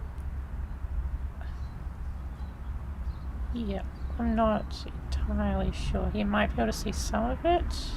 He clapped the shot. So the fact that he's just laying up would suggest that he did not have a sight of the red, because knowing Ethan, he would have had a go at it. Yeah, definitely if he could have seen it, he would have had a go. So Kevin's checking the hoop there, which is a very good idea to do before going for any hoop, because as Jamie explained before, if the hoop is loose, the ball has less chance of going through. So I don't think Kevin's going to do much else than just run. In this situation, there's nothing else he really can do. He's run it nice and cleanly. So now it's 6-all, and Ethan has the advantage of putting the first ball into hoop 13.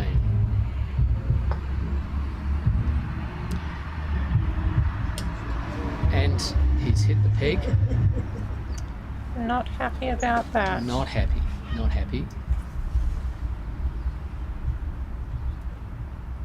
So in hitting the peg, he's surrendered that first ball up to 13, which is a significant advantage. So now Kevin has first ball up with yellow. And yes, that's a runner. That's a runner, probably 3 yards maybe. 3-4 yards in front. Ethan plays his blue in. Also a runner, more angled than the yellow. Maybe about the same, but similar distance. Kevin now plays the red. And in this circumstance, it's very important that you don't leave your ball short. Not a problem if you go long, if you go out.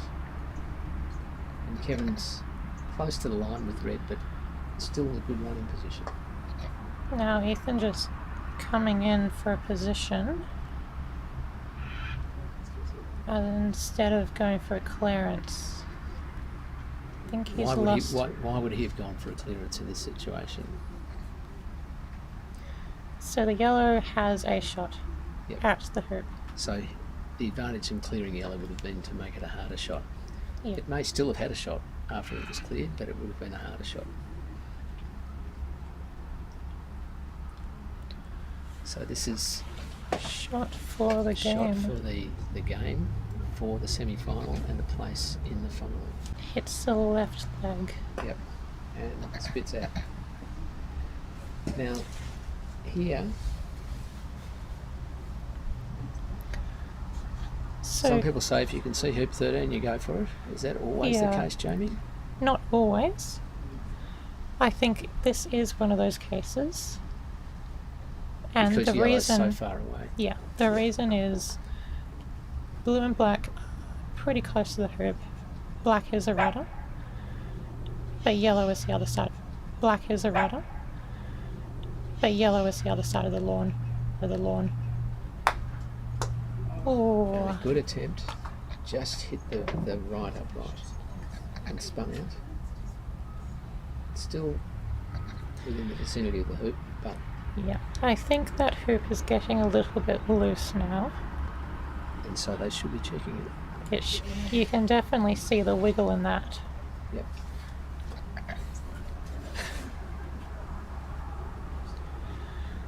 So Ethan's in the jaws. Yeah, I think he's reasonably happy with the outcome of that. Yeah, It's not ideal no. because of where red is. And indeed yellow is at the other end of the lawn, but Yeah, it could knock that out. I think if I was yellow, I would be having a shot at Because black. you've got nothing to lose, really. If you miss, If you miss, you're on the boundary and you can have a shot from there. In a running position, if red clears it. So we'll see what Kevin can do. He's having to play through the other game, so there might be a little bit of a delay here. Just waiting for the game against Mark and Gareth, who are still on hoop 4. And we'll come to cover that game when this game finishes. Yeah, we'll shift back over to there at the end of.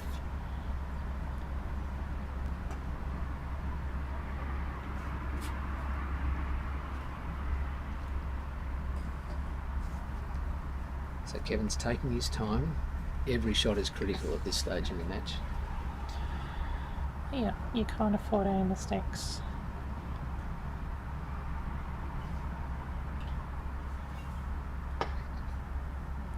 Yep, that's a shot at clearing the black out. Just went to his right of the hoop. It missed, but It that's missed. still okay So he's because on of the where boundary. yellow ended up. So what's Ethan doing here, Jamie? Ethan's having a look at all the angles. Why did he go down on his knees? So what he's doing there is looking at what each side of the ball can see. Yes. So you can see if it's clear from the legs. What he was looking for on the black was if he has a shot where he can run the hoop. Yep. What he was looking for on the red is if it can see the black. I think he is determined that red can see the black. Yes, I'm in a very good position to see this, and red can definitely see the black, but depends a little bit how far the black is protruding through to the non-playing side of the hoop. Yeah, the other thing about the placement of blue is if red hits black out, It may actually dislodge blue. yeah, which is potentially good and potentially bad. And that's a lovely clearance. Yep, nice clearance all the way to the boundary. And that blue didn't get in the way. No. So it's now black to play. Black does appear to have a shot at the hoop. Yep. Going past, obviously wanting to miss the blue, so we're not quite sure how much in line that is. Looks like he's going for a block.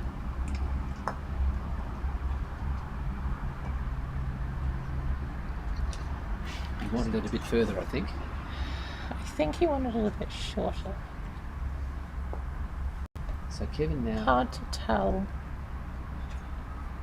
with a shot with yellow, and Ethan's now got 2 balls in front of the hoop, which is a very powerful position.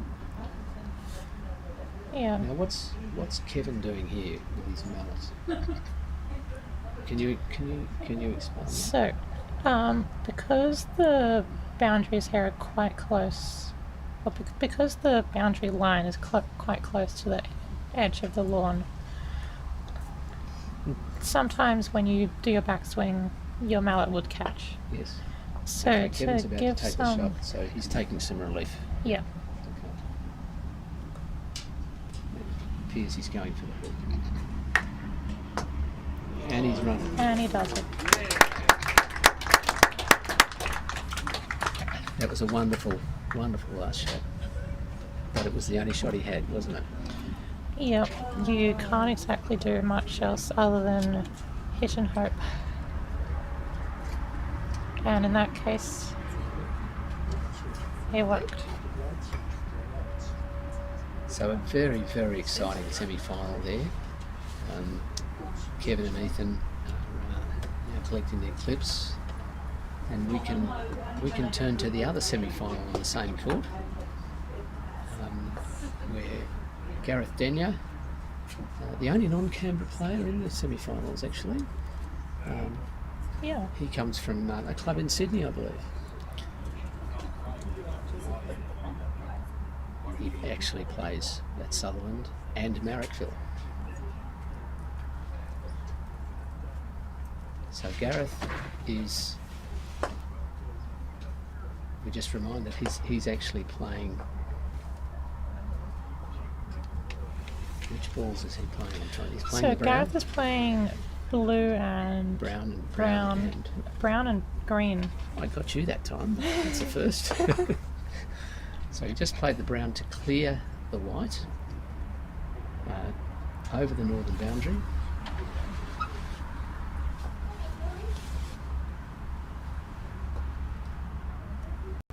And Mark now is shaping up to play white back in. His options here would appear to be setting up a hoop running shot. Clearing green would be another possibility. Or he might just, we'll see what he does. He's been playing very well. And as I think I said before, he's only lost one game in the whole tournament so far. Mark won all his block games.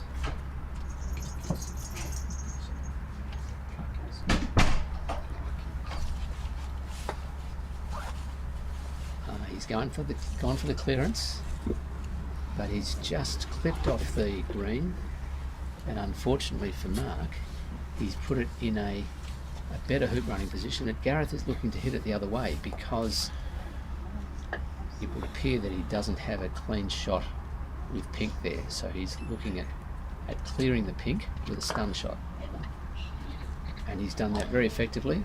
Very nice, leaving the green there. Yeah. So it's pink to play.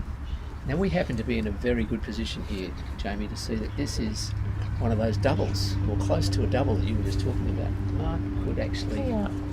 I'm not quite on the line that I can see it, but... Well, Mark's now in the way, so I can't really confirm it, but it appeared that Mark, the hoop was open to Mark, but if he veered slightly to the left, he could clear the green out of a hoop running position.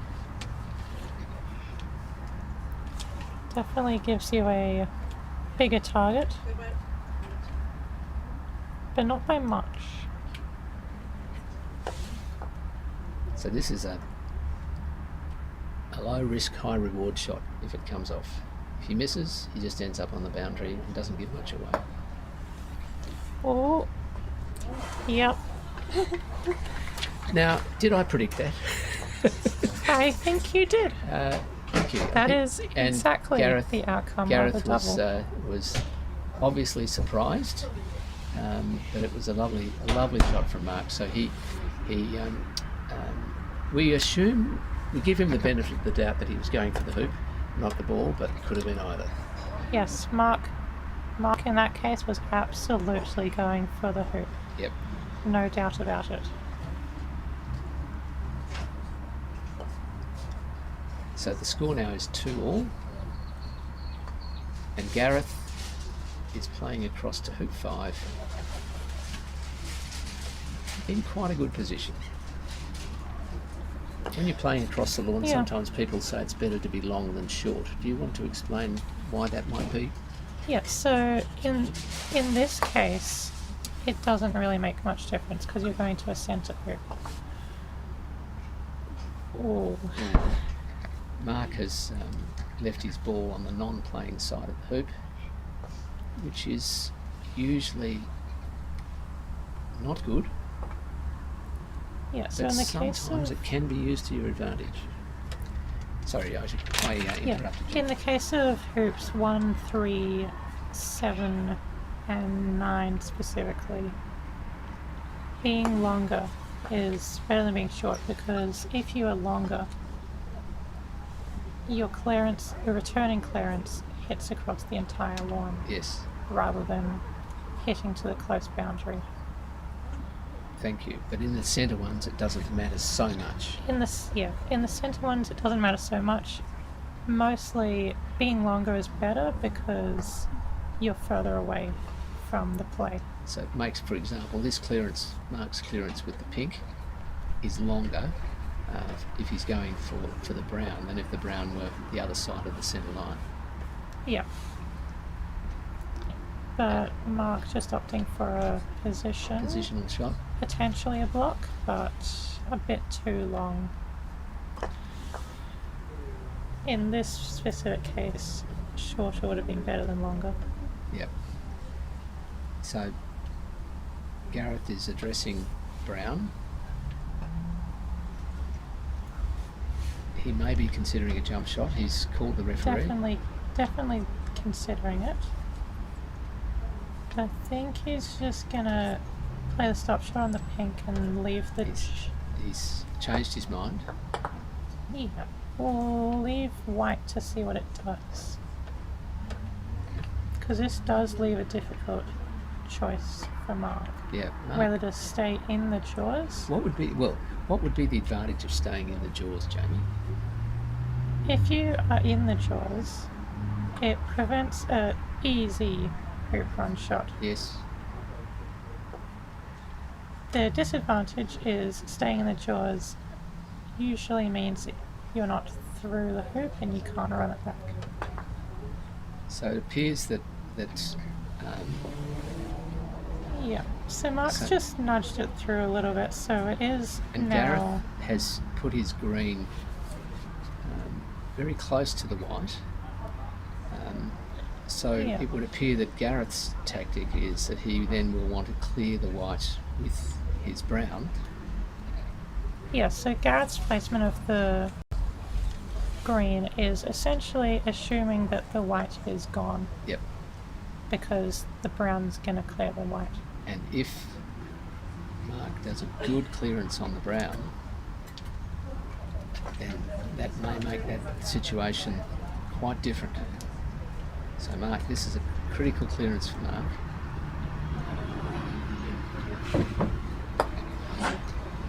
And he's just missed a little bit to the right.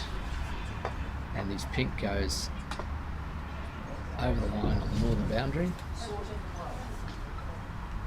And here we're talking about geographic north, not croaky north. Yeah. We won't go there. That means. And Gareth's done a lovely stun shot. And importantly, he's managed to leave his brown ball clear so that green does have a shot.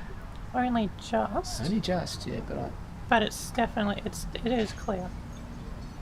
we happen to be on the line. Well, I'm a bit off the line and I can't see any brown in the way, so it's. So Mark would be trying to clear the green, or perhaps even both balls if they're close together. But he's got a 14-yard clearance from the western boundary to do that. Both would be ideal, but the green is the main one you want to get rid of. Exactly.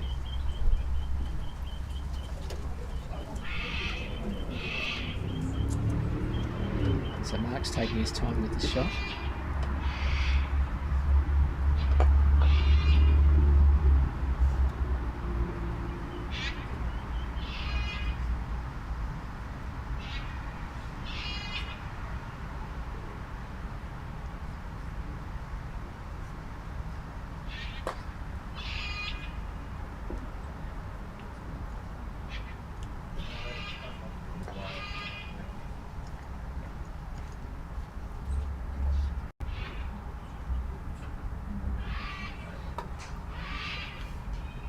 And he's done an outstanding clearance on the green. So green no longer has a shot at hoop 6. However, Gareth can just put it back in and perhaps put it in a hoop running position, but also blocking pink, because although it's about a 10.5 yard shot at that hoop for Mark with pink, that is runnable, and if he can see the hoop with pink, he will probably go for it. Assuming that the brown isn't there, but Brown may have a shot. It's a bit difficult to tell from this angle if it's still there. yeah. So the pink is open on the hoop, I think. I agree with you. Yeah.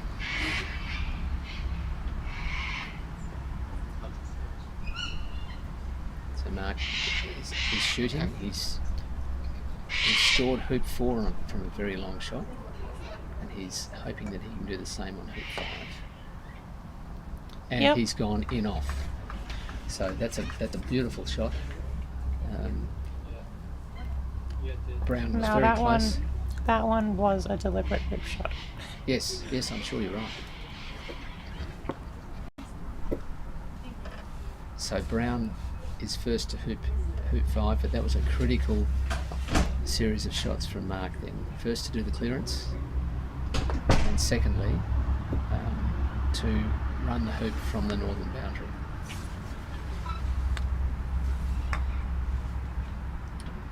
And the problem for Gareth is that his green ball is potentially hampered by its position behind hoop 5, which means he may not be able to. We'll have to go. Maybe not.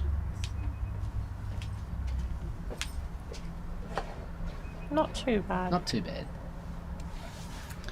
But does hit a little bit too hard. He's gone to the west of the hoop. He may have been trying to block Pink's clearance of Brown, because that would probably be Mark's next shot. We shall see.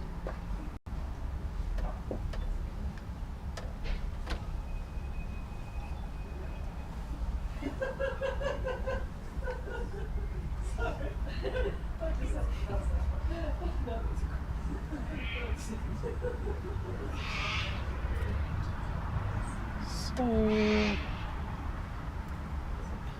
fishing Brown? I think so. And that's a lovely clearance. He's been very consistent with those all through the tournament, to his advantage. So Gareth now has to deal with white is definitely in a hoop running position. Yes, absolutely. Is this where you slap off?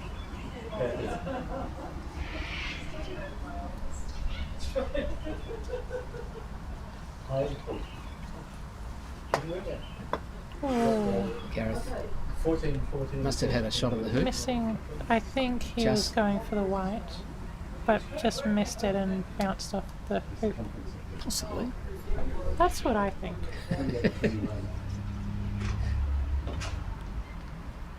Might have been a hoop shot, but We can ask him afterwards. From the angle, I don't think it would have been.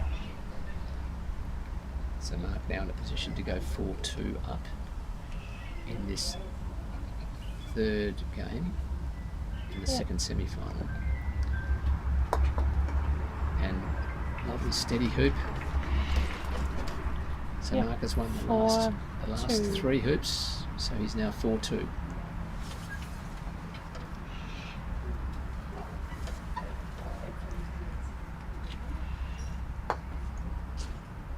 Gareth sets up a nice ball Yeah. in a hoop running position, perhaps 2 yards, pretty much directly in front.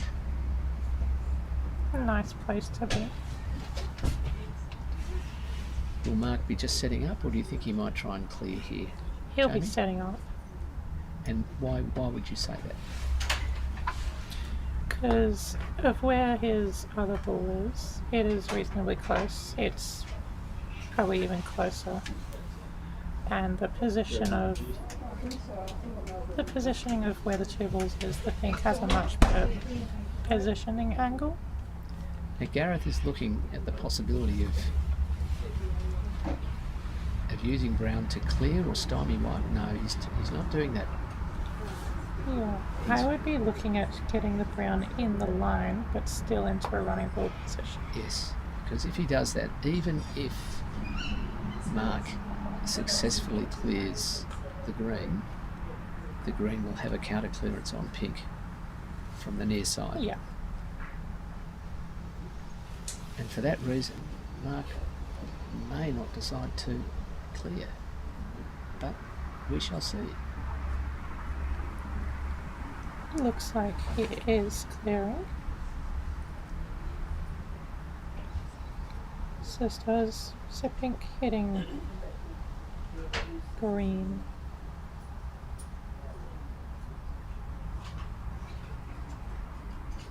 White hitting green. White hitting green.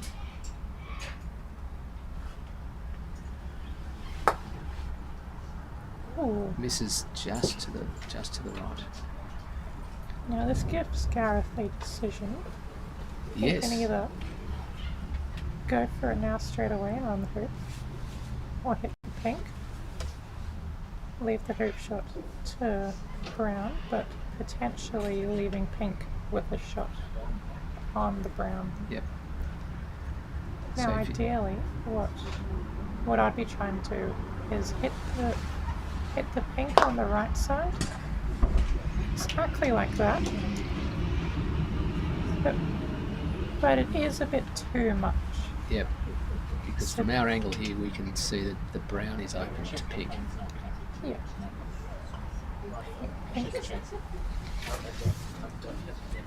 Pink does still have a shot on brown. Yes.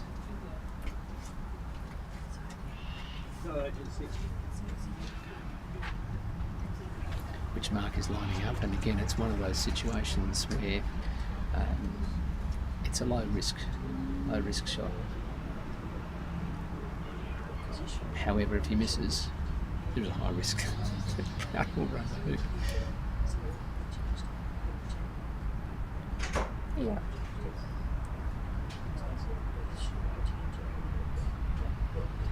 There is still a bit of hoop in the way, Yes. but it's definitely gettable. Oh, and a bit Just to a the little right. bit to his right of the ball.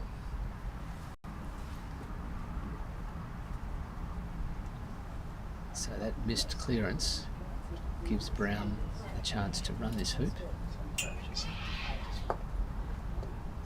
Now Gareth decided then to just put it in the jaws rather than run it. What was his thinking, Jamie, do you think? So, if you can jaws a ball, especially in the odd numbered hoops, it means it gives you much better control of getting down to the next hoop.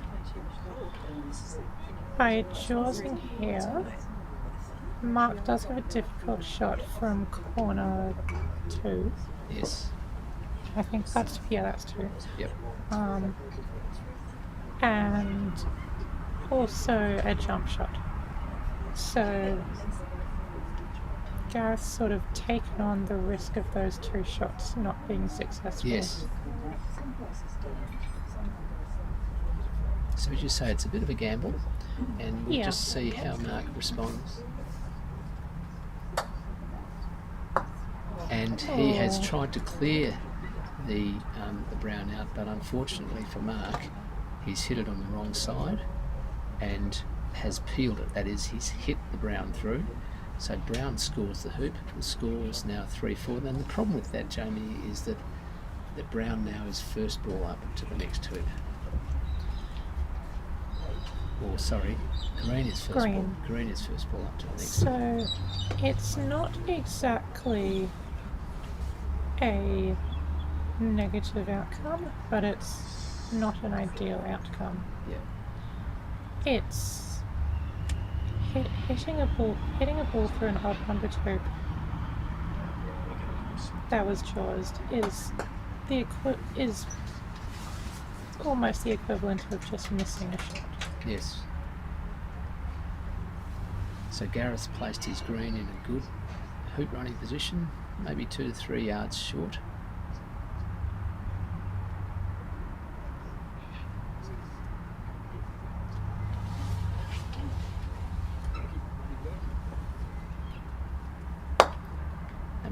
plays his pink up. Looks like it's going to hit the green, or it just rolls off. Just missed the green and has just gone past the hoop. And Hi, man. both the players were in the way. Okay. So Gareth is now calling the referee over. And the reason for that, Jamie? Potential for a fault. Yeah, it's a hampered shot. And so quite a number of possible faults could emerge from this. Because the hoop is hampering Gareth's backswing, Yeah. he could do a push, he could hit it twice, he could do a bevel. What else could he do? Lawn damage? Lawn damage. Could potentially touch the ball before he actually play a plays premature his shot. stroke. But he Plenty of played things it. that could go wrong, Yep. but executed it and got himself into a reasonably good position. Yes.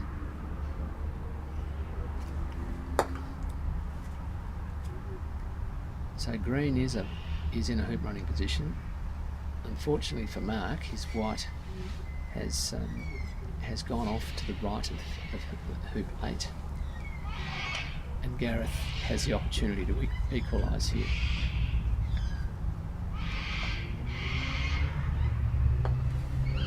Ooh. Not that time. So the balls are huddled around the hoop. Very hard to tell from this angle. Don't think anyone's any of wide. them. Don't think any of them can actually. None of them can actually run it. No. Sort So of. it's pink to play. And why is pink? It appears to be clearing green. Why choose green rather than the next ball to play, which would be brown?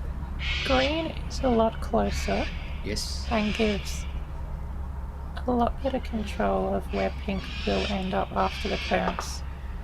And Mark has played that beautifully. He's Yeah. sent a ball slightly to the left of centre so that pink has spit out into a hoop running position, but Now, ideally, the pink would be deeper. deeper, further away from brown. So brown has cleared pink. Yeah. So white now has Brown's actually left itself in a pretty good position, A very good even position. though it can't run. White, when white goes in, brown has a pretty close clearance. Yep. So green puts itself in a very good hoop running position and doesn't block brown's shot on white. Just Yeah. like that. Then that's the pressure now is on Mark to clear the brown. Or just put a ball in, and if he can block brown's shot on white, that would be effective. Yeah, it I appears that think he's left what it a bit Mark's short. opting to do is to set up so that pink is the runner, leave the clearance from brown to white, and then white comes back, clears the green for the pink to have a shot. But either way, pressure's all on Mark now to Yes. hit this green. So Mark is his white is close to, but not over the northern boundary. And he's considering his options. So it's green next to play. He may or may not be able to see green. Brown might be in its way, might have the wire. It appears he's just laying up into a hoop running position if he can. Probably left it a little bit short. Now this scenario, green's got a shot, but if it misses, the next ball to play will also have a shot, and that's the pressure you were talking about before, Yeah. Jamie. And that's a But lovely hoop by no Gareth. worries. So Gareth has equalised. The score now is 4 each. And Mark has first ball with his pink across to hoop 9.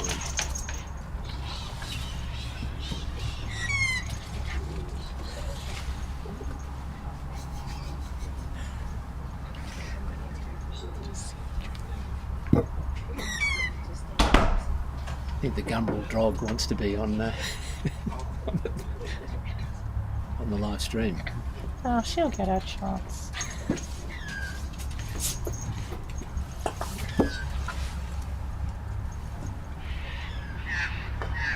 So Gareth has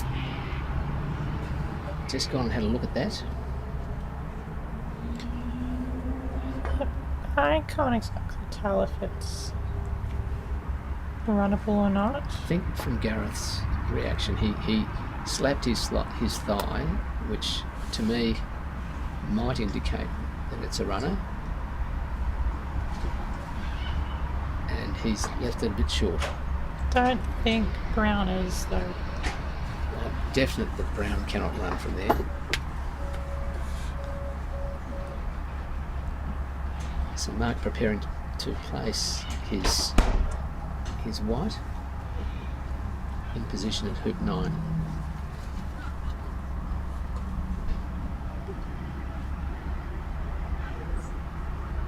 It's shaping up to be a very exciting finish. 4 all.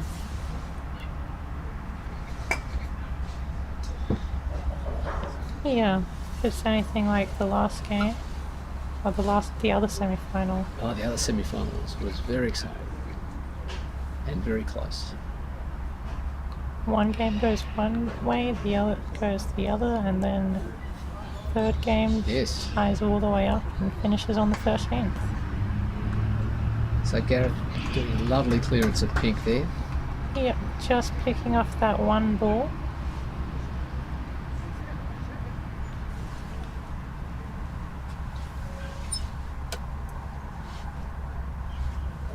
So pink to play back in.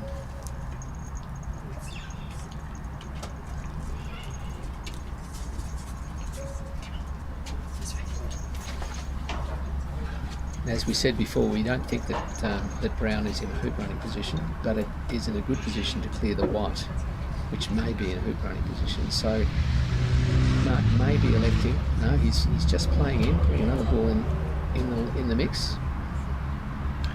Yeah, it seems Mark is doing a lot more positioning rather than clearing. Yes. Even though he's been clearing very well in the main. Yeah. So Gareth clears the white, but as we've said before, to a position that is not ideal for Gareth, because Mark does actually have a shot with the white, which is next to play.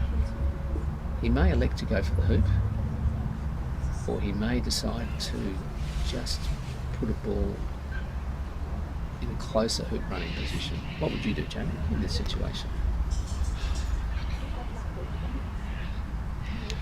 I think I would be going for close positioning. As Mark has done. Yeah. So now green to play. Gareth would be concerned about that white, even though it's not next to play. So he's Looking just to nudge kissed it off and it. moves it a little bit. Moved it a little bit. I'm not sure to his advantage at all. The only thing that's really done is deviated the path of the green ball. Yes. So Mark's considering his options here with the pink ball. He's got white in a nice running position, but brown is in a good position to clear it.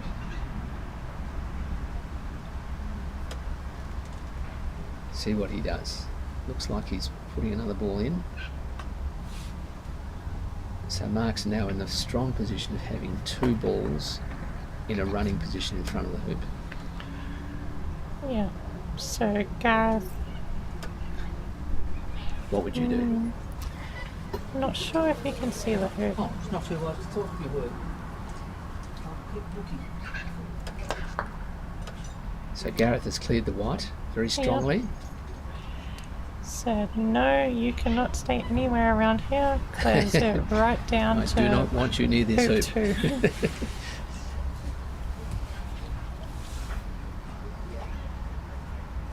So Mark makes his way to the white ball, but he's still got pink in front of the hoop. However, green is potentially going to be able to clear the pink, or indeed even run the hoop, or go in off the pink and run the hoop. We shall see. Or jump over the pink and run the hoop. Jump over the pink and run the hoop. Plenty of options. Or miss everything. That is also an option. Let's see what one he decides.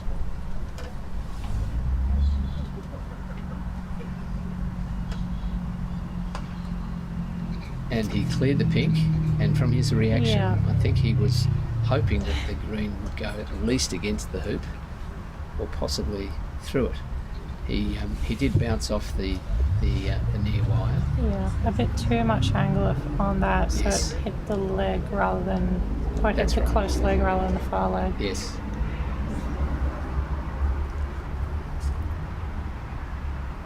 So a lot of jostling for position here from these two very experienced and talented players.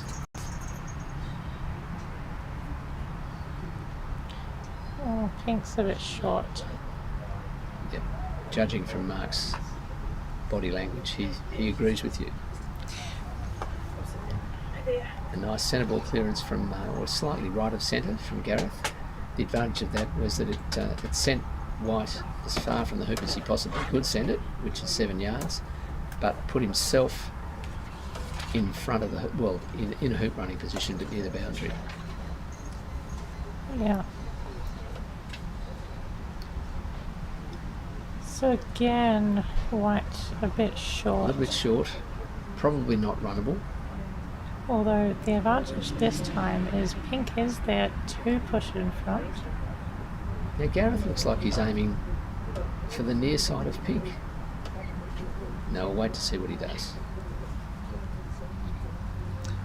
I think he's thinking about the potential for a promotion. I think he might be. Or at least the potential of the pink blocking the brown. Yes.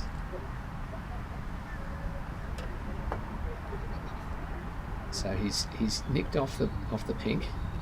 Ideally, you'd want to be doing more than just nudging it. Yes.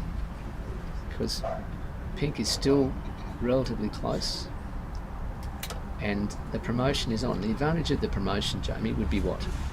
If pink promoted White. So at the moment, pink and white, neither of them are in running positions. Yes. So it would take a full 4 turns for a potential hoop shot. Promoting means that the white will have a hoop shot Yes. in another 2 shots. And in fact, what Mark's done is brilliant. He's put Yeah, 2 balls now in front of the hoop, and also from our angle we can see quite clearly here that the pink is blocking the potential shot. So Gareth is actually looks like he's shaping up for a jump shot to jump pink. And even if he doesn't get the hoop, there's a possibility here that he could move. Anyway, we'll see what he does. yeah. Checking the white on the hoop shot as well. I don't think he's doing a jump shot now. No, I don't think so. Oh, That's called living dangerously. he hit the white very solidly, but unfortunately for him, at the wrong angle. He hit it directly towards the hoop. He was lucky it didn't go through, but it's bounced out and left White in a much better hoop running position than it was. yeah, not the result you want. Not the result that Gareth wanted. Although, yeah, whenever I have shots that are close to the hoop, I usually ignore the potential Yep. for me to push it in because it's unlikely, and Yes. if I just hit it a little bit off centre. But Mark So Mark has run that hoop. but only just. He possibly still has a shot where he can run his mallet through the hoop and quite safely get the white down to the next Yeah. hoop. That's a lovely a lovely positional shot from Gareth. White is still in a okay position. It's just ideally it would be where green is. Yeah. Yeah. I like your optimism. In an ideal world, Yes. where you can place the balls exactly where you want.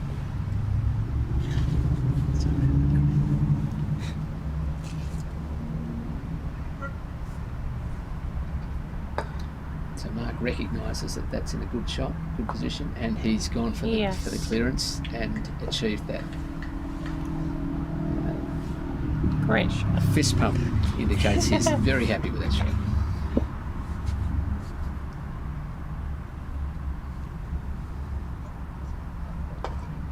So Garrett lays up with his brown,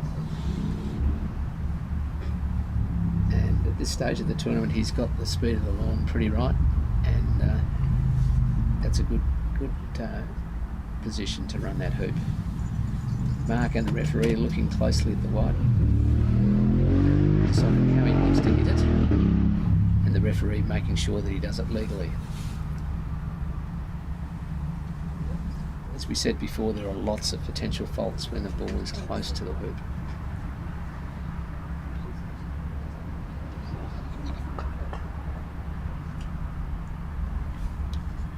Yeah. And So because he was hampered, he had to hit it off to the side more than he would have ideally wanted to. Gareth is now marking a position on the lawn for green, where pink cannot see it. where pink cannot see it and where green could potentially run the hoop.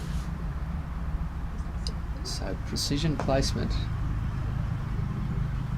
is a very That powerful, looks very powerful. That just by the sounds of the clapping, maybe. Mark put his thumb up, so I Yeah. think he's acknowledging that that's a very good shot. So Or I think the green is blocking the brown. that's right. Yeah. I think pink cannot see the brown. So Mark might be going for the pink to bombard onto the brown. No, he just slipped past. He might have just been able to see a little bit of brown. He was hoping to deflect it.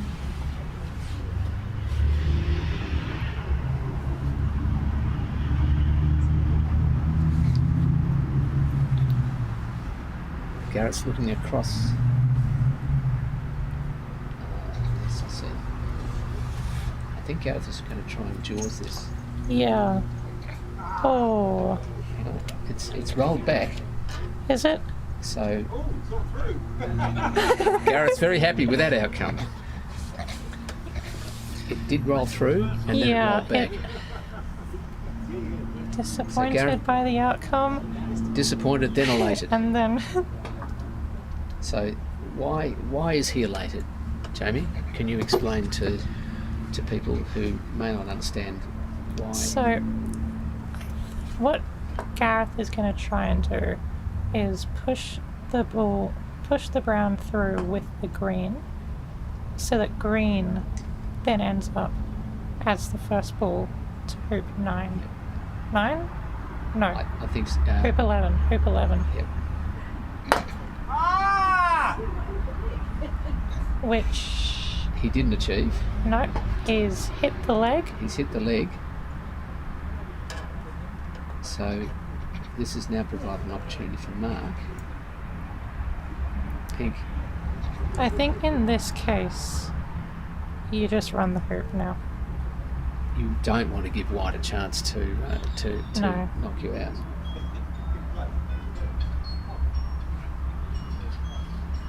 So Gareth, having missed the opportunity to do what I call a promote, peel, place, Yeah. the 3 Ps, he's now just going to run the hoop. And now he's looking.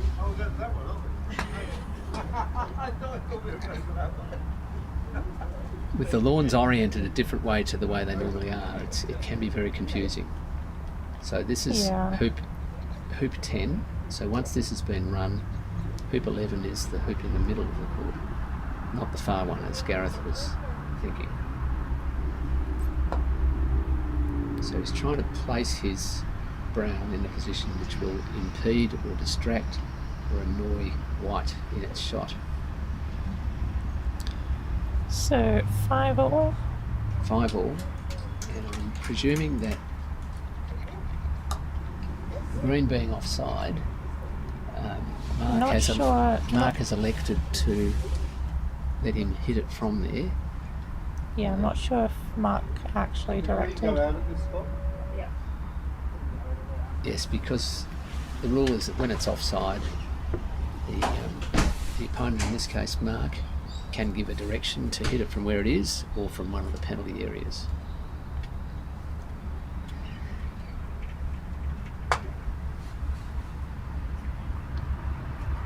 Green, just a bit far. Just a bit far. So it's pink to play.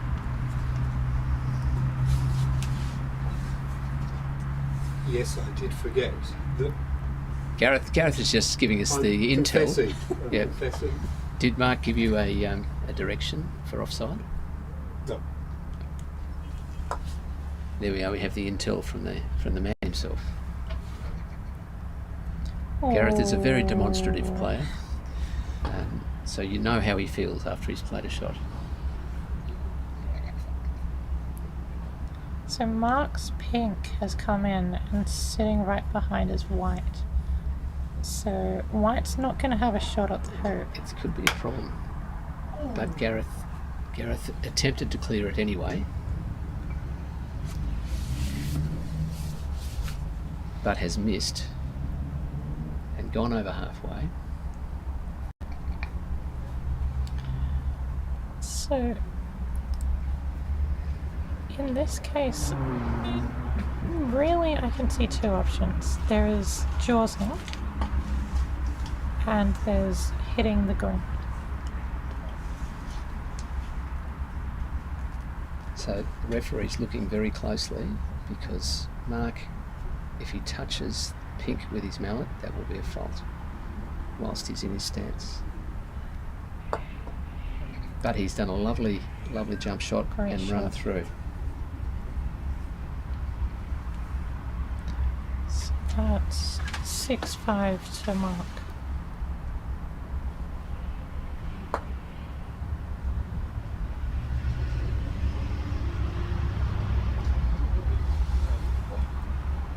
Chapman says, tell Samuel the camera has a smudge to right. Yeah, it's condensation.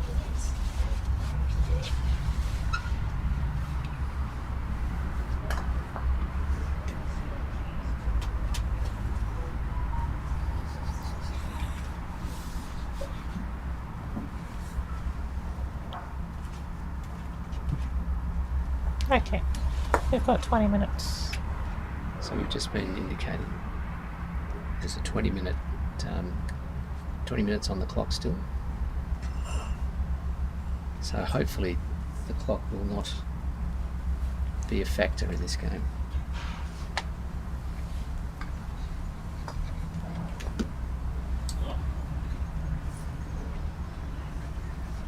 So Gareth has played across from the eastern boundary.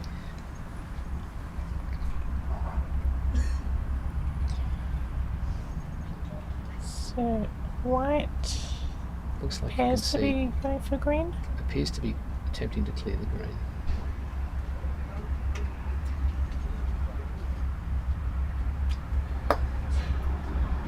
And he's just nicked off it, but not enough to take it out of a hoop running position. Gareth still got a shot. So Gareth's shot at the hoop, and white has ended up on the northern boundary.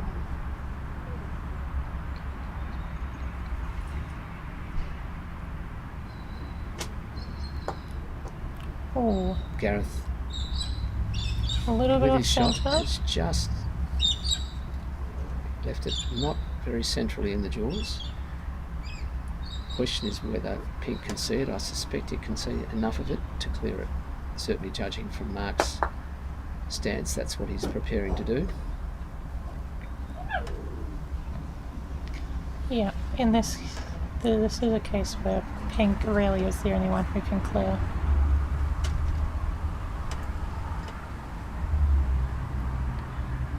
there's too much hoop in the way for white to have a chance. Yes. Mark's having a very good look at this one. Put his brown where white cannot see him, and ideally I think he's trying to get a position where pink cannot see him either.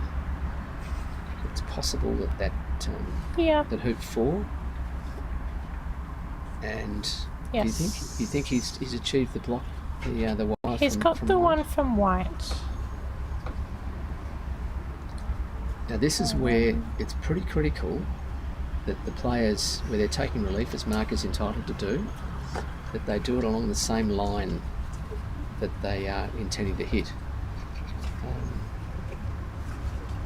Yeah. That was a critical angle.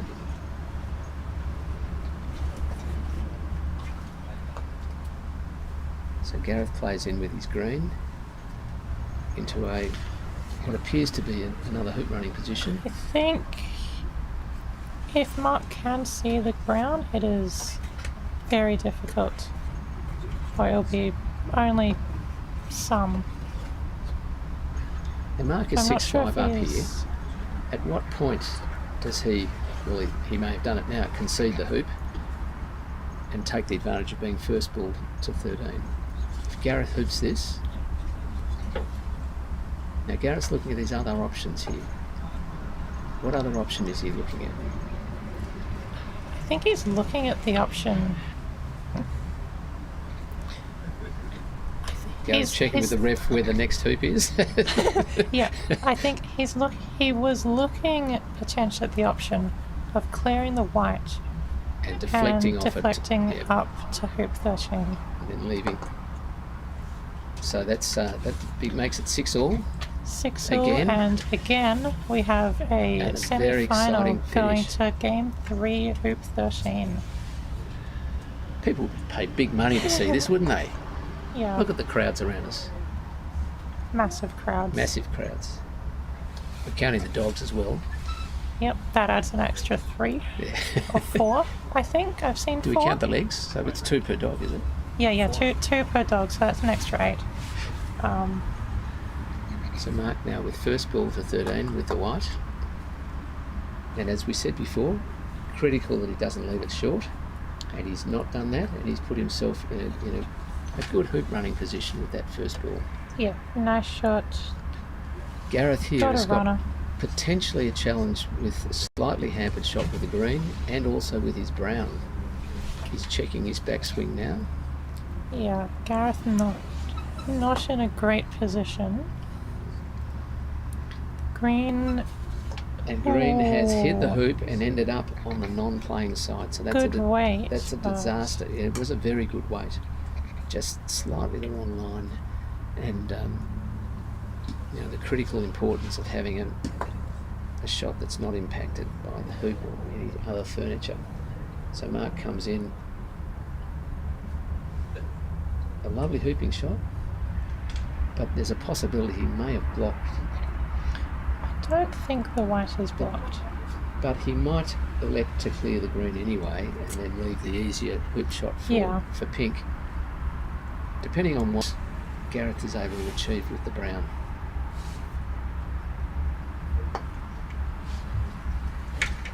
There is the case of C hoop, run hoop, but there C is hoop, run also, That's a good shot. and especially by where brown is.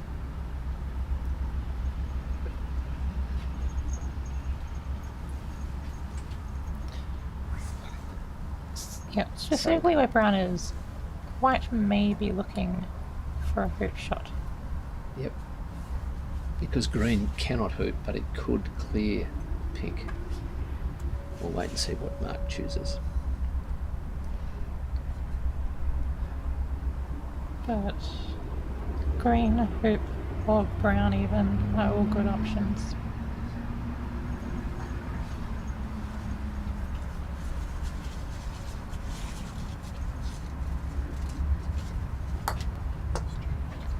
Hoop. He was going the hoop. I think that was a hoop, and it's just Miss to the left, hits the leg but stays. So it's green to play.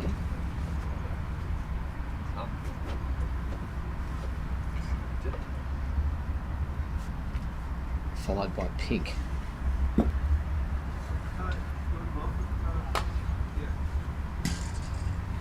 So the referee is marking the balls. So is pink played? No, it's green to play. So, Oh yeah. so white yeah. has played, and Gareth is considering his options.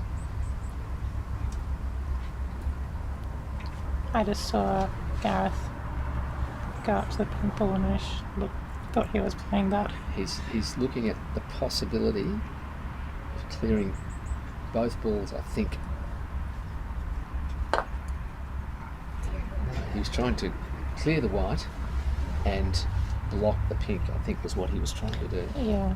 Didn't quite get the angle right. Sort of wondering if it would have been better to nudge the white and then leave the green in front. Possibly that would have been another option, Jamie. So Mark is considering what he's got a shot with pink, but it's slightly hampered by the position of the brown behind it.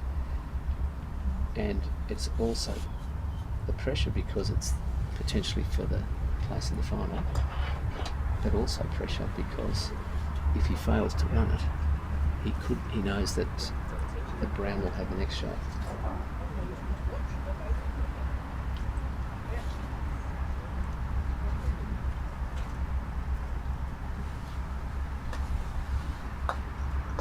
Oh, And he's missed it. it's very much pushing that very shot. disappointed. Very disappointed. So now the pressure goes on to Gareth. Yeah. He does have a shot.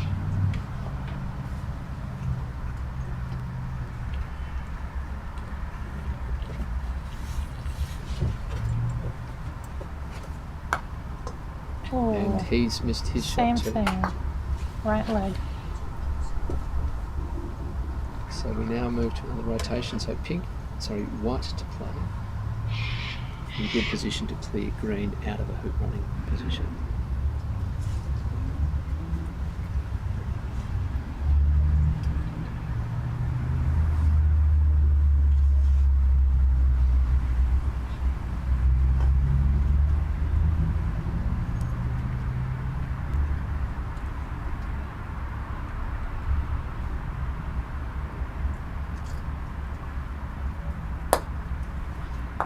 So Mark clears it very well right in the centre. So in a sense, we've reset the hoop. In a way. None of All the balls are reasonably close, so none can hoop from where they are. And because they're close, it means that options in terms of where to set up may be limited because they can easily be cleared. So if you were green, where would you put it? Green's the first in. I'm going to guess you wouldn't put it right in front of the hoop. no. Why wouldn't you put it right in front of the hoop? Because pink is there. Yeah. So hiding from pink may be a good option here. I'm potentially wondering about a gentle white just to push it to the other side of the hoop. Yeah, with green you mean? Yeah. Yes. Because from there you can use brown to then clear yellow to clear white again. Yes. So But a it's- more simple approach would be deep. Yep. Even going out. Yeah. Because you then can't be cleared. So it looks like Mark is shaping to clear the brown with pink. And he's quite close, so you might be able to clear the brown to the boundary and spit the pink out into a hoop running position. We'll see. I would prefer to go deep rather than clear the brown. Yep. Because the brown's coming back and clearing the white, which Yes. then leaves the white a long shot. So So Gareth's considering his options. He can't hear Jamie's advice, but he wants to take it anyway. In this situation, white is probably the best. Although, So he's put brown into a hoop running position. yeah, I was just thinking, considering that green can't actually see the hoop, I think that is probably a reasonable option. Yep. Because, Looks like white is taking its advantage White, of its yeah. position to be able to clear green a long way white clears green, white will be trying for a stop shot as well. and to leave white, place it in a hoop running position if it can.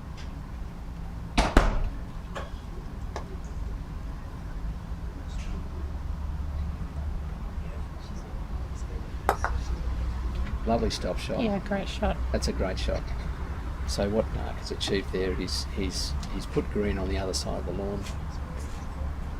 A good 15, 16 yards away.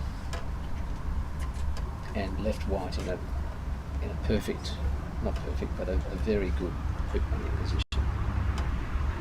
And pink's on the near side, threatening any ball that Gareth might decide to set up. So I think Gareth was probably going for the block on pink clearing brown, Yeah. but he's put it in a good hoop running It's still, it's a runnable ball. It's a so runnable ball. it's, It's a runner. It's a runner. yes.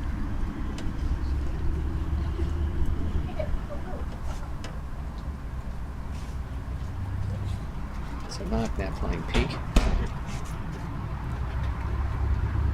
and shaping to clear brown. He wants to hit it on his right as he looks at it, so that his pink goes into a hoop running position. Doesn't matter if it goes out, Yeah. and brown You're goes. trying to go for the right side, That's a lovely just shot. like that. Only downside is that perhaps brown didn't go as far as he would have liked, but pink's in a beautiful position. Yeah. So Gareth now with the clearance to prevent white from taking a shot, but he can only clear it to the near side. This has got to be a hit. Yeah, not a glance. No. Or a Oh. miss. So that leaves white with a shot on 13. Yep, but again, there's a ball behind it. There's a ball behind, but not as close as the previous one. No. So he's- Easier shot, but it's still, and the pressure of the situation is enormous. yep. If you miss this, If you that's miss it, this, it's over. yeah. But if Well- you get it, that's it, it's over. But Yeah. two different outcomes. Yeah, so if white misses, potentially green will have a shot.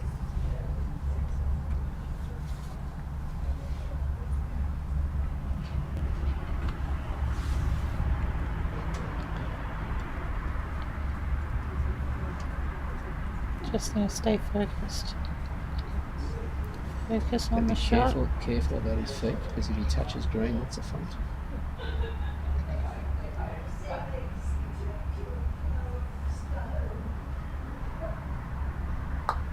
Yeah, good shot. And he That's gets through. And that's the game, and a well-deserved win. It could have gone either way. Mark and Gareth played each other in the block, and Mark won that one 7-6. It could have gone either way. Oh. So Gareth, And for the record, I completely messed up there because I thought we were playing with this hoop here. Gareth wants to be in commentary. Gareth wants to be in commentary. He's come over to explain stuff to us. Come here and talk to us. It was much easier to Gareth, come over and explain to the live stream. Oh, dear. Gareth is just about to tell us some intimate detail about Yes, that's about right. the game. Exactly how he. Full confession time. So coming out of making hoop 10, I deliberately tried to jaws the ball so that I then could flick it thinking you had to across. come all the way up. But yeah, I know, because I thought that was the next two. I thought I bet he's got the wrong hoop, and then I listened to you. So I blame Canberra magnetic fields for disorienting me. Well, thank you very much for that. And I hope I didn't input, say Gareth. too many nasty things during the commentary about it. Well, we thank both players for a wonderful semi-final, which was fought right down to the wire. Jamie, thank you very much for your commentary. It's been very insightful as always. I guess we're taking a break now, are we? Yeah, I would assume there'd be some amount of break time until we come back for the final, which is... So the final will be between Kevin McGlynn and Mark Scruton. Both of Canberra Croquet Club. And there was some discussion about whether it was going to be best of 5 or best of 3. Do we need to find that out? It will be a best of 3. Best of 3 given the time. I think if it can start before 11:15, or if the semi-finals are finished by 11:15, then it will be. Perhaps if I read the... But it is now 12:30, so it's going to be a best of 3. Best of 3. Well, thank you all for listening. Stay tuned for the final. Yep. Thank you.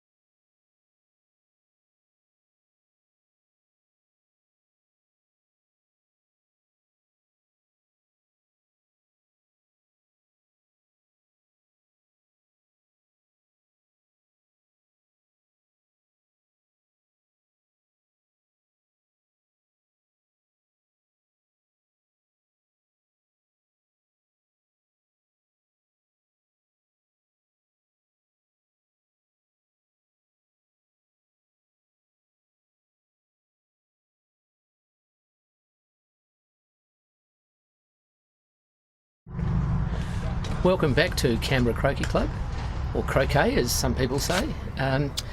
We're here to watch the final of the New South Wales Men's Open Singles between Mark Scruton and Kevin McGlynn, both of whom know these courts very well because they are members here at Canberra Croquet Club. I'm Malcolm Powis. I'm just a guest commentator here for the tournament, and I'm with me is Susie Linge, who is president of the Canberra Croquet Club, and she's been doing quite a bit of research about this competition, and I'm going to invite Susie to tell us the results of some of her research. Susie, tell us a bit about your background first. My background, actually, I'm a relative newcomer to the actual sport of croquet, but I was introduced to croquet from an administrative point of view. Brilliant. So I spent several years working for Croquet Australia, the national body, and when I left I had a break from croquet, and then one day I was driving past here and saw Come and Try, and I went, I can now do it, and so I have been. But in the interim, I have been very proud now to become president of the Canberra Croquet Club, and even prouder, thank you, and even prouder that two of our players have actually made it to the New South Wales men's finals. So that is a big moment for the club. There's no doubt about that. It is. And I guess part of my role here is to provide an external perspective, not being from Canberra. Yes, it's good to have an unbiased view. Well, I wouldn't say that because I know both players pretty well. So Susie, tell us a little bit about the history of this competition and the results of your research. My research.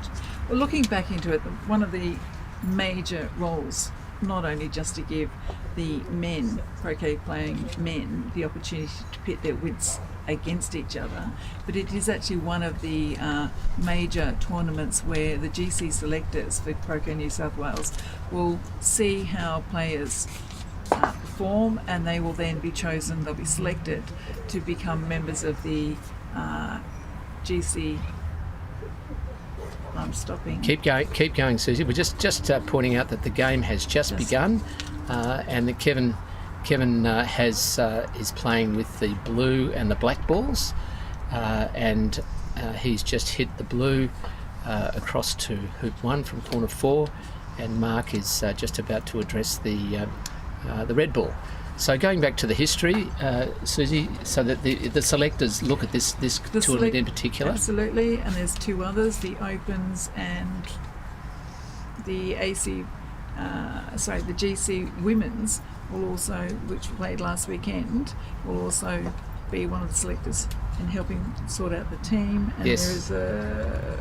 There's a third one, I can't remember. Well, they talk about a number of major tournaments like the Australian Open, the Nationals, which the Nationals being held in Melbourne, I think, in a few weeks, and then we've got the Open being held at the new courts at Toronto in a couple of weeks' time.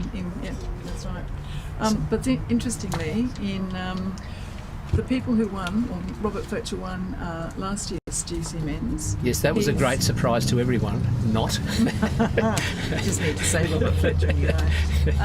But he obviously is not here to contend defend his title.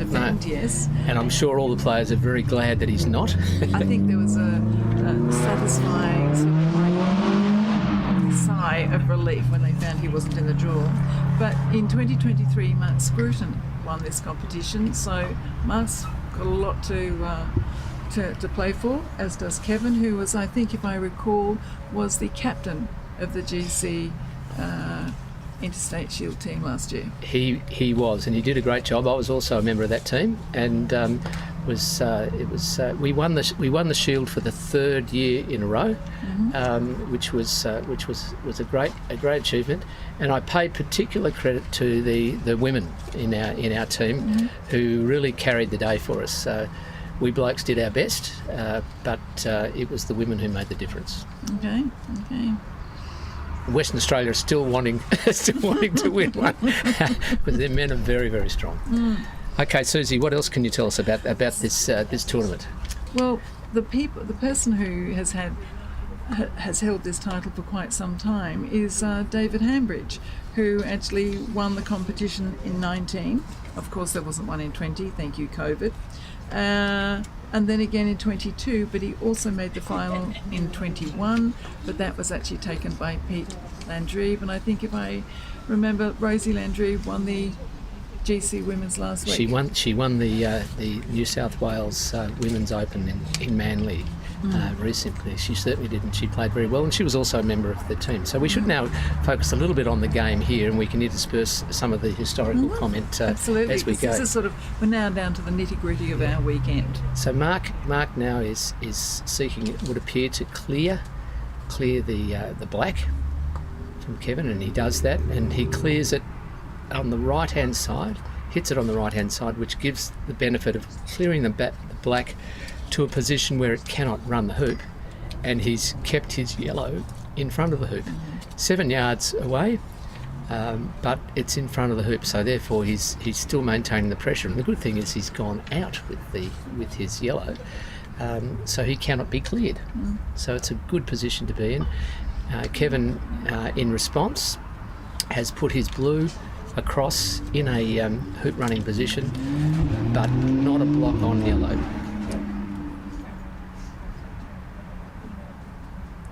So Mark now considering his options for the red.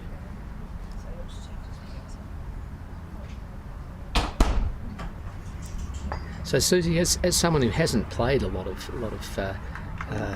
competitive croquet, if you have any questions about what they're doing, I'm sure some of our listeners would like to hear.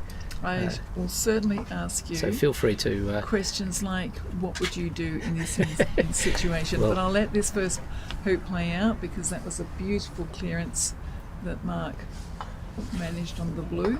And again, he's also done it at such an angle that he's right on the edge and ready to it's right in front of the hoop. That's right. So he can choose. Now Kevin's come in probably a little bit longer than he would have liked. So Mark's got a couple of choices here. He could decide to actually go for the hoop with yellow, which might be a pretty strong statement at the beginning of a game. As you say, 2 in front of the hoop is a very strong position. Yeah, but they're 7 yards deep. Yeah. So Kevin can run with the black from there. So he's putting a bit of pressure on Mark. Mark, in a sense, it's a free shot, because if he misses, then he's still got red. Blue then follows, and blue's not in a position to run the hoop. Oh. So he's jawed it nicely. Kind of. Yeah, I don't think he hit it as cleanly as he would have liked. Now, this is interesting. There's a discussion here with the referee, because Mark played his shot and then appeared to repair the turf before the referee had a look at it. It obviously is not an issue, but if a player does that, the referee has the right to call that as a fault, as lawn damage, because they haven't had the opportunity to examine it. So it came to nothing, but it is a bit of a giveaway when you start sort of, hitting the lawn a little bit. Well, yeah, there is a test to see whether it is technically lawn damage or not, and we haven't seen that happen at this stage. But there was some discussion between the referee and Mark. I don't know what it was about. I'm guessing that may have been the cause of it, because I saw Mark appear to flatten the grass with his foot, but I don't know. And it wasn't a nice clean shot like he usually does. No, it wasn't a clean shot, no. Now Mark here is looking to knock the yellow through, I would think, so that Kevin is not in a position to jump it. And this is called peeling the ball. Red peeling yellow means that red and yellow score the hoop. But the idea is to have the red following the yellow Well, through. if you could do that, that would be really good. No. But he's just hit it to the right. Right on the leg. And so it's moved the yellow, but not a great deal. And Kevin now is checking the hoop to see that it's stable in the ground, firm in the ground, before he, I'm sure, will attempt a jump shot. Kevin is a very experienced and competent Yep. player, and jumping is a big part of his game. And there we And see here Kevin he's got it. effortlessly, it would appear, putting it through, signalling that the first hoop has been It's won on by to Kevin. Black. Yep. Now, Mark, here, why was the referee loitering like this? I wonder if it's actually in the middle of the hoop or is it Yes. slightly on a leg? There's potential for a fault here, and so the referee is just checking to make sure that he's hit it without committing a variety of faults. So Mark has done that, and he's taking his red, which has been adjudged to be offside.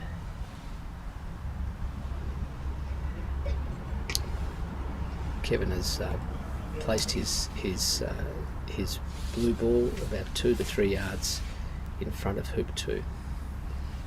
Now, while we're waiting, are there any more interesting historical facts, Susie, that you would like to share with us? Before I go down into the history, I just want to make note of how important the role of the referees are. I mean, Simon is our tournament referee, and he's being the referee for Simon Fisk. That is, he's refereeing this game, and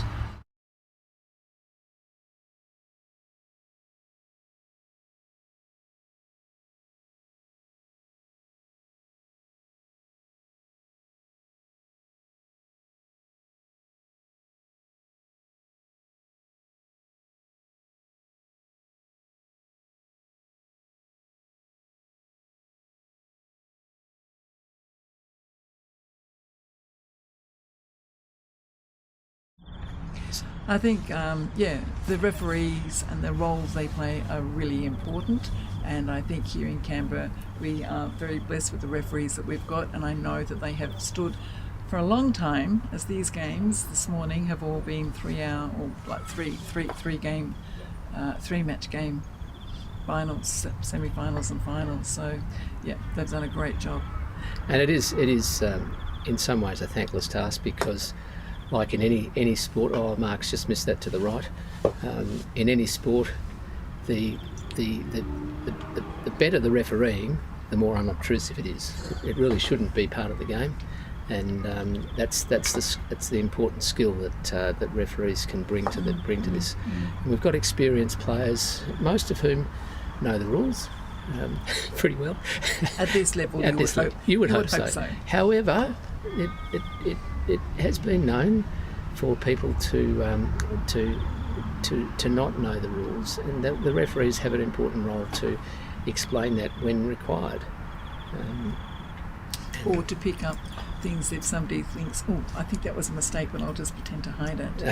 I'm sure that's not what. I'm sure that doesn't happen very often, because one of the good things about this game is that people who play it tend to be people of integrity, I think, and often you will have top players who will own up to doing something that no one necessarily would be aware of. For example, prematurely touching their ball in their stance, and that's my shot.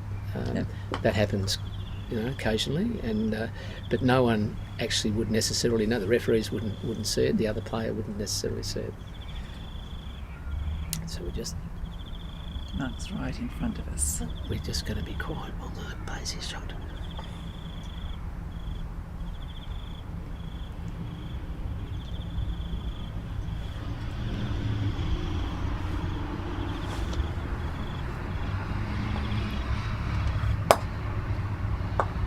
And again, a lovely centre ball clearance from Mark with his red, clearing the black to a more difficult hooping position.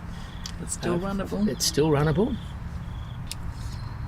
And Kevin is the sort of player who will not shy away from attacking a hoop.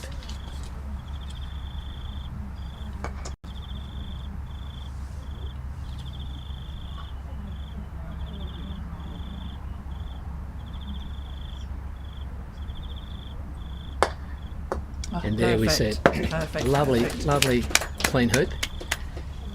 And Kevin directs Mark's yellow to the penalty area on the eastern boundary.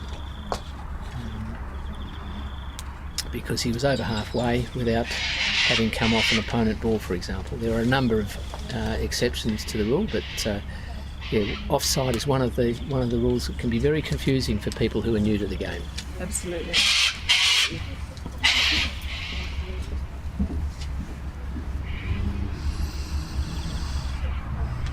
So Mark has put his ball in the penalty spot,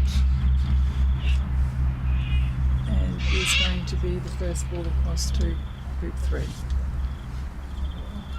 is an advantage to be the first ball to the next hoop, because if you can get it in a good hooping position and you're not cleared, then you've got a chance to quickly win that hoop.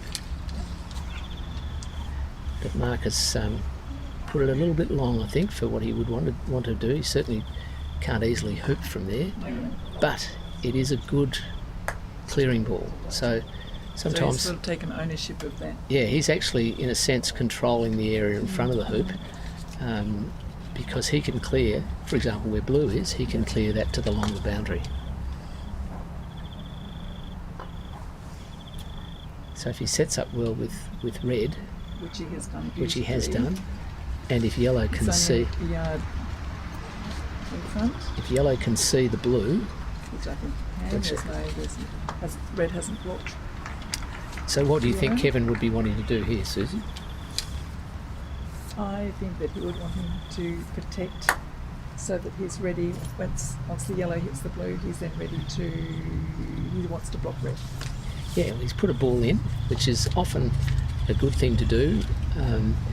He could have elected to try to clear either the red or the yellow. Clearing the yellow, not a lot of advantage in that because it's too far away. Well, it's also, he can only clear it to that boundary, and it's not really a very strong hoop running position. But having said that, I think Mark is probably going to be going to blue, and if he can clear it well, makes the counter clearance for blue on red more difficult. So he's hit it nicely in the centre, and that's probably about a 10-yard clearance. Players at this level would expect to be cleared. You don't, them hitting balls away doesn't always pay dividends, because there are some players who can hit you from anywhere on the court, which didn't happen then, but it wasn't far off. And so this is now allowing Mark to have his first go at a hoop in this game. On this hoop.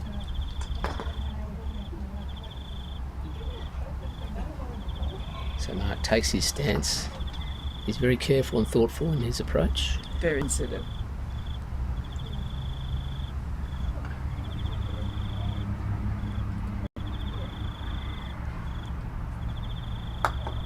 And that's a lovely clean hoop. And as we can see, he's ready for hoop 4. it's exactly right. He's in a runnable position for hoop 4, probably 4 or 5 yards in front.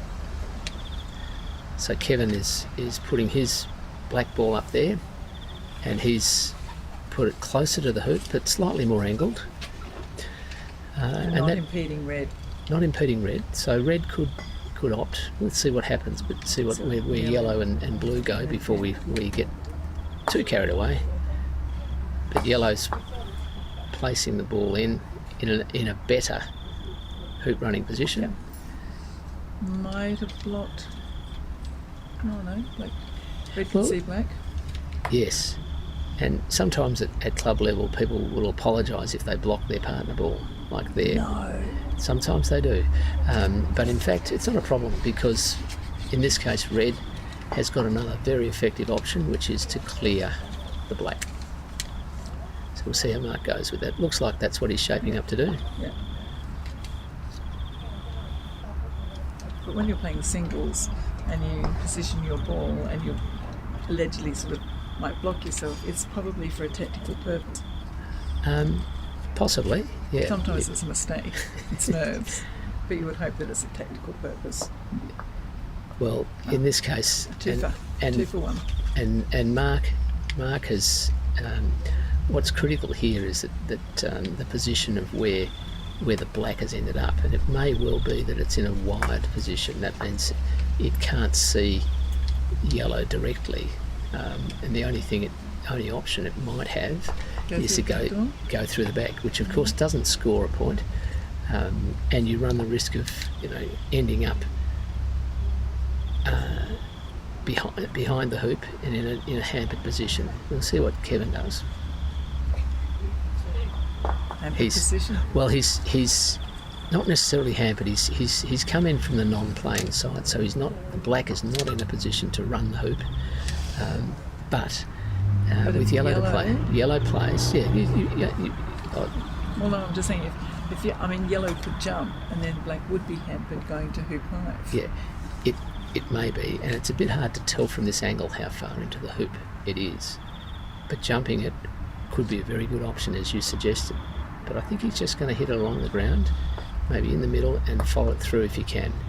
But he didn't hit it quite central, and but you can see where blue is also behind the hoop, so it's hard to tell from this angle that blue may not be able to see the yellow. Because we're sitting here on the south boundary, yeah, so that's right. There's a lot of parallax error. Now that's a very clever shot there from Kim. He did a beautiful angle. Okay, so what he did was he promoted the black, so black is then in a position to either run the hoop or to clear yellow. So now red's attention is now on black, looking at clearing black.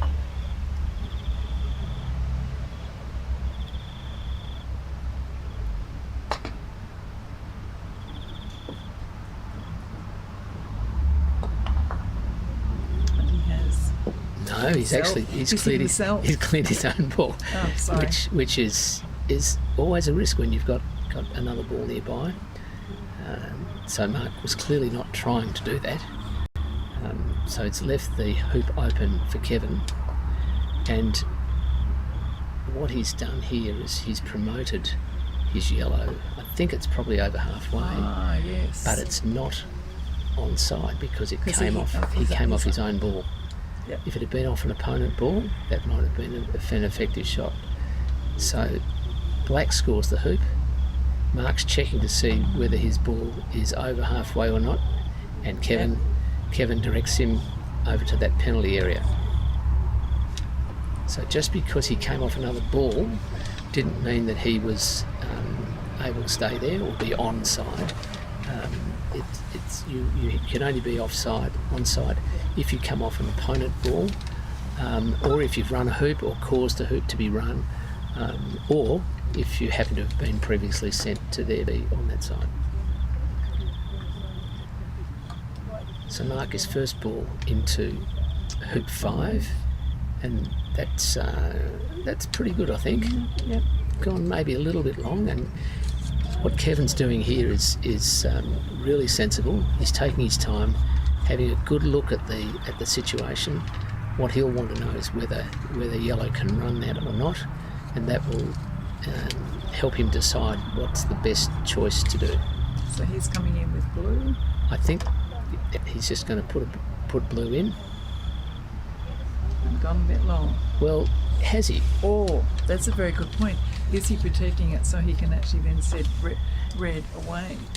He's actually gone on the other side. On the other side, so it's actually a very good defensive position. It's not a good position to run the hoop. There's no question of that. But if yellow can't run the hoop and wants to set up, blue is in a good position to clear it.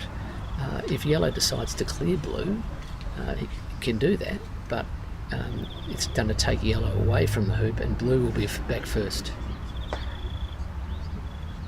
It's attempted clearance of yellow.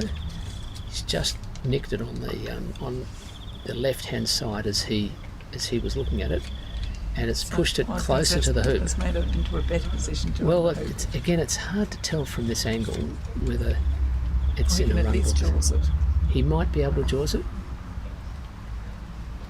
but he's considering his options here. Very tempting option would be to to clear the blue a long way, but it all depends whether red can run that. So what he's doing here is going to try and put it in the jaws, which he has done, but it might be sticking out enough The blue too. for blue to be able to see it. And the key question for Kevin here will be whether red can run that hoop or not. Here we've got a ball from the other court.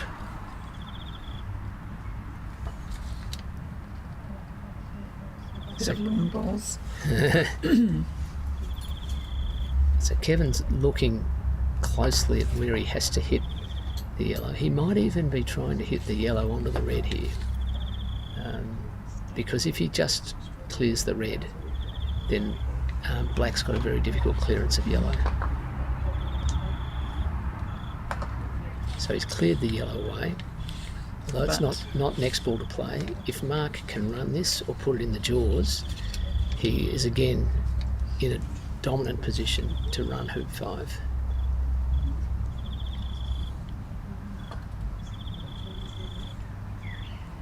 Now, rather than putting it in the jaws, he might choose to leave it a little bit short. To wire himself from the black, do you think? Exactly. So black's down on this southwest corner, Yeah. and hasn't put it in the jaws. It's a bit off centre, and again, Kevin is coming to have a good look at it before he decides what to do.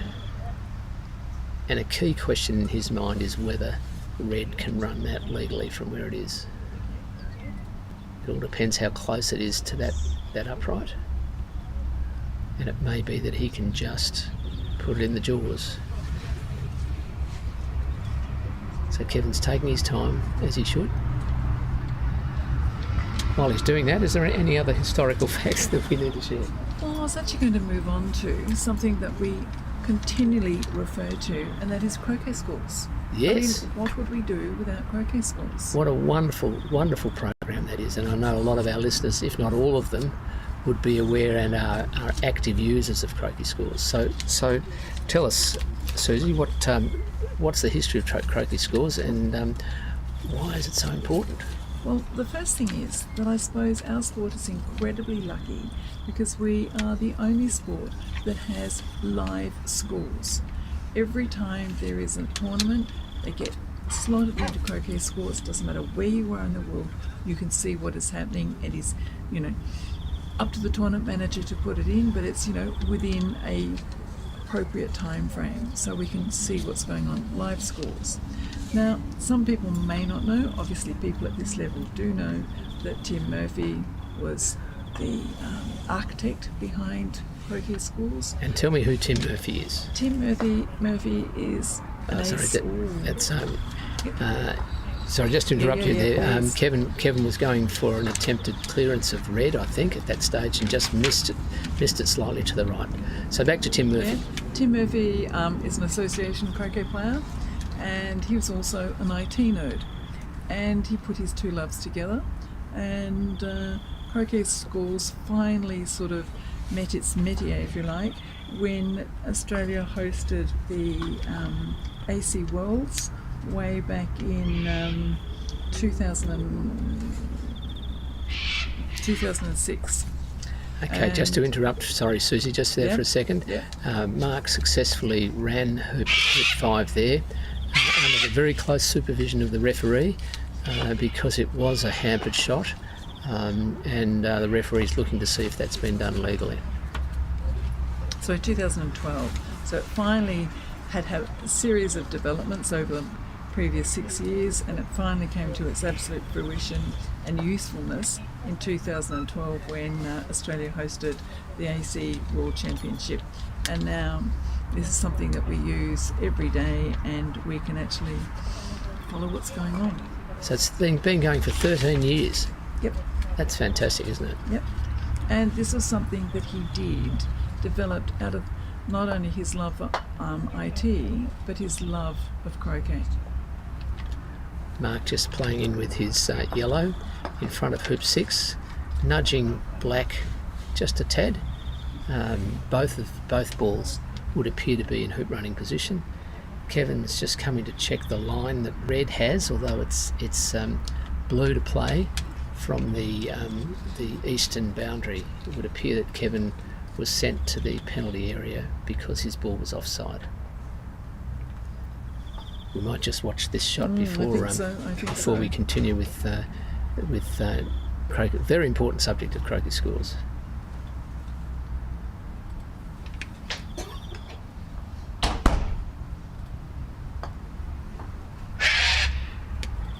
So Kevin's brought his blue across into wonderful position, and I would believe that that's a block on yellow and red.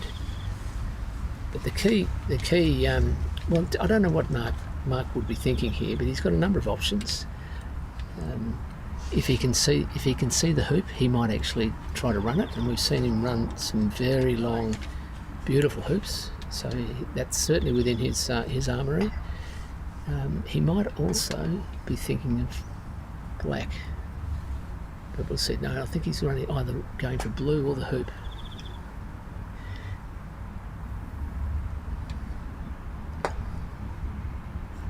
And it may be it's a lovely clearance of blue. So now with black to play, Kevin has the choice of either running the hoop, going for the hoop, or perhaps clearing yellow. He's checking the hoop. I'd say he's going to go for the hoop. I think you might be right, Susie.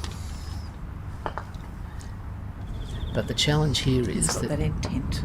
Well, he's got the intent, but the challenge here is if he runs it, well and good. If he doesn't, If he jawses it, yellow's there to yellow's still there, and if he misses it, yellow can run the hoop. So this is a bit what's called hooping pressure. And he's successfully run the hoop. And as we've seen at this level, players tend not to hoop tentatively, and that's a good thing to aspire to if you are a less experienced player, because the more topspin you get on the ball, and you get the topspin by following through and hitting the ball with some power, that means the ball has a greater chance of going through the hoop, and also it stays on line if you hit it more firmly. You don't have to build it, although some people do. Some people do. And we have seen some very good building hoops this weekend. But the score is now Kevin is 4 and Mark is 2. Yep. So while we set up for this hoop, back to Tim Murphy and croquet scores. Tim first learnt association croquet when he moved to Nowra, and he then, once he felt the sort of the love of the sport, he was absolutely spent hours and hours and hours practicing. Hooked. He was hooked. He was hooked, and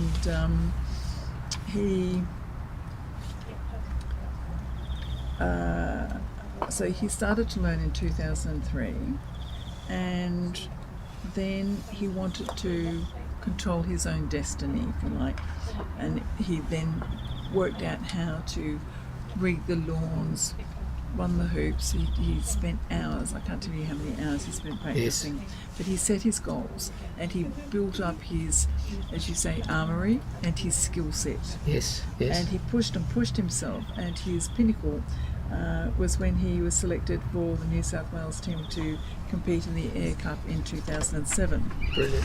And that was the first time in 28 years that cup had come back into New South Wales custody. Is that right? And because he was part of that success, he then sorry, just to interrupt Susie for a second. Kevin went for a clearance there on the yellow, I think, and missed. He may have been going for the red. It was with the black, so it's yellow to play. Mark has got the choice here of potentially running the hoop, putting it in the jaws, possibly even doing something about blue. Looks like he's heading to the hoop. He could be trying to jaws it, or he might be trying to run it. We shall see. He casts here. Not every player casts. A lot of the top players do.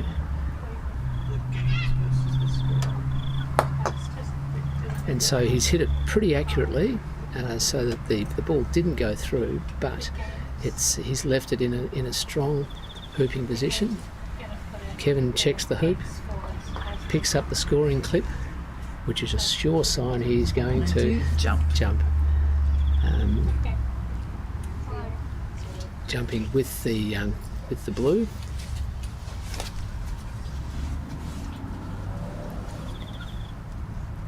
Susie, you might be able to see, I can't.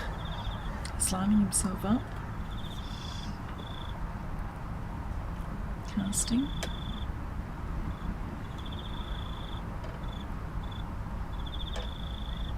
And he's got the... Yep. No. Slightly to the right. Slightly to the right. Interesting there, the position of the referee is right behind the hoop. Some people... That's the best place to watch a jump shot, because the ball is being hit pretty hard. It goes very quickly, and if you're not in the right position, you can't tell whether it's gone through or not. So the referee was well positioned there. Now, Mark, why do you think he didn't knock the yellow through? Because blue has to come back. Yep. Also, what he's trying to do is to centre the ball, centre the yellow in the middle of the hoop, because so he'll have then a good run down. He wants to try and win 2 hoops in a row. I don't see what Kevin did then with his black. His blue's way over there, and his black is just here in front of us. Yep. Slightly towards the eastern. So the referee's looking at this very closely. If it's central in the hoop, then it's pretty straightforward, and Mark's claiming that, and the referee's agreeing that was a clean shot. And so Kevin takes his ball over to the western boundary without even being directed. At this level, I didn't see. Yeah, it was an arm gesture. There was a very subtle. It was just one of those to the left, and Kevin knew what I meant. I know what Kevin's policy is, that even if he's offside, he will wait for a direction. So he'll often hold the ball up for some time, giving his opponent and the Mark opportunity. Mark has just acknowledged. Mark put his thumbs up. You can ball. see that there's a warm relationship between these two players who know each other very well in their games. And they appreciate good shots, regardless of who plays them.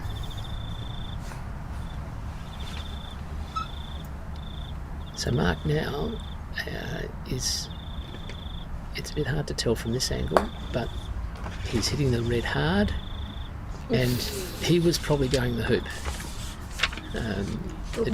Sorry, Malcolm, why would you go for the hoop when you're so far away? Okay, it's a very good question, Susie. The reason is because on that particular line you had what's regarded as a double target. So you've got the hoop there and blue there. So you effectively got a much broader target. So if he hits blue and clears it past the hoop, that's a bonus. If he misses blue and runs through the hoop, then that's a good outcome too. The worst outcome would be hitting blue through the hoop. Yeah, doing it from that distance there is probably pretty unlikely, but it does happen. So that shot, the shot that Mark chose to play, was in a sense a low risk, high return shot. So it's one that Division 3 players should play. So if a Division 3 player were in that situation, that would be the shot, rather than just laying up. Yep. Because you could lay up with the red, but blue's plays first, and blue's going to hoop. Yeah. Yep. So Mark here, with the yellows on more of an angle, he might be going for the hoop, or he might be going to try and clear the blue. I suspect he's probably going the hoop, but we shall see. Hoop it is. Oh, lovely hoop. Beautiful. What a lovely hoop. And that was very deliberate. That wasn't a double target that he was looking at there. No. There was quite a bit of separation between the blue and the hoop. He had to choose one of them, and he chose the hoop and hooped it beautifully. So that means we're 4 each, all square, and it's an opportunity to hear more about croquet scores. Well, I suppose it's testimony to the popularity of the sport and the number of countries that play croquet. And when you actually look at croquet scores, you have to look and you see the myriad of countries who now play and hold competitions and are very proud to use croquet scores to give recognition to their players about the competitions that they're doing. Exactly, and they don't have to be international or national or state competitions like this. You know, internal club competitions can be on croquet scores. Opens whatever you want. It's a wonderful, wonderful tool. Yeah, so all credit to Tim Murphy for doing this. Now, he did it for the love of it. But there have been a number of developments for croquet scores, and I know that does cost money. What's the situation there? When you look at the bottom of croquet scores, you see that it calls for donations. Yes. And I know that there was a period of time where certainly Croquet Australia, and I'm not sure whether or not I haven't caught up with all what the state bodies are doing, but there was always given a contribution because we all use it and all rely on it.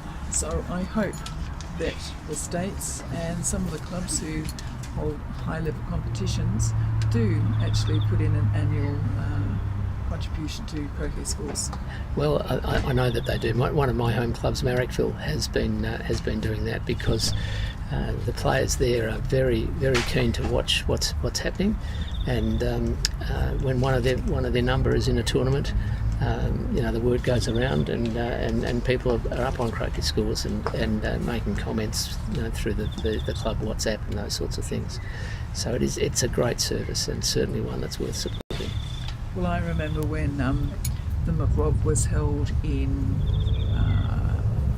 This is the McRobertson Shield. Yeah, McRobertson Shield, yes. Which, for those who aren't aware, is an international competition in association croquet. Yes, and it's between 4 countries: Australia, UK, New Zealand, and America.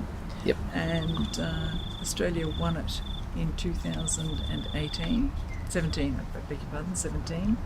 And because it was so close, I can't believe I did this, but I was waking up at 5 o'clock in the morning checking croquet scores to see how Australia was going. Yep. But that's partly the addiction that croquet has for people. Yes. And I was a non-player in those days. But again, it shows the beauty that it's live scores, and so it doesn't matter where you are in the world, you can find out exactly what's happening. Just to interrupt briefly, that Mark attempted a clearance with red on black, I would assume. Black now has what looks like a pretty straightforward shot for Kevin. And checking the hoop. Checking the hoop. It's too late once you've run the hoop, and it's loose, and the ball is unintentionally put in the jaws or gets spit out. So Kevin now is looking to run this hoop, and not just put the ball through. He wants to run it down towards. This is hoop 9, and he wants to run it towards hoop 10. So it's score. You can see from Kevin's facial expression. That was not what he wanted. He wanted more than that. He's pleased to get the hoop, no doubt, but would have liked to have black much closer to hoop 10. So now what that means is that Mark effectively his first ball down with yellow, whereas if the black had already been down there, it would have been a big advantage for Kevin. So Susie, we're continuing this conversation about croquet scores. Was there anything else that you wanted to share with our listeners? Only to pose the question: what would we do if we didn't have croquet scores? Yeah, very good question. It would be a very different playing field that we wouldn't know what was going on. Yeah, our lives would be the poorer, no doubt. Absolutely. So great testimony to Tim, who, after he left Nowra, he then moved to Queanbeyan, then moved to outside of Canberra, the other side to Yass, and last year he made the move to just outside Kyabram, and he's now become a Victorian, and we shall see whether or not his allegiances change and he starts playing for Croquet Victoria. He may do. He may well do. So Mark has put a nice red ball, slightly angled, and Kevin plays his black down. And when Tim, I can't remember, must be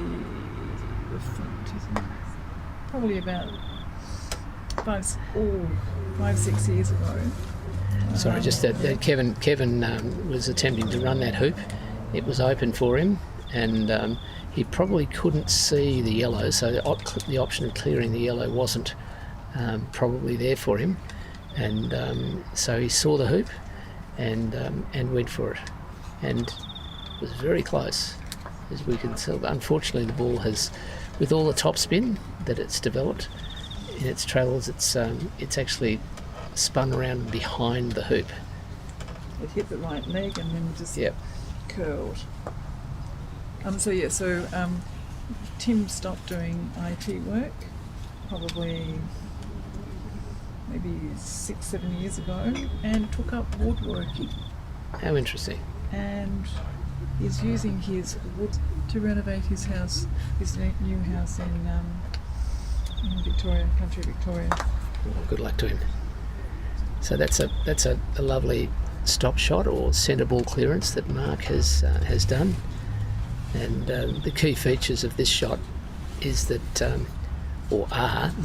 the target ball, in this case the blue, travels a long distance, and the yellow goes down to the north boundary in this instance. And the yellow, the striker ball, stays pretty close to where it started, and so this is a good way that players can execute this shot to maintain control of the hoop by keeping their balls close and their opponent's balls far away as possible, and that puts the pressure on. So you can see Kevin played a forceful shot.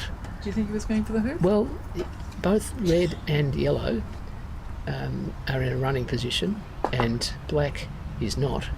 So it was a situation where running the hoop would have been hugely advantageous, because Mark's got a number of options here. He can run this hoop with red if he wants. He can hide from black with red and hide from blue potentially. Because his yellow ball is wired from black. Again, it's hard to tell from this angle, but it may be that it's close to being wide. But Mark has successfully run that hoop. All that lining up while we were deciding what he could do. He just that ties it up 5-all, and Kevin is first to hoop 11 with black. And the interesting thing about the transition from hoop 10 to 11 is that it's really only 7 to 8 yards clearance. So what Kevin has done here by going a little bit long is not a bad idea, because it means that if Mark decides to try to target that ball, and he's looking at it now to see whether black can run it, and if it can run it, it's a threat, and he needs to probably do something about it. But if he then now tries to hit that ball, even if he does a centre ball clearance, he will not be able to maintain position with the yellow. Whereas if the black had been on the other side, then he could potentially have hit it in the middle, hit it a long way, and kept yellow out. So you can see that Kevin's positioning there is very clever.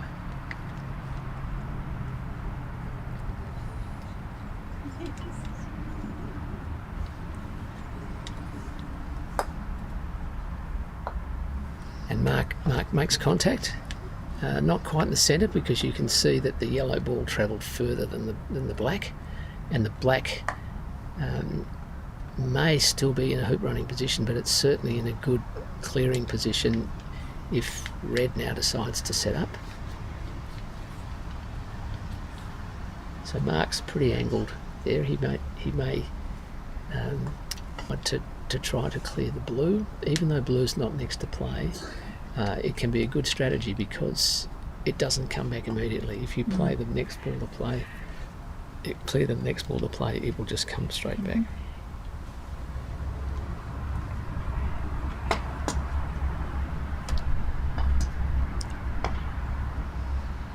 So Mark's very considered in placing his feet, Yes, getting his very everything deliberate. lined up. Yeah.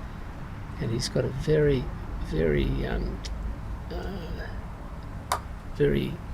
consistent pre-shot routine, which all players differ in what they do, but if it's consistent, it does help you to maintain accuracy. So unfortunately for Mark, his red travelled further than the blue. And again, Kevin, you might say, oh, he's gone a little bit far, and perhaps he has, because that may not be runnable.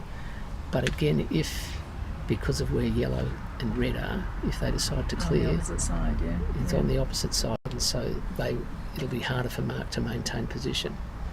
Now, Mark's been clearing very well, but there's a saying that if you're always clearing, you're losing. So you actually You actually have to run hoops to win. Yeah, that's the thing about croquet. You've got to run the hoops. Yep. And the thinking that goes behind the shots. That's a lovely clearance. See, he's very good at his long distance. Very good. And in this case, what he's done is he's cleared the ball that's not next to play. So Kevin's now playing the blue, presumably into a hoop running position. Yeah. But then even though Mark has got the red ball and is quite a distance away, he's got the ability there to clear or come in front. Now what he's trying to do is to come in front. And if he can get a block, well, he might still be able to run that, but now you can see Kevin is now shaping up to clear yellow for two reasons. One is that yellow is a threat to blue. Yellow can clear blue. And secondly, there's an opportunity here for him to put yellow not only a long way away, but actually wide from blue. And you can see with that position there, it may be that yellow can see blue, but it's a long way away, and it may be that red's in a way. I was going to say, I suspect red might be in the way. Yep. And the other advantage of that shot is that assuming that Mark cannot clear the blue, Blue runs it, black's on side. Black's on side, even if it's over halfway. Yep. So the top players are looking at all those options, and they're thinking, one or two rotations ahead, not just the next shot. And that's a bit short. So, yep, he's going to check the hoop or no? Yep, check the hoop. Check the hoop. He's now going to run the hoop with the blue. He's certainly going to attempt to, and it won't be a soft shot. It will be quite firm. He wants to improve his chances of hooping by hitting it firmly, and secondly, he wants to hoop it and get past the peg. Some players would hit it so hard they'd go out on the north boundary.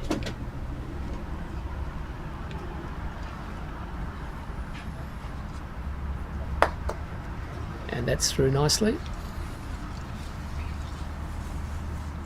And so whilst blue is not in a hooping position, it's effectively first to hoop 12, and it's restricting Mark about where he can put his ball to set up. If he sets up beautifully in front of the hoop, blue's there to clear. Blue's there. So this is what a lot of inexperienced players don't think about. They only think about the position of the hoops, not the position of your opponent's ball.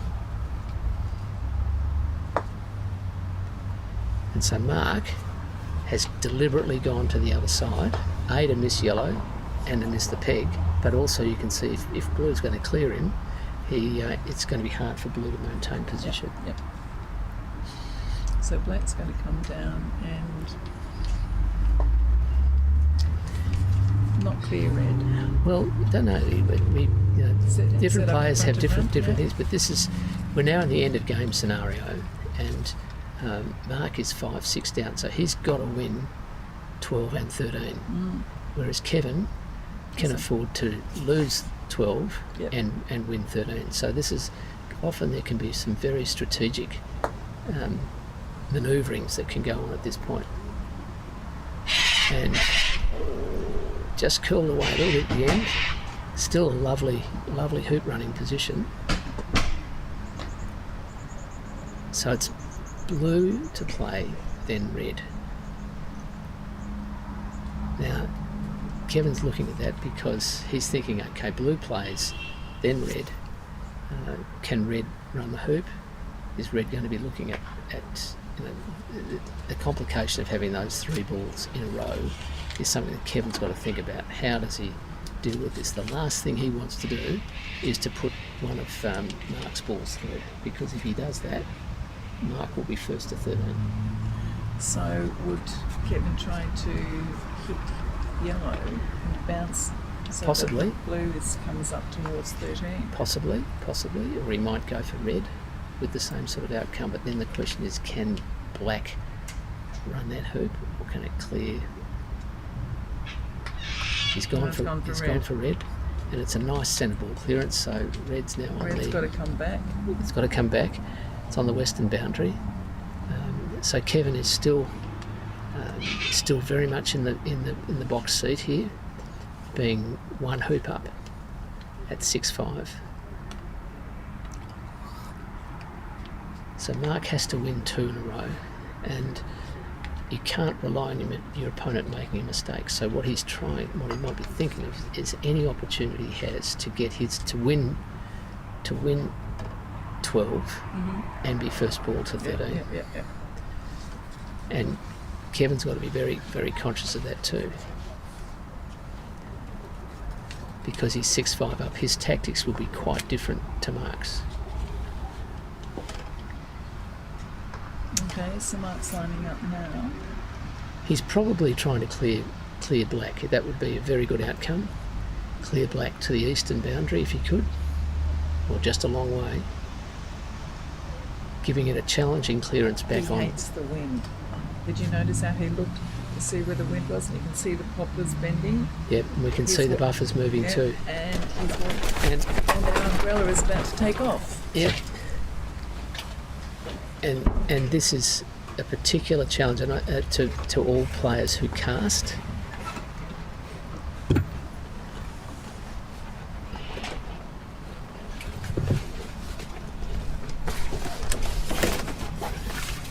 All players who cast are more susceptible to wind gusts than players who don't. And Mark, we saw, paused quite sensibly, paused his shot, just went to the right of the black. He's not happy with the wind. No. He said yesterday, I'm very happy if he said, it can be 42 degrees as long as there's no wind. I hate the wind. Yes. And in fact, if it's really windy, you may have to think of changing your style so that you don't cast, because it just gets in your head. And for Mark, that would be quite difficult. It's difficult for anyone. That is his signature, is his casting. I mean, he's... So I'm not sure what Kevin's doing here. It doesn't look like he's looking at a jump. It looks like he's trying to clear the yellow to the right of the hoop and stay around. So he's cleared the yellow. It hit the hoop. So it wasn't far away from peeling it, which would have been a disaster for Kevin, because it then would have been Mark's hoop and Mark first to 13. Yeah. Which is not what he wants. Not what Kevin wants. Game.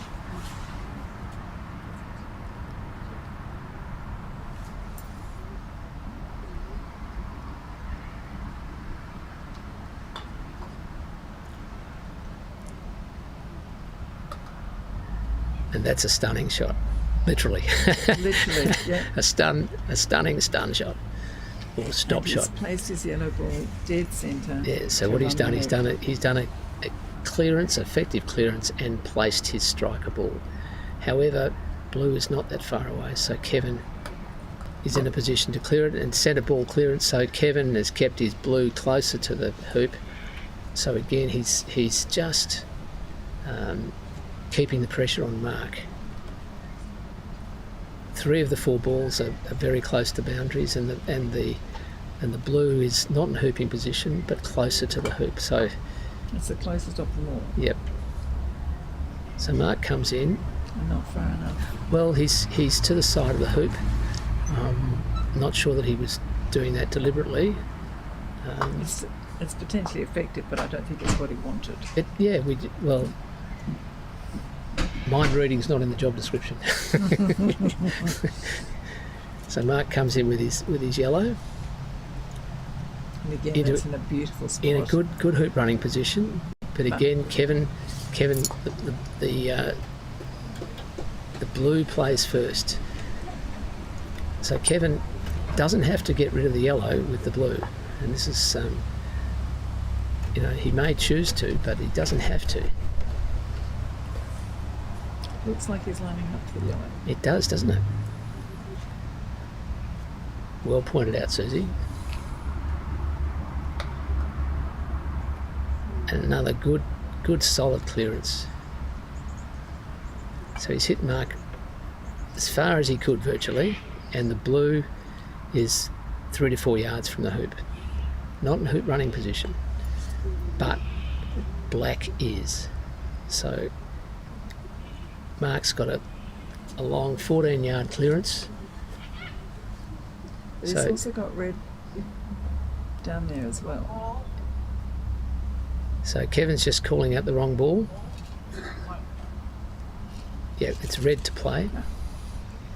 Very easy to make the mistake. You kind of think, the ball that's been cleared is the next one to play, and often players are really focusing on their strategy, and it's very easy to play a wrong ball. I'm renowned for it. Oh, I think we can all confess to that.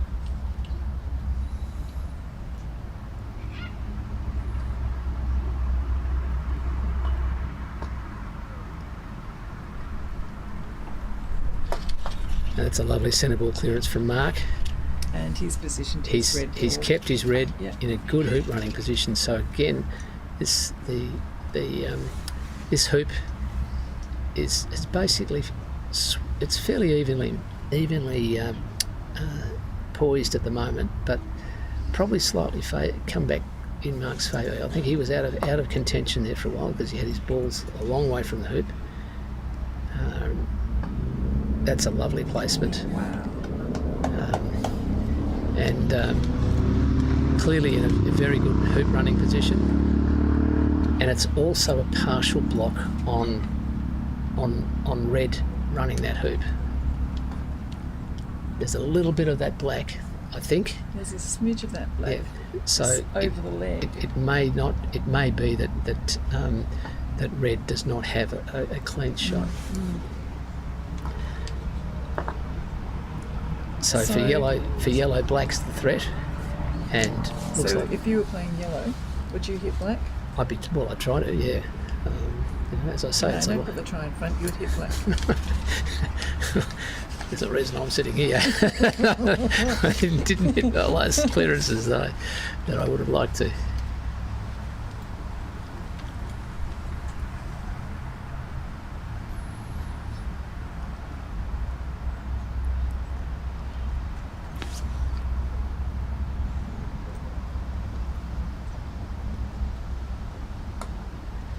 So yellow comes across and hits it beautifully. That's it's a great shot. See, you would have hit that. Well, you're very kind, Susie, but I wish I had your sense of optimism about my play. But these two they're on fire. And blue has come in to try to block. Yeah, red, blue's come in. Now he hasn't succeeded if he was trying to block red.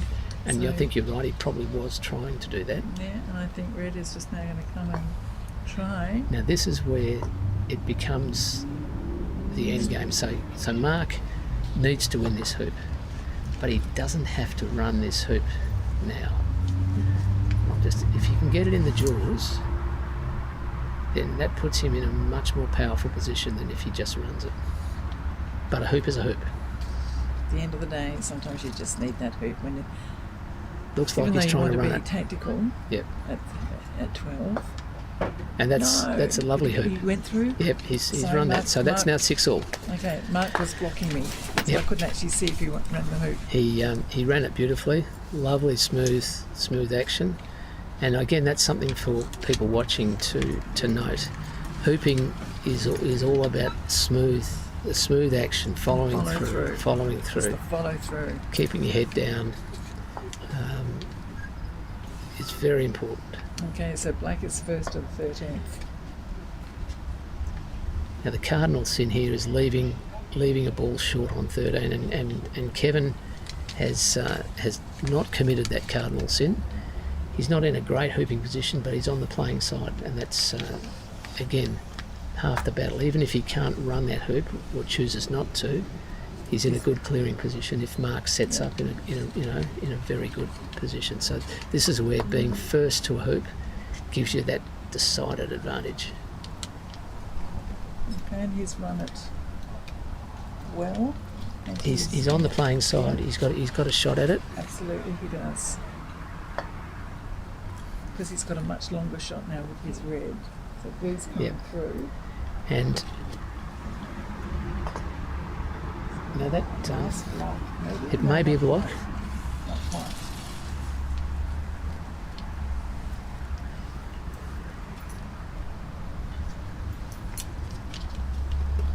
So Mark now playing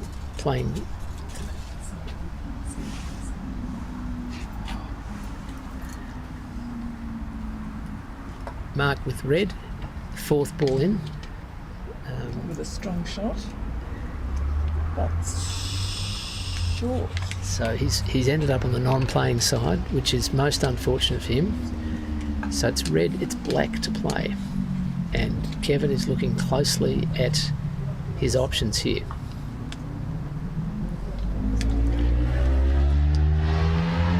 He wanted to check to see if yellow had a shot on the hoop, and he's now looking at red to see. Go on. If black jaws it, red's there to knock him straight He out. won't jaws it. He won't want to. He won't want to. No. And So he if should, he's- because he's usually fairly good at his. So what he's doing here is putting himself That's in a got a hoop. wire. He's looking for a wire. He's looking for a position where black is hidden from red. Yeah.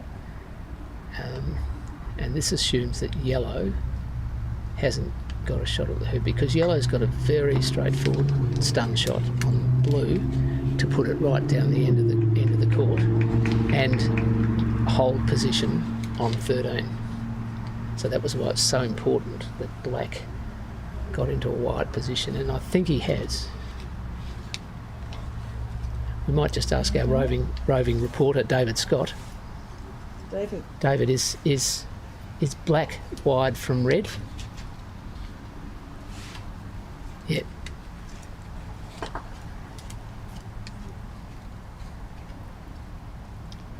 So Mark is playing yellow.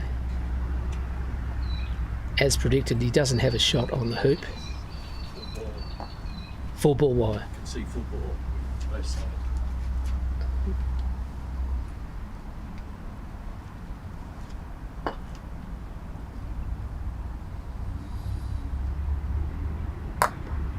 You can see Mark tried not to follow through there. That's why it's called a stun or a stop shot.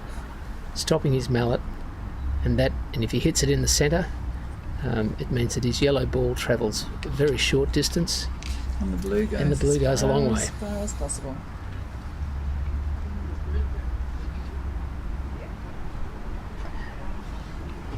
So blue plays back in, needing to be very careful that it doesn't shift the red by mistake, because that could then give red a shot on black.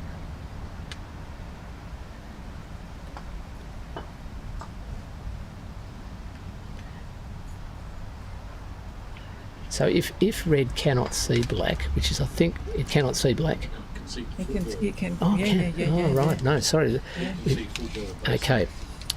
So Mark to playing the clear red can see black, so he'll be going for the clearance. Has to.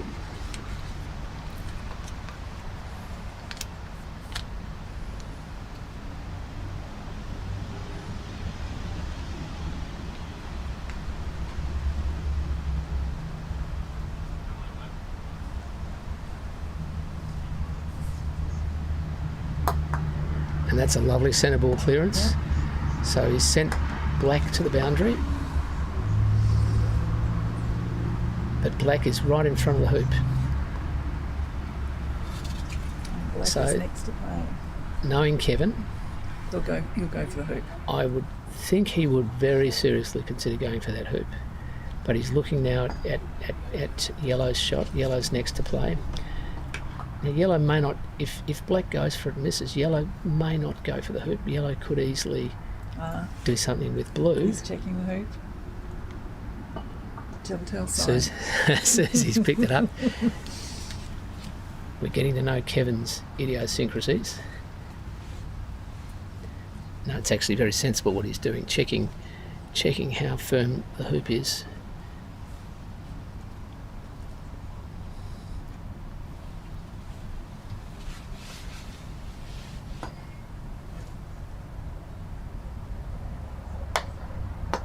Oh. Good attempt, but just off the I was right that he went for the just hoop. off the left Just off. wire. So now Mark's got a choice here. Now, well, go for Blue is pretty obvious, but where's Blue going to end up? It's straight to the boundary, and you'll just line it up and go straight. He may give. into the So hoop. what he may think about doing here, Doing a little doing snuggle. a snuggle or a stymie, but doesn't look like he's looking to do that. I think he's trying to hit it on the side. Angled. Yep. So what he's done there, he's taken Blue out of a hoop running position and deliberately put his Yellow out in a hoop running position. So now Red That was a beautiful angle. Red shot, is though. the threat.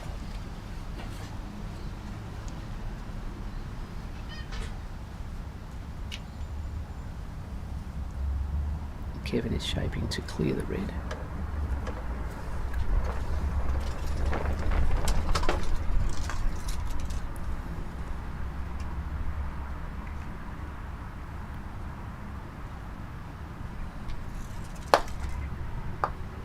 Nice centre ball clearance. However, this, the missed hoop shot has now swung this hoop in favour of Mark, because Red just comes back in, which means that I wonder if he'll go in close or if he'll come back a bit. well, I think he'll try and put in another runner, and in this case try to avoid blocking his own ball.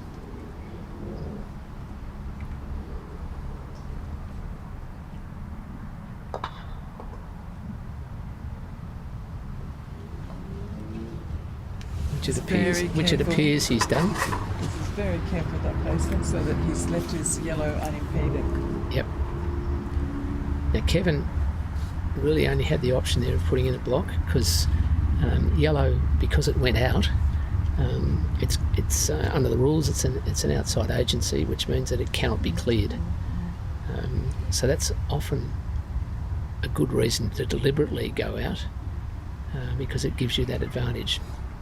And what Mark's done is, by going out where he has, he's left himself with a straight 7-yard hoop shot. And that is very doable by him. Yes. Oh well, either of these players would. Well, it's a test with Kevin trying to do the black. Yep. His previous attempt. So it's Yellow followed by Blue. So Blue's not in a hoop running position. So in a sense, this is a free shot for Mark. But if he misses, Blue will try and clear Red. And then Black potentially could win the hoop.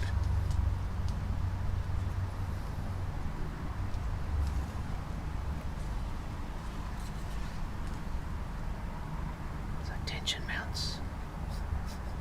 I know, we're just sitting here waiting.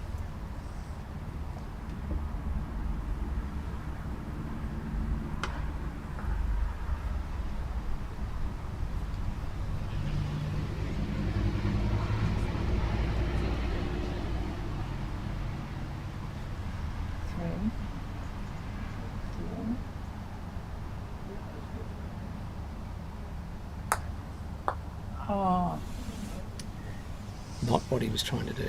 that was unfortunate that he hit his own ball. So he's accidentally cleared his own ball, the red. So again, it's now swung completely back to Kevin. Because blue's going to come in, 2 in front. Well, he'll have 2 in front, And but they have to run the hoop, and they're all missable.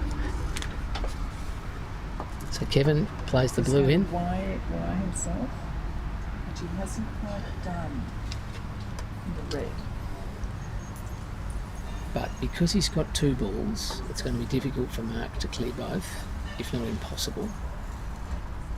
So it's red followed by black. So Mark is thinking whether black has got a shot or not. And again, Does, and his yellow ball. his yellow is ball's quite a over near distance. the peg. If he wants to clear black now, and then Well, he may actually choose to clear blue, particularly if blue is wide from yellow, because clearing black would still give blue an unimpeded shot. So he's actually going for blue. So he's done enough to knock blue off its line. and again at an angle so that He's now now will have a in a hoop better running. hoop running position. Yeah. But it's black to play. And Kevin will go for the hoop. Has to. Well, he may not. He may not. What would you do? So given the position of yellow, You just come in closer. you could actually just come in close, wide from yellow. And I think he might be considering I that. think that because he hasn't done the telltale check. Susie, you're reading minds now. Because of the position of yellow, he may decide not to run this, but if he runs it, no, he's just going in.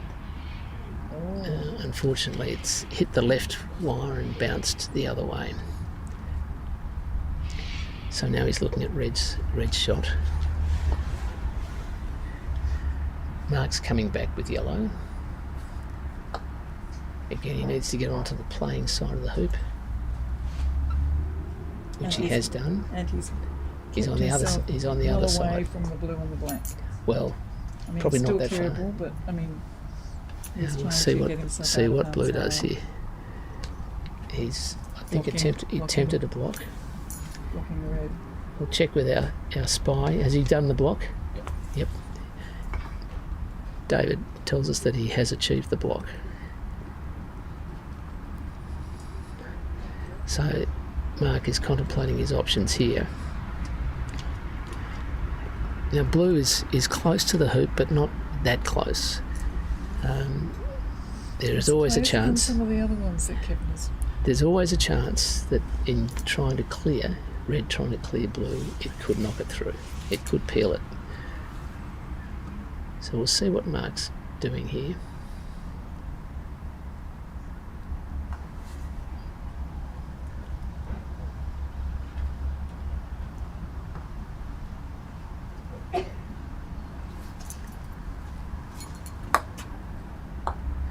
Now, we didn't say that was an option, but it actually was a good option to clear the black in that way, because he's now, by clearing the black's now to play. He has to come back in. Black has to come back, and Yellow is there to clear blue. what he wants to do is to probably clear yellow, or he might just say, okay, yellow's going to clear blue, I'll set up black in a position wide from red. Which is what he's trying to do. I think that looks like what he's trying to do. What he's banking on is that yellow can't hoop or go in off. It's possible yellow could clear blue and go towards the hoop, and even go through the hoop, depending on the angles, and we can't really tell from here. So yellow to play.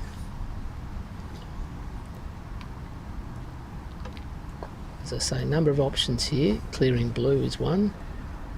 You want a centre ball clearance.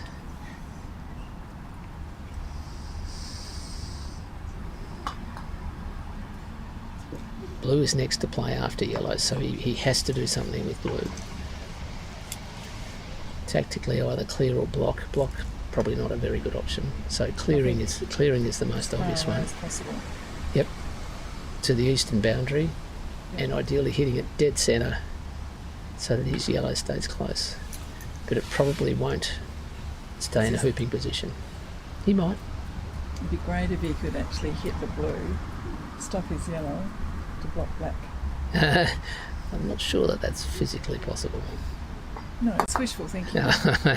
So he's done a good centre ball clearance, but as we predicted, the blue has ended up close to the eastern boundary, but the yellow has run a little bit past the hoop.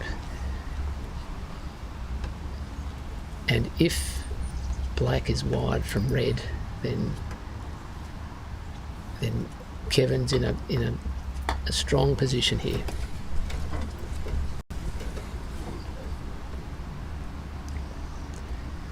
So Kevin puts his blue into a hoop running position as a second ball in front.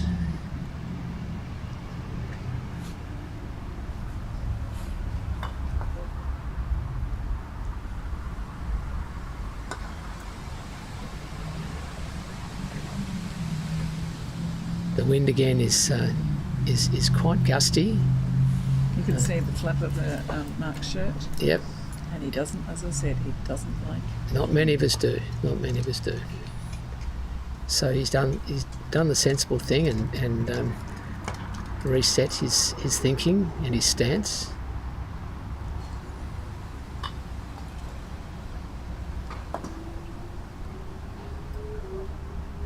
So he's missed just to the right, his right of the black, and ended up on the southern boundary. So now this gives Kevin a chance to run this hoop and win this first game in the best of 3 final of the New South Wales Open Men's Singles GC competition. Understandably, Kevin's taking his time.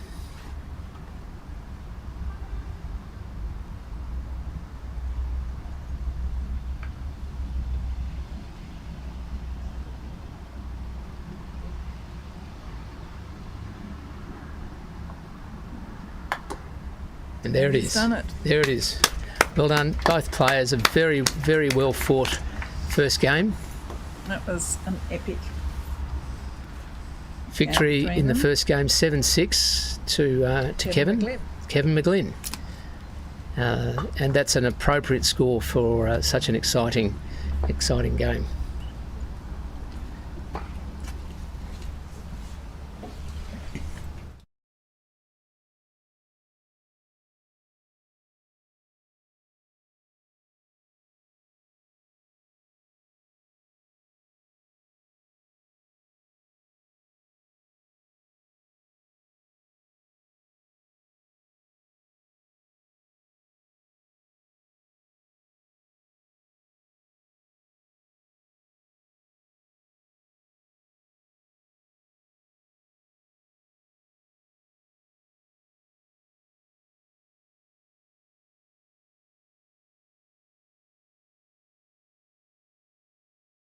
We're on a break at the moment. We're on a break, that's right.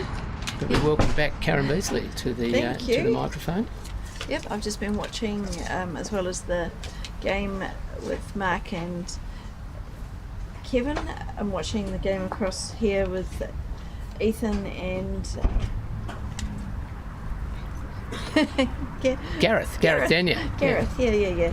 So they're on to in the time that Mark and Kevin have played their first game. Ethan and Gareth are now up to their third game. And they're up to... so they've each won one. They've each won one, and Gareth is ahead for 4-2 in the third game. So, and what's happening on the other court, Karen? Are you in a position to update us on that? So we've got Peter Freer and Rob I, and it's a 19-point game, and it's 6 each for them. And the other... So for those who are not aware what a 19-point game is, could you perhaps tell us? I think you're probably more the expert on that than me. You get to the 13 hoop, and then you go around again. Basically, that's it. Yeah.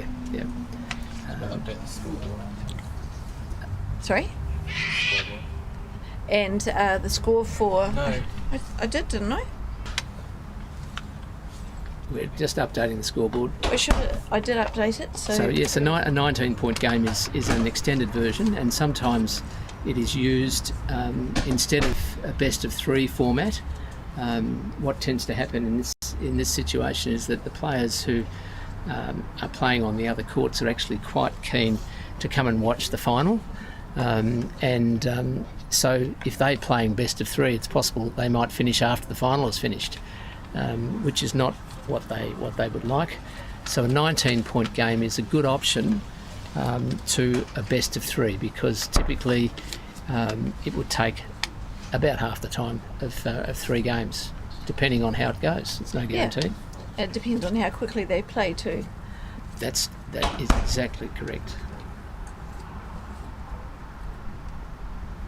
So while we're waiting here for Mark and Kevin to return, we're very pleased and thank the Canberra Croquet Club for their hospitality. Hosting a big tournament like this is no easy matter, and a lot of people have worked very hard to make sure it's happened. We've mentioned the referees already, who have been on deck now for 3 days straight, and that's no mean feat. In addition to that, we have timekeepers, scorers.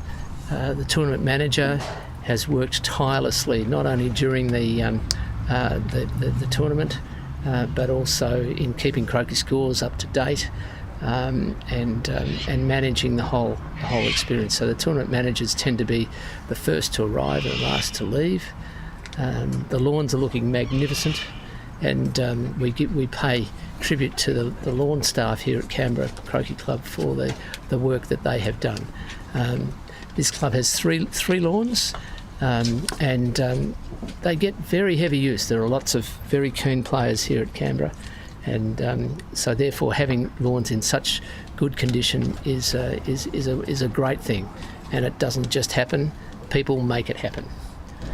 Karen, you're a member here, so you're probably in a better position than I am to know those details. Oh, absolutely. So we have a lawn keeper who also looks after I think it's the cricket ground, or so he looks after them, and he's done a great job bringing them up to scratch.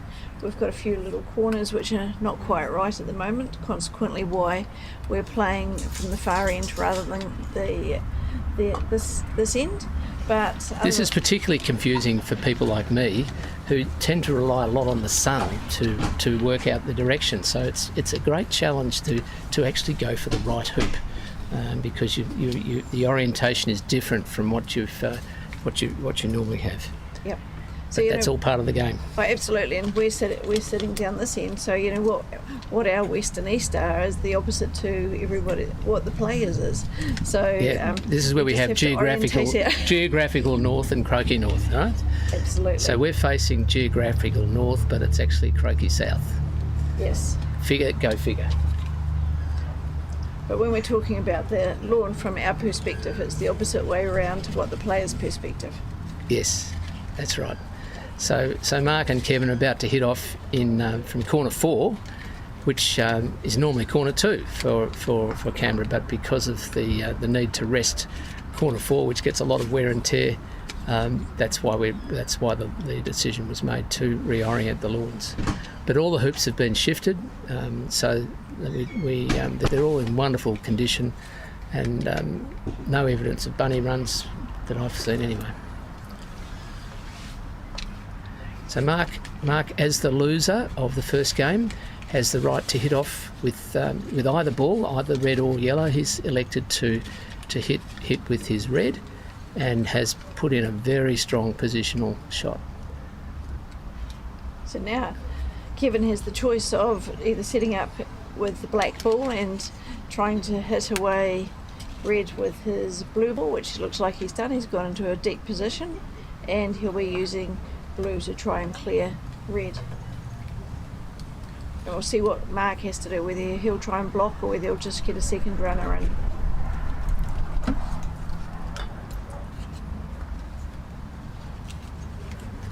And at this stage of the tournament, concentration is critical for these players.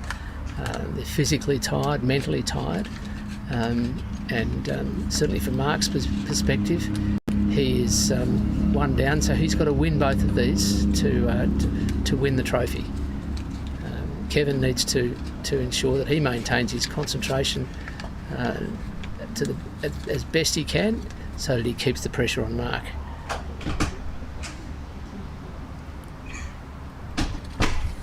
And this is our third day now, so they've been playing since 8 o'clock in the morning, since Friday morning, so usually finishing 4 to 5 each day, so long days and early mornings, so they are definitely tired. So Kevin's going for a clearance, just misses the red to the right, and ends up on the eastern boundary. So that will give Mark an opportunity to shoot for hoop 1 with his red.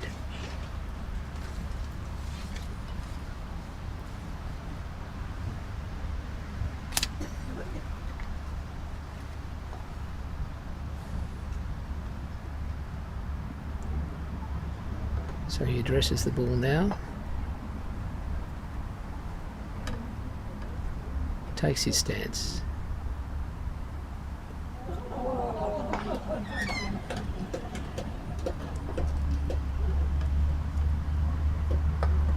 And a lovely smooth action which results in blue going through, well clear of the hoop. Just remembered I had another job. Oh. Well, thank you, Karen, for being here. You just No. I have to do the scoreboard. Oh, Karen's she's multi-skilled here, multitasking, keeping the scoreboard going with her phone. While Kevin has laid up nicely with his black in a good running position. Mark comes through with his yellow.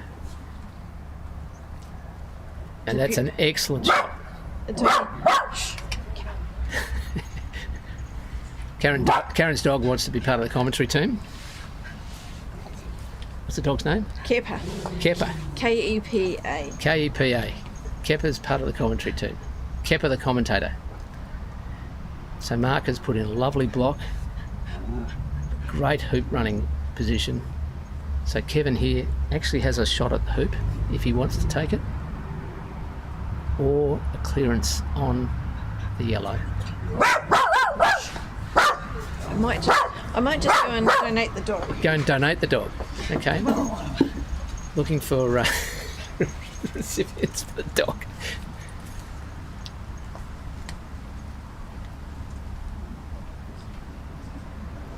So while Kepa's been taken away, Mark is considering his options for the red.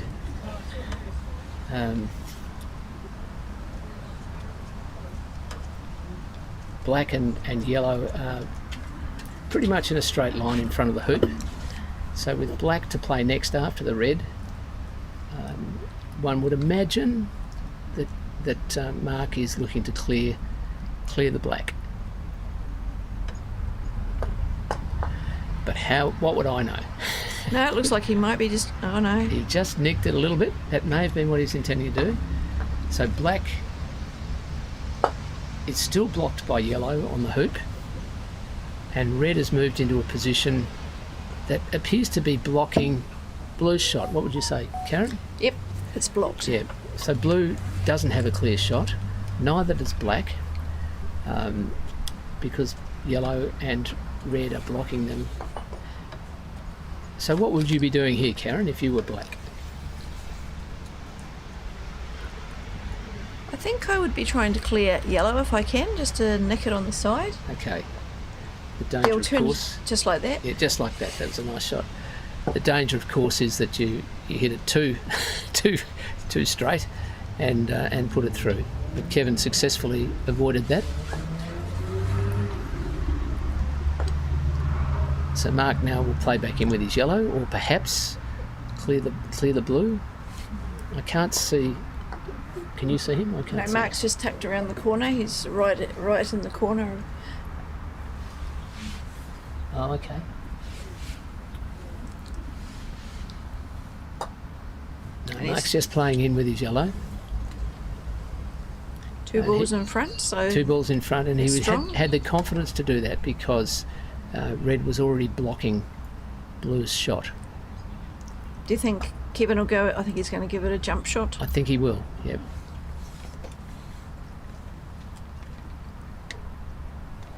Standard tactic, if your opponent's got 2 balls in front and you can see the hoop, go for it. Now, he can't see the hoop, but he can go for it with a jump. And sometimes with a jump, even if you don't get the hoop, you might actually clip the ball. But I don't think that would be his intention.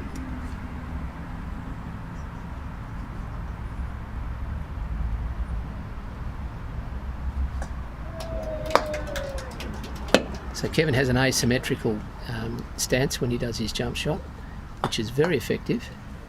On that occasion, however, the ball went to his left of the hoop, leaving Mark with 2 balls in front, as Karen said, Yep. and red to play. And talking about symmetry and asymmetry, Mark's the way he holds his mallet. He's very symmetrical. Yes. And keeps to keep his shoulders level. Yes. And his whole body level. But his feet are not, are they? He's got No. one left foot slightly in front of the other, which works well for him. Yep. And that's another lovely hoop. So Mark goes to 2-0 up. And as we're talking about stance and styles, we can see that people can use all sorts of different styles to achieve success. There is no one way to hold a mallet or to stand. For those players who are new to the game, it's finding what's comfortable for you and you know, knowing what the options are and thinking about those options. Sometimes you've got to be prepared to change your approach, don't you, Karen? Absolutely, particularly if you're stymied or there's a ball in the way, you definitely have to think about how you're going to change things. Yes. And sometimes if something's not working for you, you might just change a little bit to see if that works better for you on the day. Exactly. So we'll just let Kevin hit here.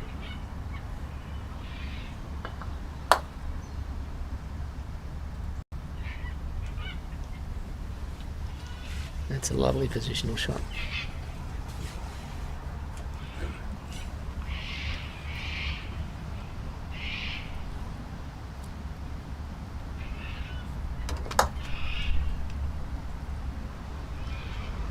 Those of you who are watching the live streaming, not screaming, will notice that the players are taking relief automatically around the boundaries because the lines are actually quite close and it's hard to get a level stance.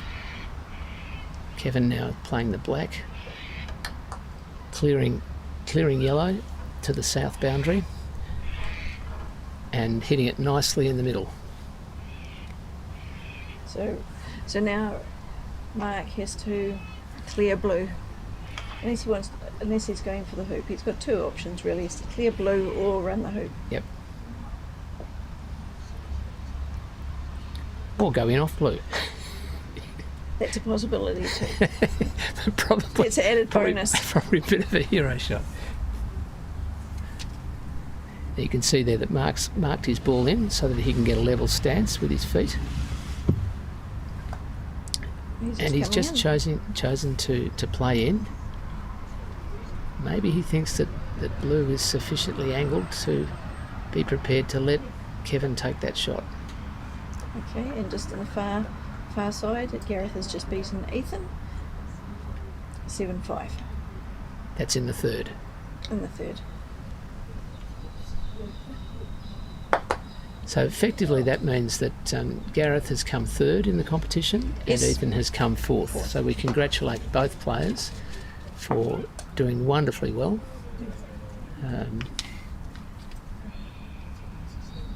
It is very difficult to sustain that level of performance over 3 full days. I think at this level, all of them are doing amazingly well. They are. There's not much in it really. No, that's exactly right. When you see that the games are going to best of 3s, there's very little in it. Very little in it.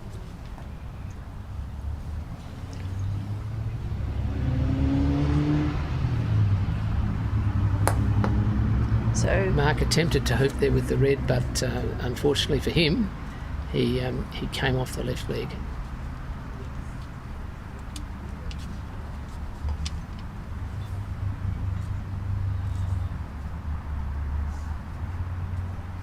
Now I know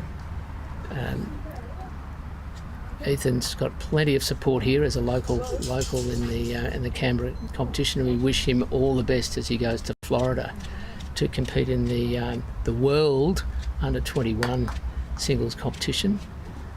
Oh, unfortunately there for Kevin, he's cleared both of his balls.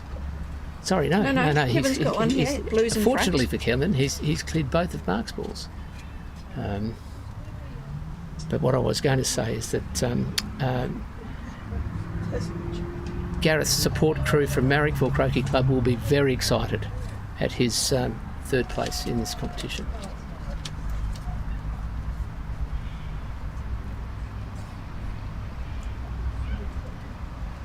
Also at Sutherland, I should say. He's a member there too. Yeah. So Mark coming back with the yellow. So whichever way we go, Canberra's got first, second and fourth. Correct. Which is a remarkable achievement. So Kevin now addressing his blue ball and putting it in the jaws, which was probably his only option. But he now is a little exposed because red is behind the hoop and in a position to clear it if Mark can hit it accurately. Yeah. There's not really anything of blue to be seen from Mark's angle, but he has to just get through the jaws. Yep. If he can hit it in the middle and follow it through, that would be his best option.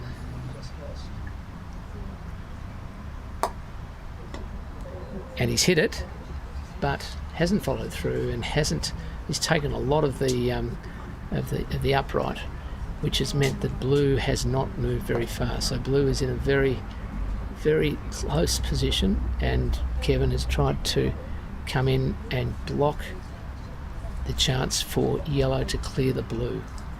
Hard to tell from this angle whether he's achieved that. I think he can see blue, but yeah, black is definitely an obstacle.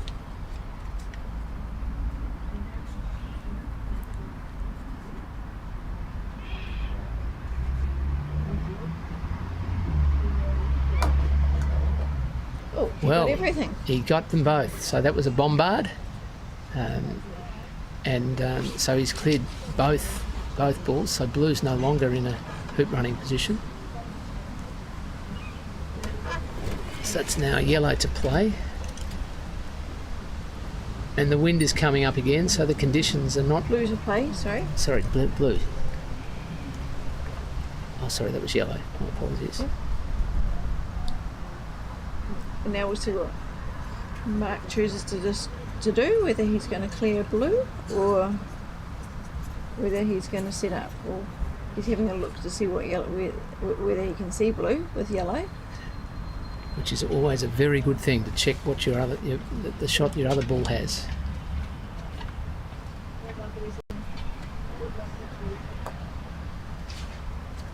So Mark comes across. I don't think he's achieved a block on blue. No.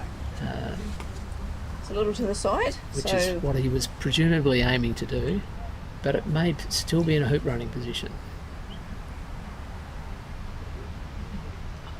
So it's black to play followed by yellow, and it may be that yellow cannot see blue, but we'll wait and see.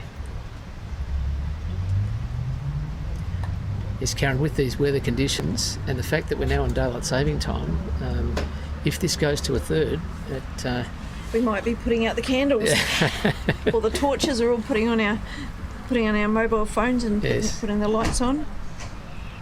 So it's just as well it's not going to a best of 5, isn't it? I don't think best of 5 would have been an option given the starting time. Now we do also have the time limits. So if they take too long on this one, they could potentially time out. and then have to start the next game. Do and we there'll know? be no time from the previous one. Do we know how long they had to play this game? I don't know. But the referee might be able to tell us. I have a hot. 75 minutes. Is it 75 minutes? Oh yeah, that's how long they start. Depending on how long they took the first. I've got a hotline to the timekeeper, so I'll ask her.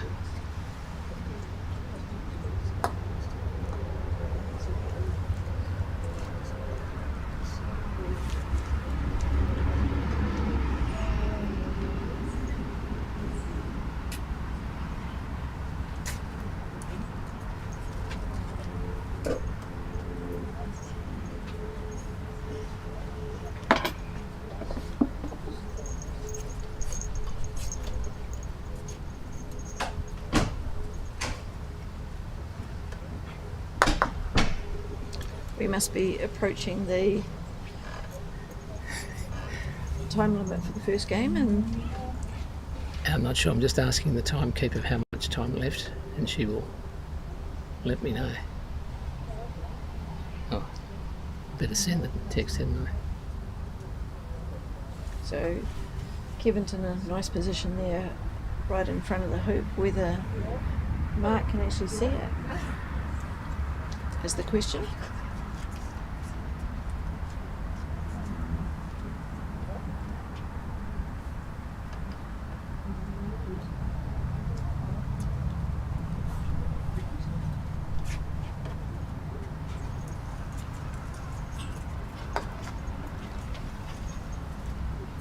Oh, That's a he got lovely it. shot. That was an amazing shot. Lovely shot. So I've just been advised by the timekeeper that we have 57 minutes left. Do we know how long the first game took? I'm not sure. It doesn't matter because I think they had enough. Is that total? 57, or that's this 57. game? That's this game left and then in they'll this get game. another Yes, 75 that's minutes it. on top of that.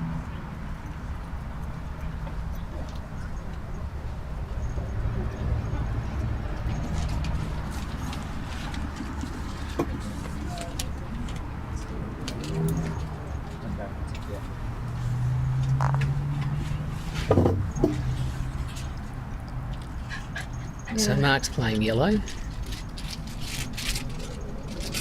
Not sure if he's going for the hoop or potentially clearing black.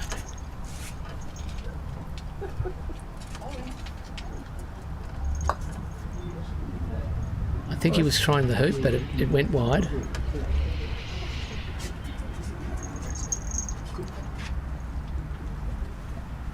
So the yellow has gone over halfway,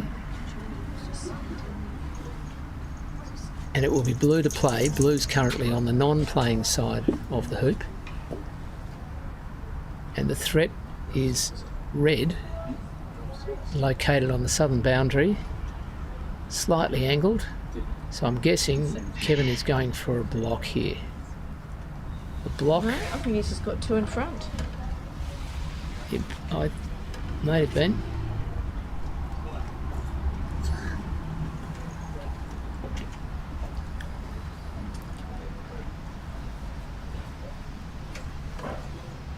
So the referee is supervising very carefully how Mark takes relief here. The rule is that you can take it as far as you need to get a level stance, and that's been, as I said before, it's been consistent throughout the tournament.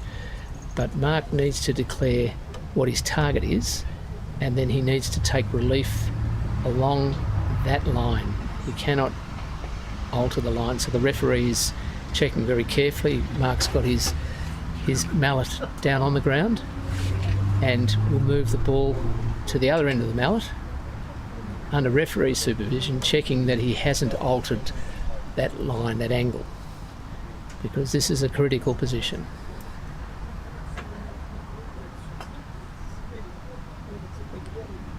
We don't know what Red's intentions are. If Mark can see the hoop, I'm guessing he would be going the hoop. If not, perhaps clearing black.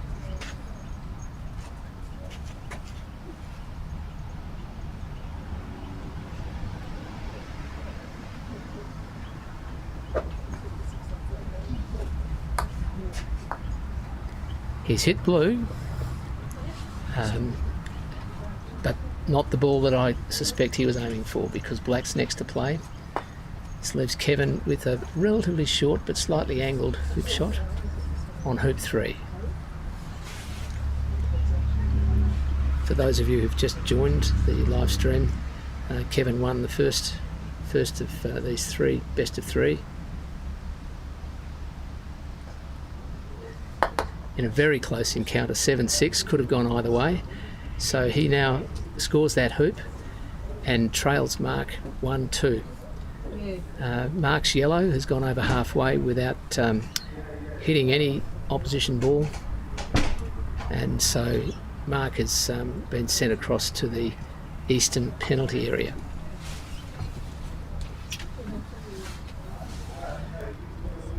What do you think, Karen? Is Kevin through far enough to be a non-hampered shot? I think it's non-hampered. I think he'll be fine. Yep. I think he's a little bit here to our right towards us. But the referee is marking it just in case. What do we know? Yeah, I think he'll be fine because he gets down low, and when he hits those sorts of shots, so I think we'll have no problem. But the referee is wisely putting a mark down, because if a fault is committed, then the ball, most likely Mark would choose to put the ball back, and so the marking enables the referee to put it back exactly where it was. So Kevin's now looking very closely at his shot with black before he plays blue. He will not have the same sort of freedom of swing with black that he does with the blue. So, for example, if he's deciding to clear, he should clear with the blue rather than the black. He's missed slightly to the right.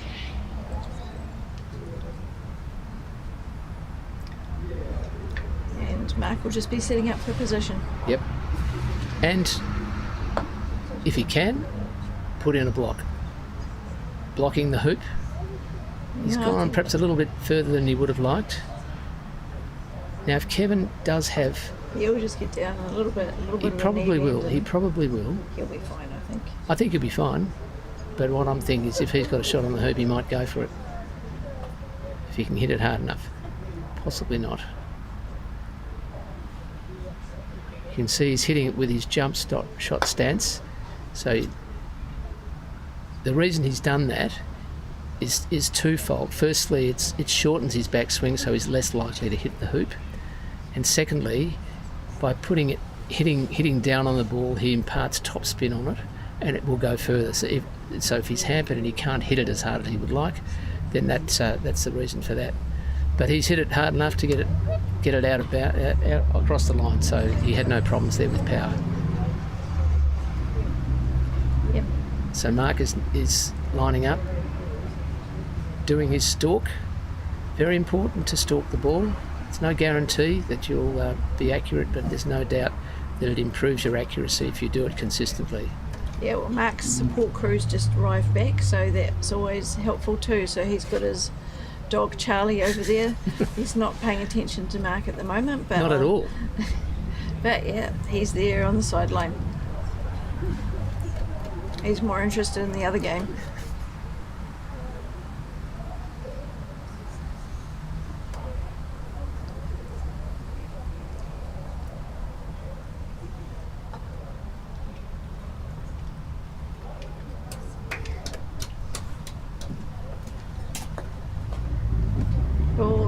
It's a good attempt. It's a good attempt, but Mark is not happy with it. He's put it close to the hoop, but not in the jaws. I think it's on that left leg. I think so. Kevin's had a good look at it, because the position of that ball will be critical to what Kevin decides to do. What would you do, Karen? From Kevin's perspective? From Kevin's perspective, yeah, that's right.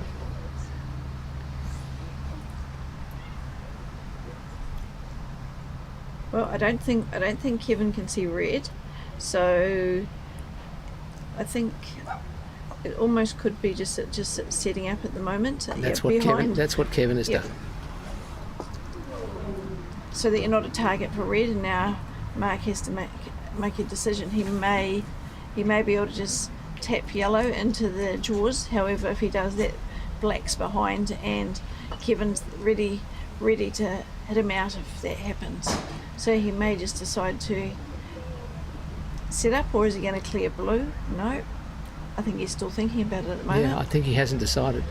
And one of the issues here, assuming that yellow is very close to or on that wire, a risk for Kevin is that he might try to clear it, and if he hits the hoop itself can knock yellow into a hoop running position if he's not careful. Absolutely, yep.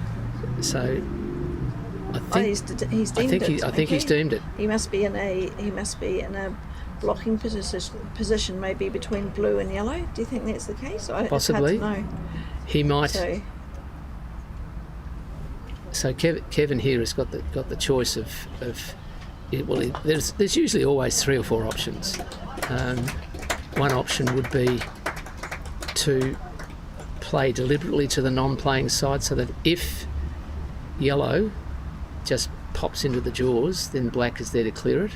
However, Mark is a good jumper, and it could be that he could jump, but blue's there too, so blue can clear red before red plays. So there's lots of scenarios here for the players to think about. So Kevin's gone for the clearance on the red, and I think he might have got a wire on red clearing blue. Anyway, we'll say not red clearing blue. I think he's going to try and jaws it at the moment. I think he's going to try and jaws it.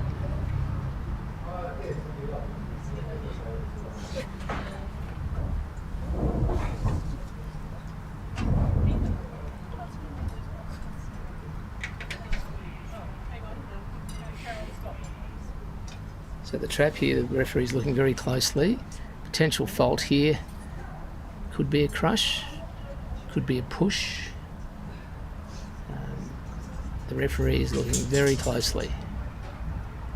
That's fine. That looked clean.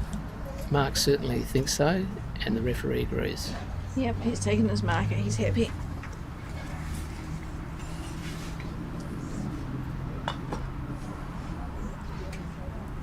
So, Kevin will now be trying to jump.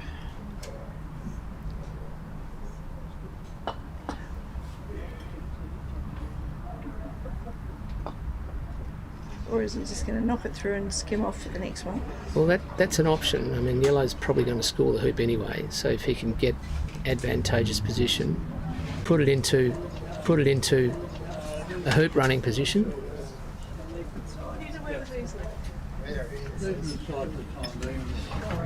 So Kevin is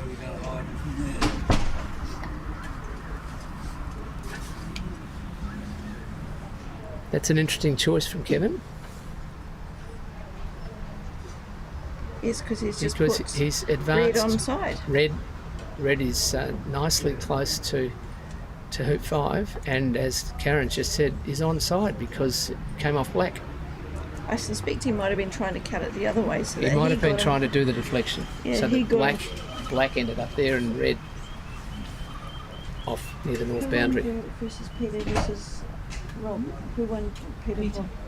Okay, so we've just got the score from Peter Freer versus Rob I, which was the 19-point game, and Peter Freer won 10-9. So it was a very closely fought game. Yep. And all credit to Rob I. I think this is his first Open tournament, and he's done very well to get as far as he did in the tournament.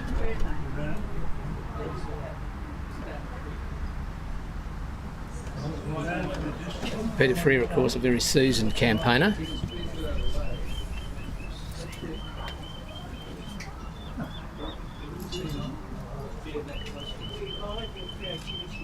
So Mark now leads 3-1, and he is heading towards hoop 5. I think he's going for it. He might be going for it, Karen. The cast would suggest he's not aiming to hit it slowly. The whole purpose of casting is to keep your swing consistent, and that is a lovely hoop. And the crowd shows its appreciation. They're going wild here in Canberra, I tell you. Going Or the wild. dogs or the No, with appreciation. Oh, a beautiful position from Kevin, just in front. Yep. They're quality players, both of them. Not only in their technique, but also their tactics.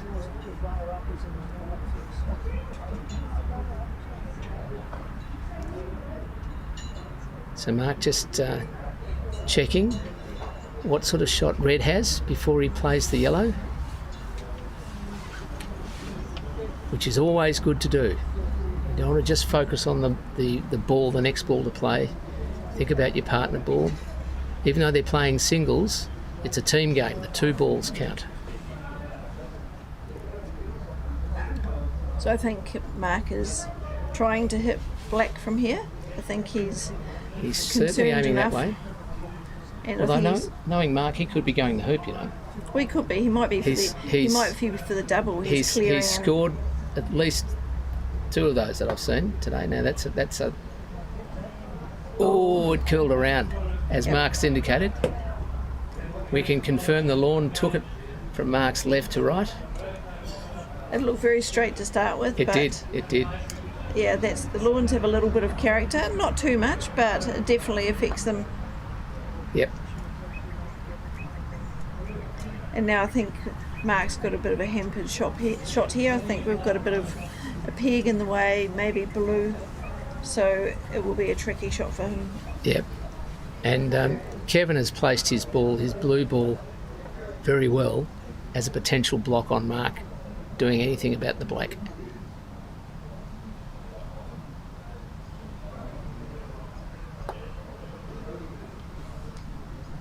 Mark successfully negotiates the central peg. It's amazing how often that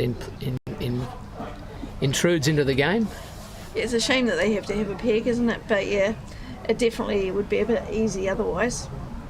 It'd be easier, wouldn't it? Yep. Be too many hoop runs from 5 to 6. Kevin is just checking the shot that red has, whether it does have a shot to the next hoop before he plays his. And again, a very confident hoop. So Kevin now trails Mark 2-4.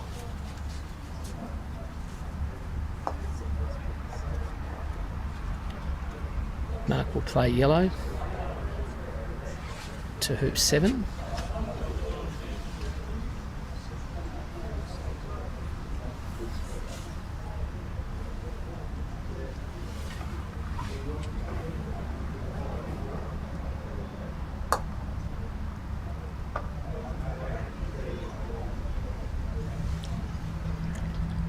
Again, Kevin is not about to play the wrong ball. He's just checking what sort of shot red has.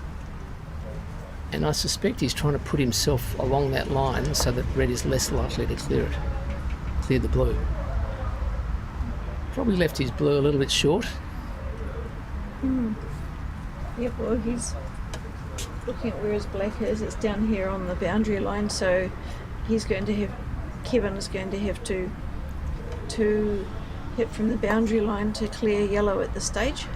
And Mark's done a lovely shot there. Oh, unfortunately for Mark, he's put it in a position which has basically stymied his yellow ball. His yellow doesn't have a shot. One of the key questions here will be whether the balls are touching. Why is that important, Karen? Well, if you touch, if they're touching, you're not going to do a double tap. Yes. Mark's just told us they're not touching. He's said they're miles apart.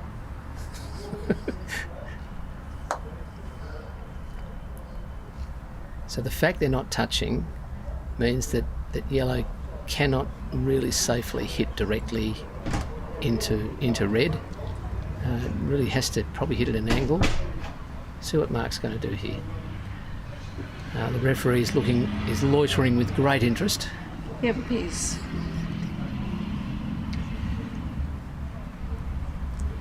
So he's going to have to put a little bit of an angle on it, so it won't be able to hit it directly. Yep, and that of course will put Oh, Kevin's disagreeing with us. Kevin thinks it'll Kevin be needs to fine. concentrate on his own game. Yeah, we're making the decisions here.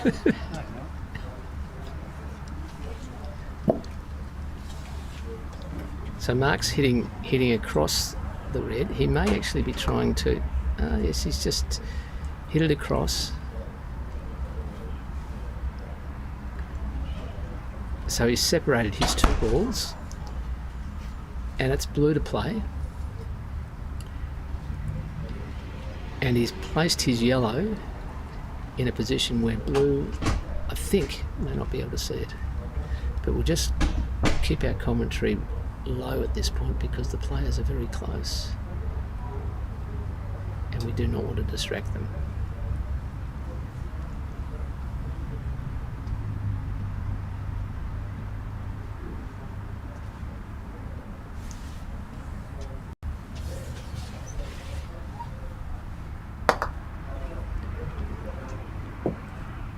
So Kevin's cleared the red and trying most likely to get the red not in a straight position so that red doesn't have a straight hoop shot, even though it would be 7 yards. I think black can jaws it at least. I'm not convinced that it'll run it, but we'll from the angle. I've learnt not to predict these things.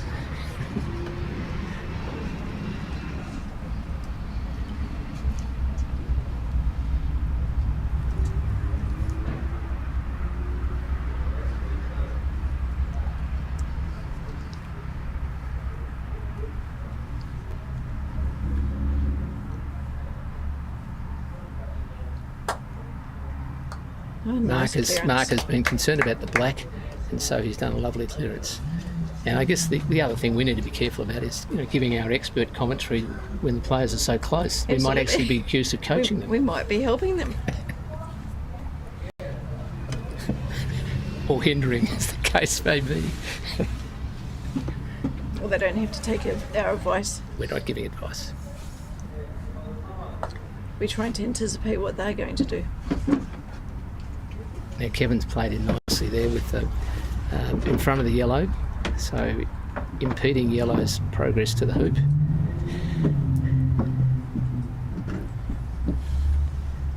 But it's close to yellow, so Mark's got the option of stunning it away.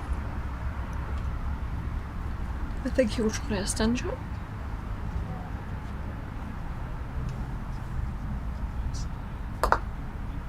And nicely done. Nicely done.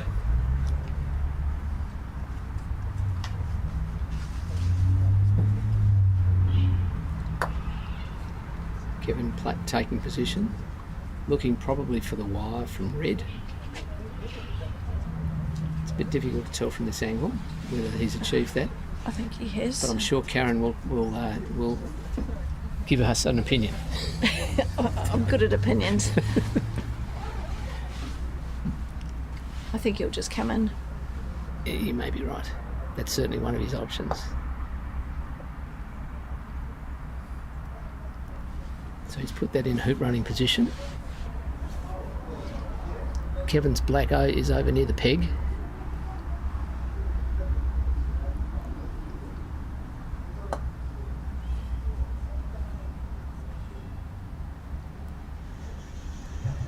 So that's also a very good hoop running position. Now it appears that he might have blocked Blue's shot to the peg, to the hoop. Is that a problem, Karen?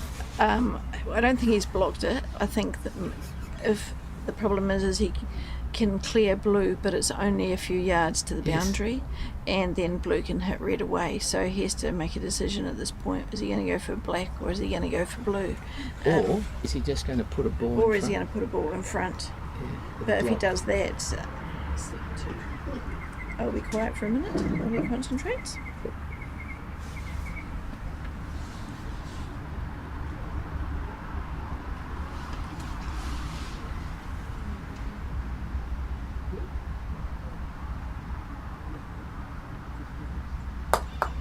So he's cleared black and left his yellow closer to the hoop than the black.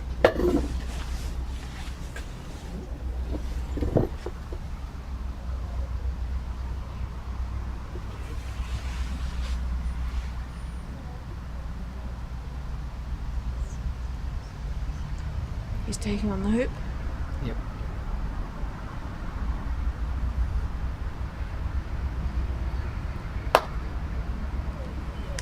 Missed it to And the he's going left. to get Mark's dog instead.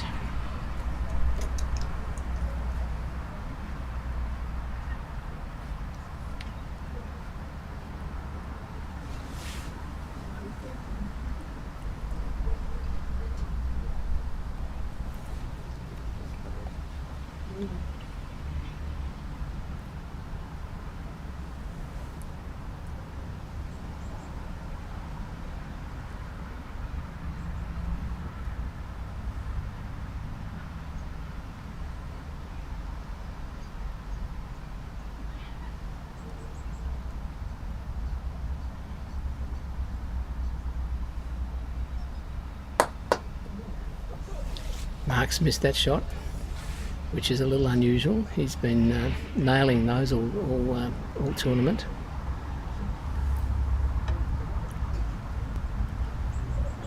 Gives Kevin an opportunity to come back. But yellow's still there. So we can't quite see Kevin, but we know he's in the corner somewhere. Just on this boundary, actually. Kevin plays into a hoop running position. So Mark's got two options. He can come up and set up in front and potentially clear with red. Clear black with red. Yes. And blue is at the far boundary. Blue's a long way away, and it would appear that Mark has cleverly placed his yellow in a position where blue possibly cannot see it because of the hoop.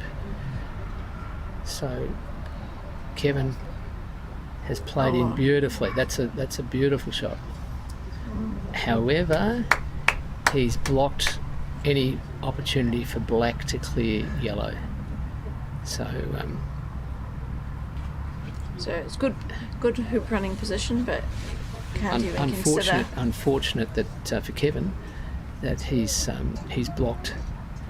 If it had been a bit shorter, it would have been ideal for Kevin, because he would have had blue in a hoop running position, which he's achieved, but also black with the option of clearing yellow. So it's red to play, followed by black.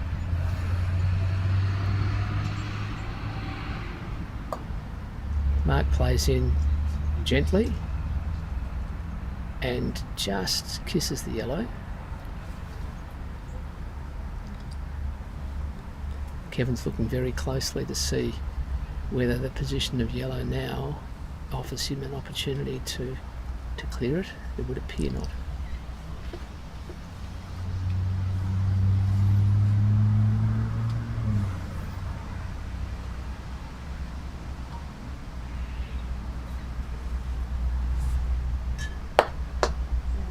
So Kevin attempts the hoop with black just slightly to the right, and with all the top spin that the shot had, it bounced back and then onto the non-playing side.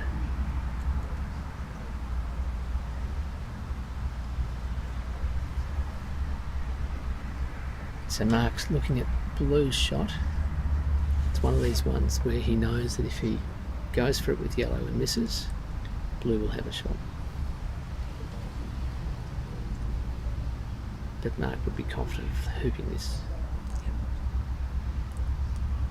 And you can see his split stance here, just how that left foot just sits a little bit in front of the right foot, but it works amazingly well. It works very well for him, and you can see there he's got the yellow up beautifully to the next hoop, to hoop 8. And the other thing for Kevin is blue to play. Blue's in a lovely position to hoop, but now it's behind the hoop in terms of... he's going to promote black. He might promote black. Now, why might he do that? Well, he's stuck behind the hoop. Yes, one reason. He can only go out to the sides, and he's thinking about it, but he can only go out to the sides, and yellow's in a hoop running position. So if he can get black down there a bit closer, it's there to do a bit more damage, and it's a bit closer to yellow to be able to clear it. Yep. And he's done a great job at doing that. And even if he hasn't got it in a hoop running position, as you say, it's in a stronger position to clear the yellow from where he is than where black was. The downside of that strategy is, of course, that blue is nowhere near the next hoop at this stage. So Kevin, in the first rotation, is looking to play lovely. Right leg, but It's short of the hoop, I think, but I don't think black can run it. no. So black will have to make So a now- decision of.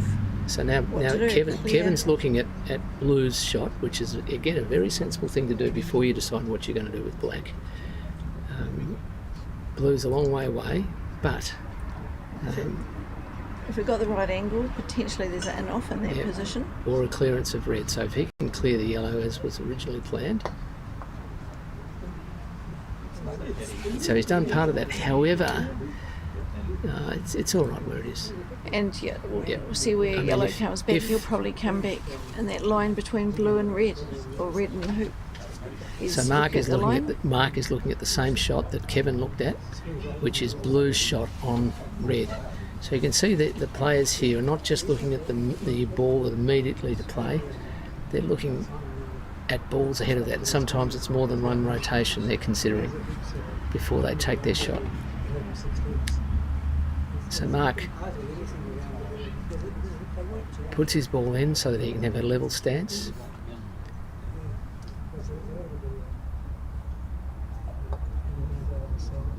And if he can get a block on blue hitting red, it's close, but I don't think he's done it. So I think that red is open to blue, and so is the hoop. Oh, that's good, I think. It's sunny, so sunny here in Canberra today that the umbrella is not shading us all. Oh, brilliant. Oh, Kevin. Look, he was. It was the right choice, but it just hit on the wrong side of red, and put red through, scoring the hoop for red. So Mark goes 6-2 up, and is now first ball to hoop 9.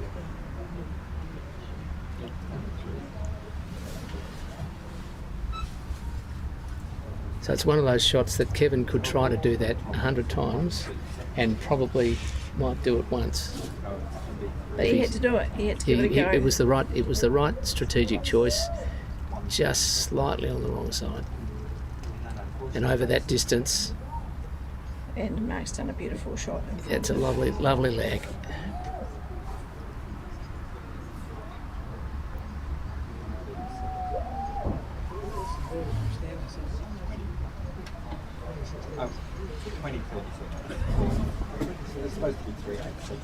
So Kevin plays across. He doesn't want the red to have that shot, so he's actually attempted to clear it. Missed it, I think, slightly to the right. So Mark is looking in a very strong position in this game at the moment. 6-2 up, with now 2 balls in front of hoop 9. Probably both. We're introducing our guest commentator, Gareth Jenkins, who has just come off the lawn. Did you say Gareth Jenkins? Gareth Jenkins. Here you go. Oh, You can- umbrella. You might just want to hold that because it's stinking just there. Gareth Denyer, I do Yes. apologise. Gosh. Have we met before? No, I don't know. Strange man. I don't know who you are. Yeah, 6-2. 6-2. Well, Yes. it looks like we're going to get probably. decided. Well, we don't want to. No. We do want to make any predictions. No, Gareth. no predictions. I hope you learnt that from the women's. But 2 balls in front of the critical hoop. Yes, Mark is in a very strong position, and And could you refresh my memory, bring me up to speed with how we got to this stage? well, the previous hoop, Mark had two balls beautifully positioned, and Kevin had his blue well away, about 45 degrees, and he went for the clearance, and unfortunately hit the red on the wrong side and peeled it. Oh. So we all know what that's like. Yeah. But we were saying it was the right strategic choice for Kevin. Yeah.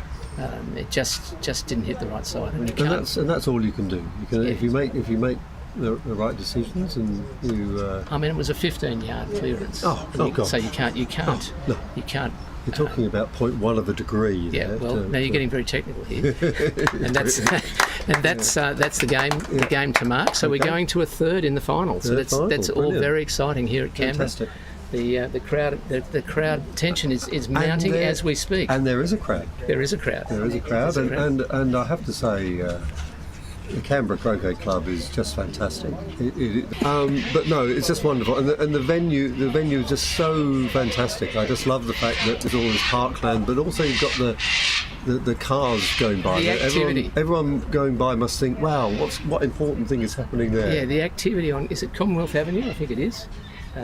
There's lots of action. And the referees now are hard at work, just making sure that the lawn is still in tip-top shape for the third game in this best of three final. Well, we've been blessed with both semi-finals going to 3 games. Indeed. And now the final going to 3 games. Yes. So it's the very good value for money. Yes, and it's good that you managed to finish your game, so you come and join me at the microphone. Yes, so I was congratulations on your in the third win. place. Yes, well that was great. Well Ethan and I had a very rapid fire match, and he doesn't mess around. Ethan does not mess around. No. And as we've said a couple of times, he's about to head to the under 21 Open Singles Champion, World Singles Champion, which is being held in Florida. So he heads off on Tuesday. Oh, right. Okay. So this has been a good warm-up event. Yeah, good warm-up. He's just, the way he hits the ball is just dreamlike. It's the power he generates, and that really comes through when he's doing these 7-yard, 6-yard jump shots. Yes. Because he's just playing what appears to be a normal shot. Yes, that's exactly right. But it's just the power that and the loft that springs up from the turf. It really is. I envy it greatly. Well, it's probably something to do with his youth and his strength. Yeah. And also his accuracy, and he thinks about the game very well too. Yeah. He's a very strategic player. Yeah. He's not just bashing the ball. So we're just on a bit of a pause at the moment, because as the players take a well-earned break. But it won't be a long time before we're back calling this epic final between Kevin McGlynn and Mark Scruton. Yep. And it's the New South Wales Open Men's Singles. It's not the Canberra. Although it was me versus Canberra really this morning. It's an all Canberra final, as we said before. I was holding the fort for the rest of New South Wales, but sadly Canberra won. That's an interesting political statement that you've just made. The rest of New South Wales. Yes, it's. No, we are delighted, and Canberra's a very strong club. Yeah, and not only strong in GC but also in AC as well. And gateball. And gateball. They play. I believe they play ricochet here too. So they play all four codes. All 4 codes.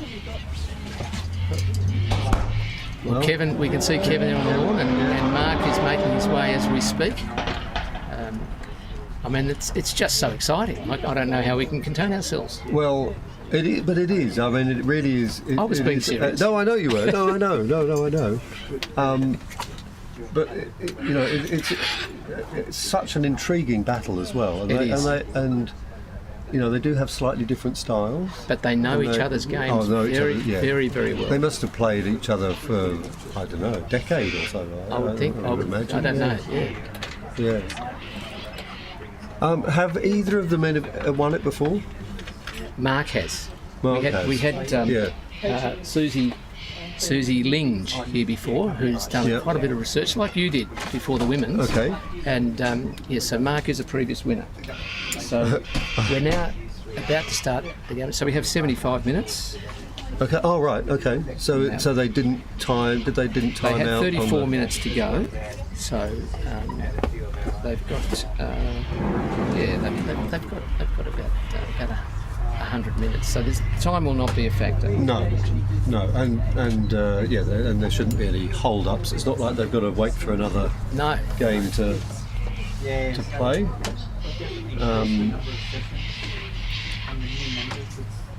And do we have viewer comments on the live stream, or is that something that? Ask Samuel.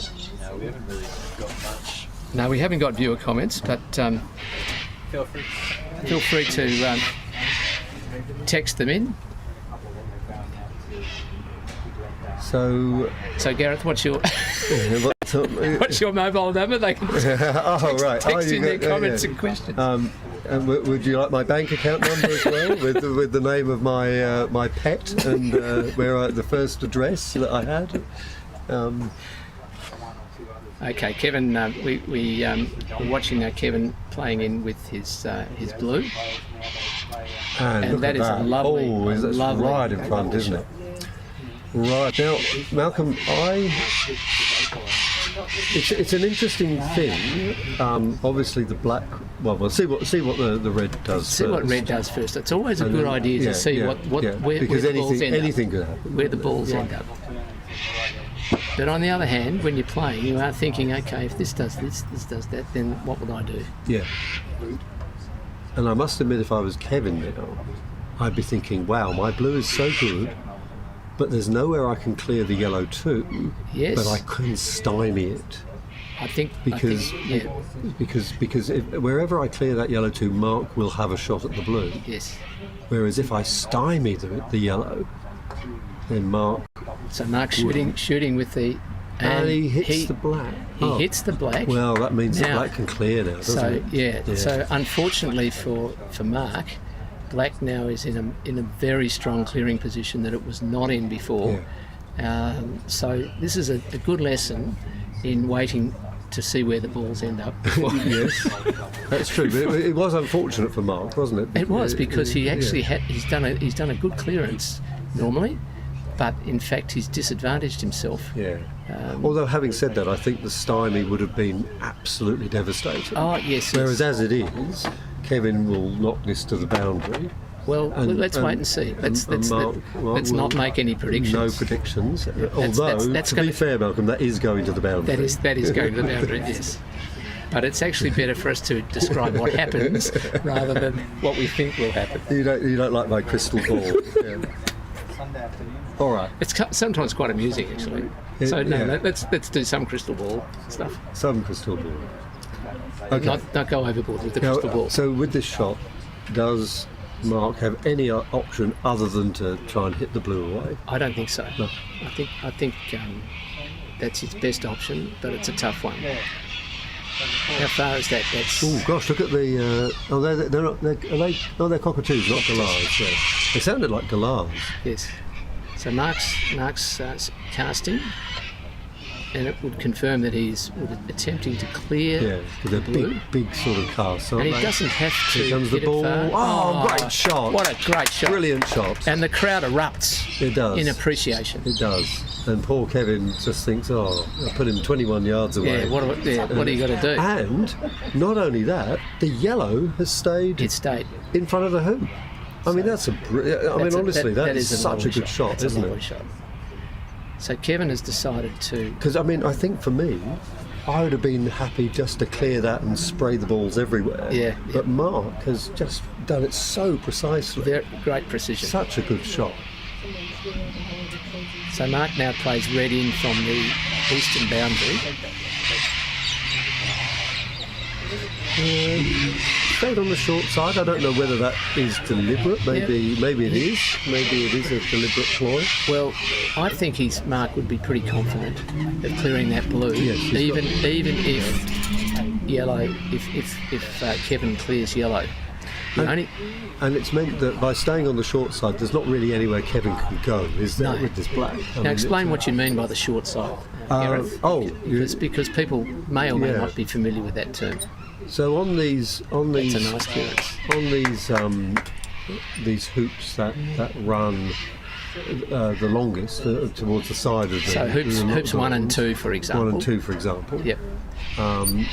The side nearest the, in this case, the western boundary. Yep.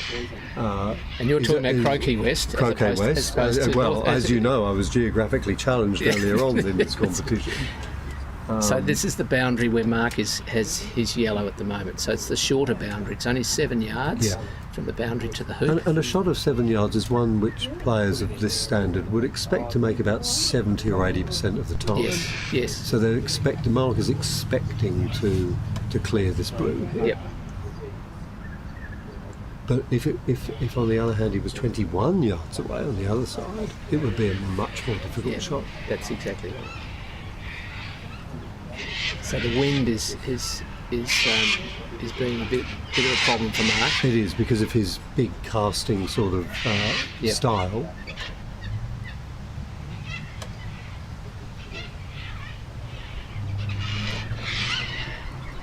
And bobbles. Oh, and he didn't. He decided not to hit that one hard. Yeah, and do you think he changed his mind halfway through? I think so, because the way that he was casting, it looked like he was going to give it a bit of oomph. But did you notice it bobbled as well? Yes. Yeah. Anyway, and bobbled was a very technical term. Bobbled, yes. So this gives Kevin an opportunity to run hoop 1 with his blue.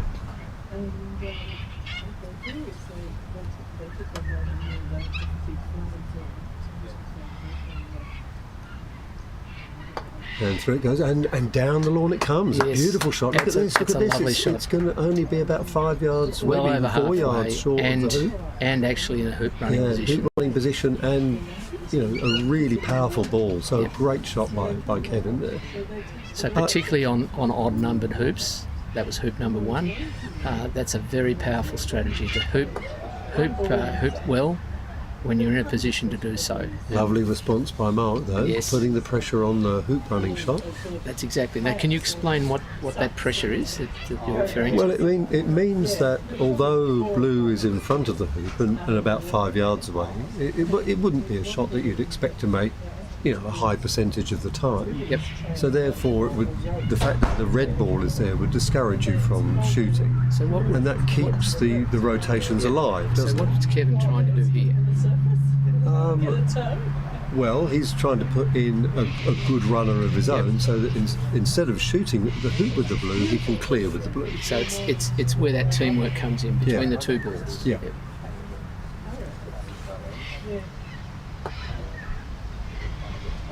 And similarly, Mark is trying to put that's another coming in ball close. It's coming in close. Oh, he just kisses the outside edge of the very wire. Close.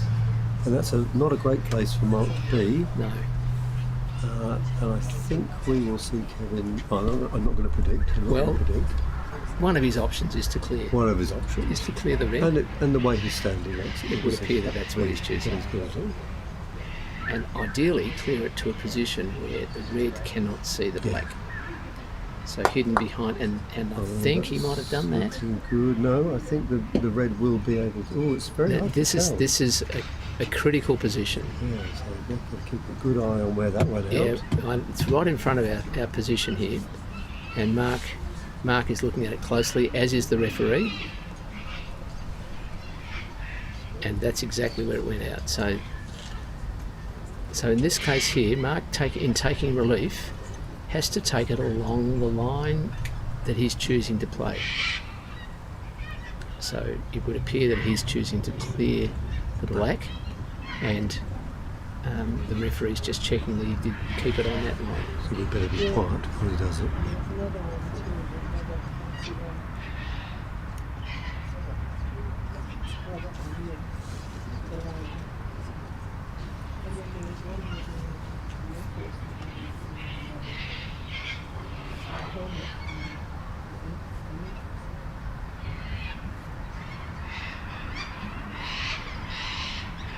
The cone of silence. The cone of silence when the players are close to us. Because our commentary position is just north of Hoop 2. That's Croquet North. And geographical south. Geographical anything, really.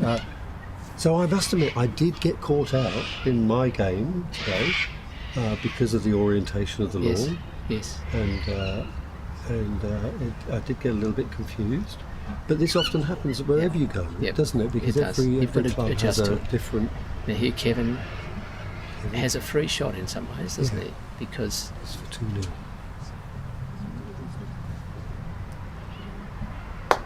And through it goes. Lovely hooping shot.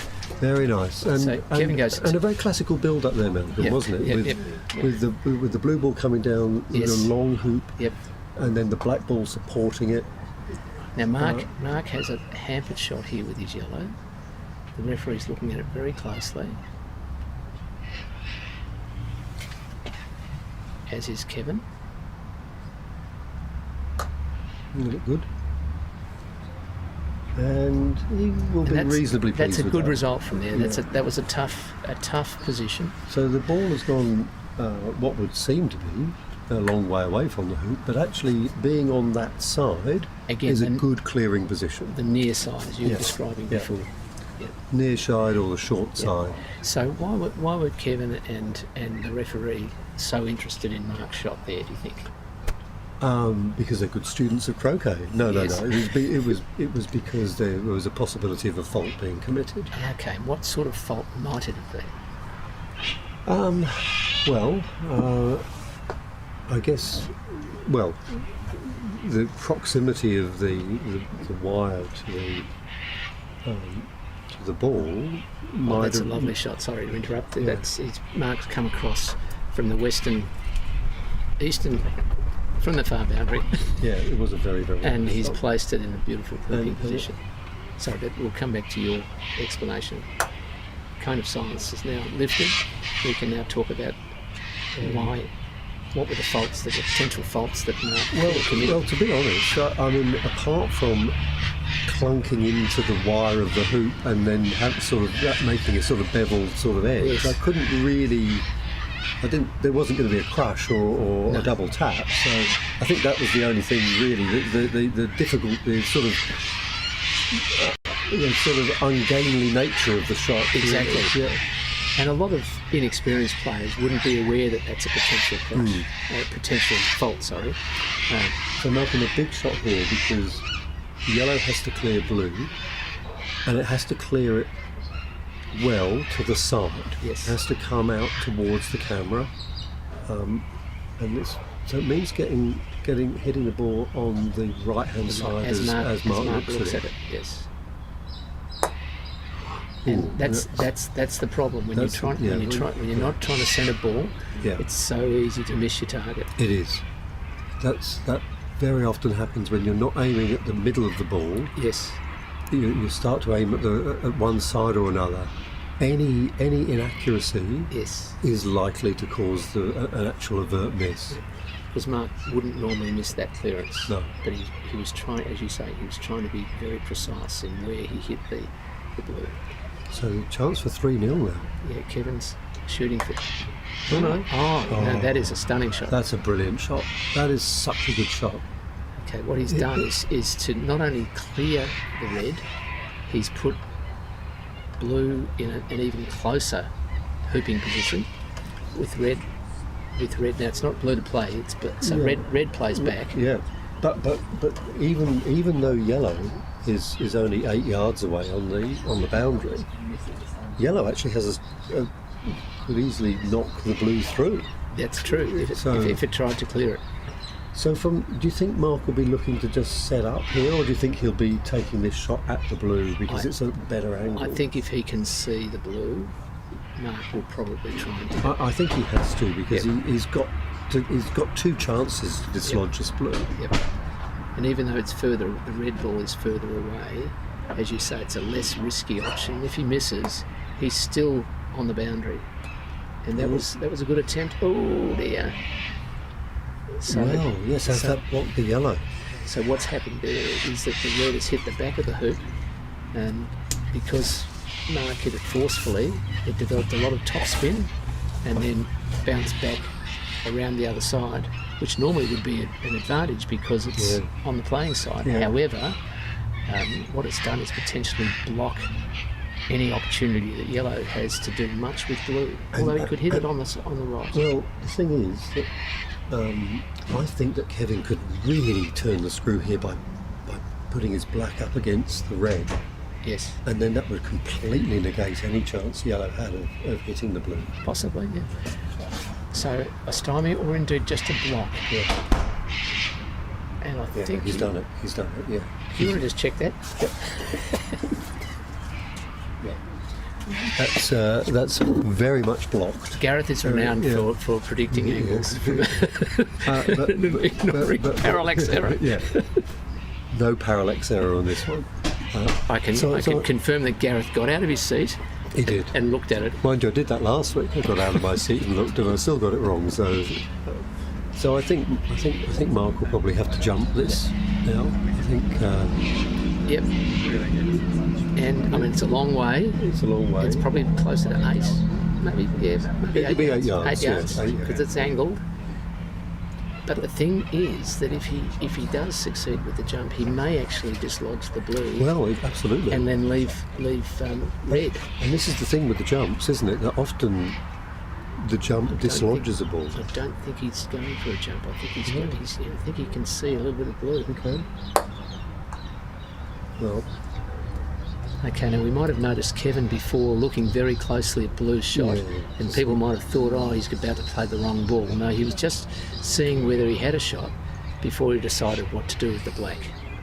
And again, this is good strategic thinking.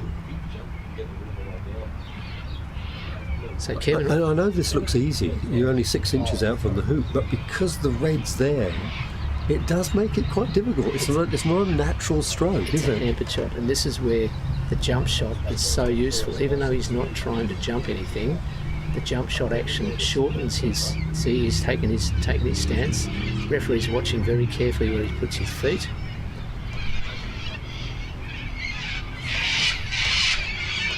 Yep. And Kevin 3-0. And Kevin is a very experienced jump shot player, and that's a good example of that, where a jump shot is handy, but he's not actually trying to jump anything. He's trying to avoid a hampered shot, or take advantage of the situation where the ball is hampering his backswing. So very, very important for Mark now to make this next hoop, because being 4-0 down is really, really difficult to come back from. Yeah. But it's kind of 3-1, and then the sort of short hoop to 5, and then the straight hoop. You can make it 3-all quite easily. But 4-0 is not. Mark will be disappointed. Very disappointed, because now it gives an opportunity for Black to long. And Black can not only set up as he has done, but he could have hidden. But the Black is now open on Red, so Red could come back and clear it. And this is where it's difficult to judge distances. That's a good shot though, because the danger there would have been yellow blocking Red's shot on Black. Yep. And Mark has avoided that. Avoided that. That's exactly right. So Kevin plays up. And here... He just touched the yellow. Yeah. I mean, there, if Kevin had got the block, Red onto Black, that would have been very powerful. Very powerful. So now Mark is facing... What would you think that would be? Well, 5 yards? Yeah, so there's a choice for Mark here. He can either try and hit the Black away, or he could try and get in front of the hoop and block Black's shot. But as you'd mentioned earlier, Kevin's jump shot is so powerful. They're both very good jumpers. So I would think that Mark will try and clear the Black, particularly as his yellow is in a very strong position relative to blue. Yeah, yellow can stun blue away and hold position.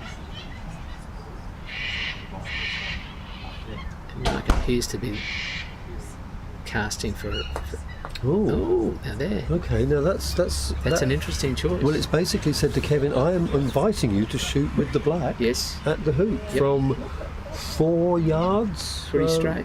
Maybe it is about 4. Look, it's maybe 4.5. Yeah, that's a very interesting choice. I think that is very interesting. It was an easier clearance. But he's not clearing the next ball to play. And as a player, I think you'd be really kicking yourself if you went 4-0 down as a result of that decision. Well, let's wait and see. Yeah. No predictions. No. It wasn't a prediction. It was just a sort of just the psychology of, well, do I give myself? You see, it's and Kevin, 4-0. and that's a brilliant shot. It's also a very strong statement. I mean, Kevin is indicating that he's prepared to go for those long hoops and to hoop handsomely. Very handsomely. We love a bit of alliteration. Well, I mean, the ease with which that ball went through the hoop, it made it look like a gate ball hoop, didn't it? I mean, it was. It did. It made it look like the club hoops that have always been set very generously. So Mark has his first ball across to hoop 5. I have learned a very important lesson. Is that? And that is that in practice, I should set the hoops tight. That's an interesting because I do feel as if it can lull you into a false sense of achievement. Yes. You know, if you're practicing sort of set wide and you think to yourself, I'm 50% from 3.5 yards. Yes. It's a very different matter when you come to here. Yes. And the hoops are set very. Yes. And you're under the impression that your percentage is very high from a certain distance. And you're a great one for percentage, Gareth. I like love your percentages. Yes, there's no question of that. And Kevin has played his blue in and just knocked the yellow slightly. I don't think it's materially altered. Gosh, they're all together. 3 ducks in a row. It's like an association croquet sort of cannon. This one. You better explain what. No, I'm not going to explain that. No, don't worry. So 3 balls very close together, and this is a situation where anything can happen, and it's quite unusual at this level to have the balls huddled around the hoop like this. It is very unusual. Normally it's a lot more expansive. Yep. And it could be after this shot. Yeah, is he shooting it? Yes, He is. He's shooting for the hoop. Wow. That was a very great, really aggressive, wasn't it? Very aggressive shot. Yeah. And a good effort too. Yep. And Kevin likes to attack the hoop. There's no doubt about that. And at this level, you have to. You can't. If you have a reasonable hoop shot, if you turn it down, you've got to have very good reason to do that. Now, I mean, from where our commentary position, it's difficult to see what distance there is between those 3 balls. And we're certainly not going to be predicting it. No, but it certainly looks as if Mark does have a defensible shot from here. Yep. Now, let's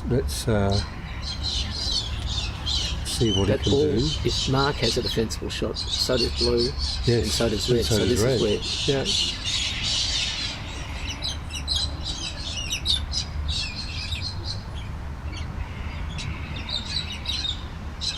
Oh, and he makes it beautifully. That's a great lovely shot. A lovely hoop.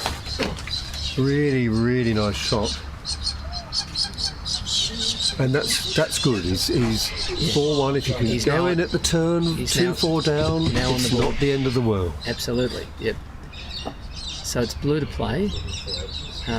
Blue may be slightly hampered by red in its shot. It might be, yeah. Do you want me to get up and have a look? Gareth is much younger than I am, and he's going to have a look and see how close it is. But the referee is having a good look, and is proactively marking the balls, which is good. It's sort of by the time red has to play away from the blue, the peg starts to become important. Oh, okay. So I think he's going to stymie the blue. I think he's going to stop the blue from playing. It's blue to play. Sorry, stymie the red. Oh, right, sorry. I was looking at the trajectory of the red. Sorry. So I can't be relied on to do anything, can I? Really? So at the end of the day. You are quite correct in what you said. wrong balls, but quite correct that blue has gone for the stymie. And if these balls are touching, and that's what they're looking at now, that could be significant. Well, that would certainly be an advantage for Mark because he can play a shot without a double tap. Yep. And he can, and I mean, if he's got some AC skills, he would be able to put the red down by the hoop and the blue all the way down here. That's exactly right. Yeah. The way he's shaping for this, it looks as if they are touching because otherwise, oh no, I don't know. Let's see. Wait and see. So essentially, in AC parlance, this would be a full roll. And that's pretty good, actually. That's actually a very good outcome. In AC parlance, that would be a drive. Yeah, a drive. Okay, yeah. I stand corrected. Well, yet again. No. No. No, a very, very good shot. Lovely shot. Really, really good shot. And we can take from that the balls were not touching because if they were touching, because if they were not touching, then that would have been a double tap. There's no way that red would have got that far without the mallet hitting it more than once. So that looks like a good shot from Mark. The yellow right in front of the hoop, but he's going to be relying on red clearing the black. Yes. And there's a little danger there that he might have reduced the visibility of red on black. Yes, correct. But let's see what happens with the blue, which is being played from corner 2. Corner 2. Up by hoop 2. And we're following our own advice, not to wait to see where the balls end up before we make any further comment. And that's a great shot. Well, that's such a good shot because it's blocked the yellow's hoop running shot. It looks like it has, although if you got up and had a look at it, you might have a different view. No, I'm pretty sure I don't need to get up and look at that one.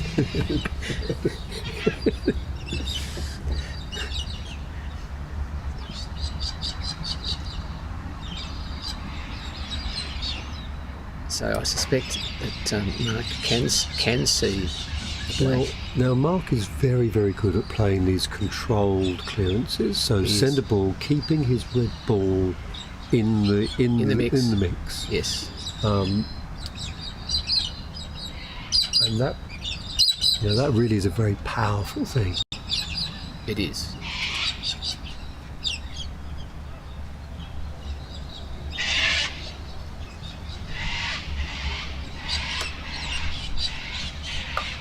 Yeah, great shot. There it is. That is exactly how that shot should be played. I don't think he could have done better. No, but the black ball has gone as far as it needed to go. Yep. It's only 1 yard off the white line. Yes. And the red ball has stayed absolutely in the danger zone. In the danger zone. That's right. So really beautiful shot. So if Kevin can see yellow, he might be trying to clear, or he might just be putting a ball in if he's confident that yellow can't see it, and that's a lovely shot. That is a very nice shot. However, so what's yellow going to do? Because I don't think yellow can see the hoop. No, I think Mark is very skilled at this. I think an option here is to play a bombard. They're fairly straight. Tell us about bombard. Well, a bombard is when you hit one ball, usually your one opponent ball onto the other opponent ball. Now, if Mark does that and hits the blue hard, but not directly at the black, he does a stun shot on blue, leaves his yellow in a hoop running position, and if he gets it right, he clears both blue and black. And again, leaving his yellow in the danger zone. Exactly. Yep. Exactly. If he's very unlucky, he hits the blue onto the black, which then deflects through the hoop. If he's really unlucky, he puts the blue in the hoop. Yep. Oh, Malcolm called it. Malcolm called it. Now that's a really good outcome. It's a very good outcome. Brilliant outcome, isn't it? It is. And this is where sometimes being able to clear two balls in front of a hoop, two opposing balls in front of a hoop, is very handy. I wonder if Mark has spent a misspent youth in snooker halls. Possibly. Yeah, he's probably been. In my case, it was billiards. Billiards. Yeah. But being able to predict where the balls will go is a very handy thing. So a really nice move here would be to put red in front of the hoop, because black's all the way down on the Yes. north boundary. Yep, And then yellow is a brilliant clearing ball on the blue. exactly. Ooh, And Mark has tried to do that, but left it a bit short. Hasn't got it up, so- His body language tells us very clearly he wanted it to go a bit further than that. So Kevin has to clear one of these two balls, red or yellow. Correct. And probably because red is in the hooping position, even though it's not the next ball to play. The advantage of clearing red, of course, is that it doesn't come straight back. If he clears yellow, yellow could potentially come straight back and be a danger. Oh, he's kissed off the red. Off and straightened it up. Made red shot. So now a very important shot for Mark. So Mark has to clonk this blue down to the south boundary. Yeah. However, what he wants to think about is where the blue ends up. He doesn't just want it a long way away.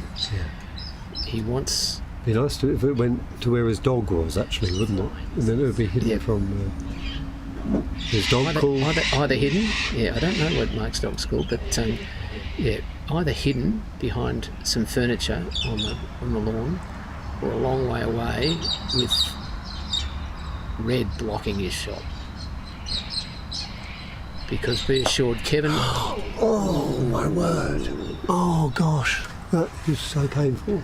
That was a surprise. That is so painful. Mark doesn't miss many of those. It was only 3 yards or so. Yep. And sometimes players can try and hit it a bit harder, and then their aim just goes slightly off. I think it's a case that we all have a speed, Yes. a strength that we're the best at. Yes. And for some people, and I think Mark, it is that mid-paced clearance, which Yes. is so good at. He's very good at it, as But we saw for just other, before. For other players, it actually is a big clonk. You know, Yep. like I mean, certainly I feel that I'm better on a big Yep. hit. Yep. And I think we've all seen players like that are at their most accurate when they've got a full Yes. swing. You know? So now we're resetting the hoop effectively, because no ball is in a position to run, or was in a position to run it.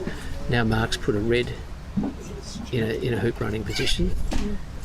Kevin brings the black back in, and this is one of the signs of top players, that they can place the ball very accurately. Yeah, from 21, 25 yards. Kevin's not happy with that shot. He's would have liked to put it in a hoop running position, and even blocking Red's shot at the hoop. So Mark now has the chance to put his ball. Where would be a good spot? Well, probably where blue can't see it, but he hasn't tried. Or a fair distance from blue. I think where it's probably coming a little bit close to blue now.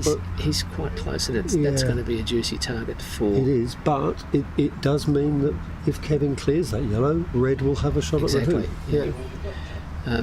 Would you call that a sucker ball or a decoy ball? Well, the thing is that if Kevin shoots at the red to clear it, which is perfectly defensible, it's unlikely he'll have much control over it. Yes.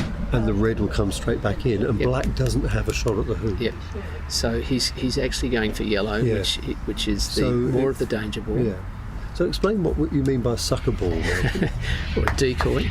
That's sometimes you might put a ball deliberately close to another ball to encourage them to clear you, because it's a much easier clearance, and forget about the next ball to play, which does have a shot at the hoop. And it's interesting, isn't it? Because one of the lessons most players learn very early on is not to put your ball too close to the opposition, so that they can get a good position from clearing you. So if a top player puts a ball very close to you to clear, and it's not the next ball to play, you should be suspicious. Yes, you should think, why have they done that? Why have they committed this beginner sort of rookie error? And it is because they want you to take that ball, because they've got the next one is lurking behind with the hoop running shot or some other. Now Mark's wasn't happy with the hoop, so he's asked the referee to Mark is very fastidious about the hoop.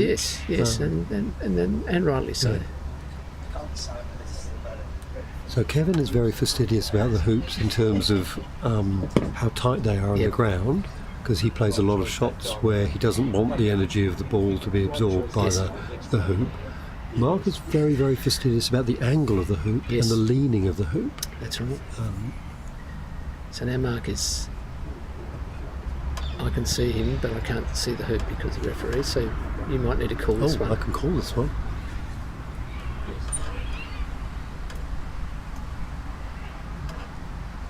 And again, the wind is the wind has really got up. The temperature's dropped quite considerably. Yes. And of course, with daylight saving, the sun is... that's right. We've got an hour less Yeah, that's to right. play. It's only 4 o'clock, but it's really 5 o'clock, so to speak. So it looks like Mark's going to try to run this one. Yes, with he the must. red. He must. And to run it confidently sends a message, I'm back in this game.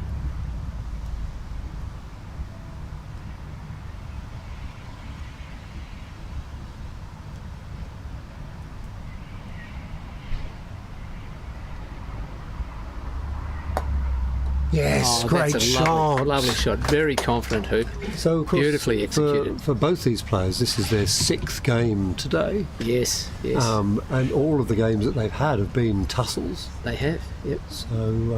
So, physical fatigue, mental fatigue, all become factors at this so stage. we started this morning at 8 o'clock, so we've been 8 hours playing. Lovely position for the black ball. Now, why is he better being long than short there? It comes down partly to being on the short side, but also to the fact that if red was to clear the black, or yellow is to clear the black, it can only really clear it onto the short side. Yep. So it's not only is it controlling the short side, but it itself can only be on the short side. And it's very difficult for red, for example, to clear black in the centre and hold position. Hold position. And red can't get into the little zone of opportunity there because black is in that perfect clearing position to get it. And Mark has come down very close to the black. That's good though, because there's a limited number of places that black could clear the yellow. Yep. I don't mind that position. I don't mind it either.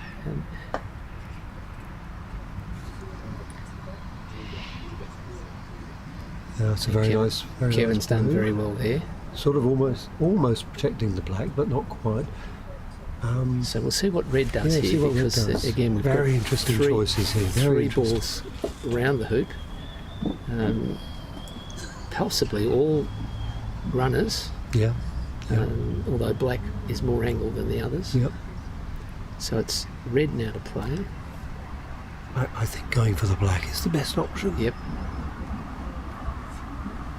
However, as we've said, can only clear it to the boundary, and it's 7-8 yard clearance for black to come back on the yellow.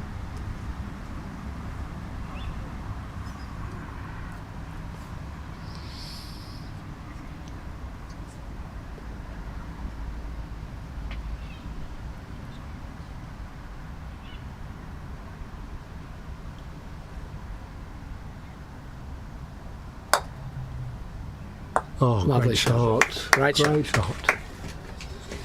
Just, It shows. Well, I mean, it's good because although the black hasn't gone a very long way, there's a very limited number of destinations for the yellow. Exactly. And the yellow will have either a hoop running shot or a clearance on the blue. Yep. So I think it's worked out very well.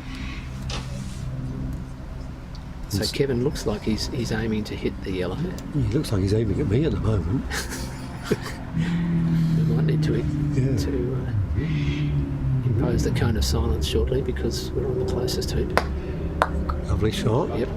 But centre ball clearance. But it is now straight on. So we will enter the cone of silence. Yes, the cone of silence is descending as we speak.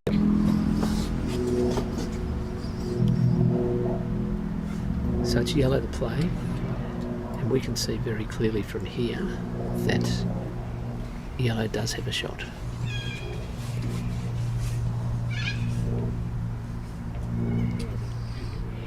Club membership, maybe, indeed.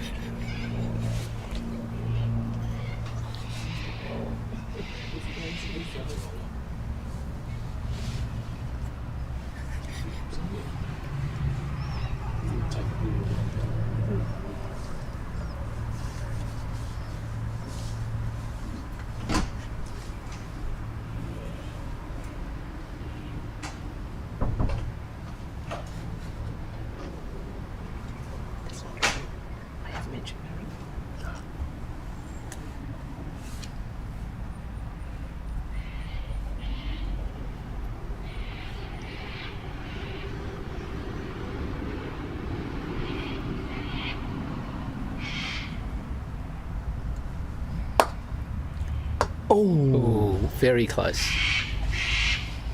So Mark's attempt just a little bit to the left. Yeah. I think that was the right choice. I think it was the right choice. Yeah, I mean, it's difficult to see it now through the lens of history, isn't it? But I just feel that Mark is so good at those mid-pace centre ball clearances. Cone of silence descends as we wanted to speak.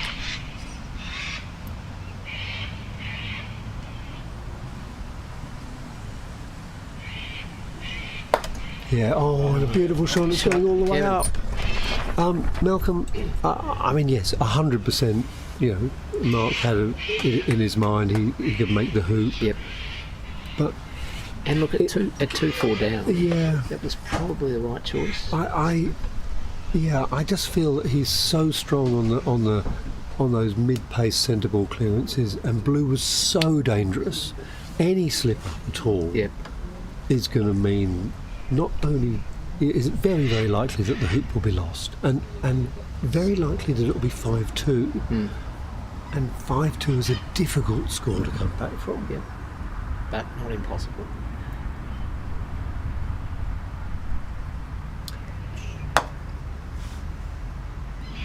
We're just returning the cone of silence until Mark plays the yellow, and then we'll be free to. That's very close to the hoop. It's very close to the hoop. I don't know whether it's a runner. Possibly still a runner. And if it is a runner, red has got visibility of it. So I think. So funnily enough, the yellow could actually hide itself from the blue. Yes. And but there's a very big landing pad for the yellow to hide. Yep. And then the red should be able to dispatch the black. So this is even going off. This isn't too bad. I don't think Mark needs to thrash at this. He just needs to place it. We'll see what he's doing. It's big cast. Big cast. Oh, he's gone hard. Oh, I think I think there was a very, very big area where he could have put the yellow in front of the hoop. He could have. And he's got the red just sort of like 6 yards away from the black for clearing. Hindsight's a wonderful thing. Hindsight is, well, there was foresight there as well. For you, yes. But going back to Mark's choice before, and that's always a choice that players have to make. Absolutely. To clear or to run the hoop. And your point is that the blue was in a much better running and a much easier hoop running position than the yellow. Yeah. And therefore Mark should have done one of his soft clearances and cleared the blue out of the picture, and ideally have his yellow in a hoop running position, or even if it just landed in particularly on the short side, it would be quite powerful. Anyway, but we move on. So the score now is 5-2. 5-2. And Kevin looking to block red on black and the hoop, and he hasn't done that. So this is a very big moment in the game. Yep. Now, really big moment. Would you say if black is a runner, and I can't tell from here. I can't tell from here either. And we're not making any predictions. No predictions anyway. Anyway, so let's see. The hoop is open to red, so he could go the hoop. He could possibly clear black and put himself in the jaws, which, following your comments on the previous hoop, might be a safer option to clear black and possibly deflect into the jaws. Yeah. I mean, Kevin's blue is very threatening. Yeah, and he can jump. And he can jump. So I think he's going to have to shoot for the hoop here. I think he's got to shoot. Shooting the hoop is certainly defensive. I mean, he shot from the hoop from here. It's the same distance. Yep. He might even be closer. Well, he's certainly not impeded, is he? Yep. I mean, and the wind has the lawn is flatter here as well. I mean, one of the things that you do notice about Mark's, here he goes, and he gets rid of the black, but the blue is still very much alive, and the black's just going to come back in anyway now. Yeah. But I was going to say an observation about Mark during this tournament. It has been very clear that as soon as he has to take relief, because of the way that the ground is a little bit uneven, Yes. Higher on one side Yes. Yes. than the other, in the areas that he's just moving his yellow to now, he isn't able to play as an efficient shot as he is from the very flat centre of the lawn. So you think that his stance is critical for his style? Yeah. as it Yeah. is Well, for- he told me that Yes. anyway. Yeah. Well, even while we were playing. And earlier Yeah. we were commenting, he has an asymmetrical stance, and that might actually further complicate what you're talking about in taking relief, Yeah. because that back foot is further back and may not be on level ground. And So you it appears that he's attempting to clear the Which the he black, does. which he does. But now we've got blue with a chance to go 6-2 up. Which And we've is a seen very- Kevin make several of these, haven't we? which 6-2 is a very strong And position. it's a free shot as well, in that red isn't threatening the hoop in any way. No. In fact, red will have to worry about black having the next shot even if this blue doesn't work. So this is very, very strong for Kevin at the moment. Yes. So he needs to be very careful with his feet. It's very close, appears to be very close to the black ball, and the referee is watching that, because if his foot touches the... And through he goes, and 6-2 is very, very strong. And the point there was that he has to leave his stance under control. So even though the ball had gone through, until he'd actually left his stance, there was a potential for a fault. Yep. So he could have been faulted even after the shot went through. Yep. All right. So he was careful, and he moved his feet away. It'll be really interesting to hear Mark's reflections at the end of this game about what's happened on these last two hoops. Yes. To unpack his decision-making process. Well, I think your comment on hoop.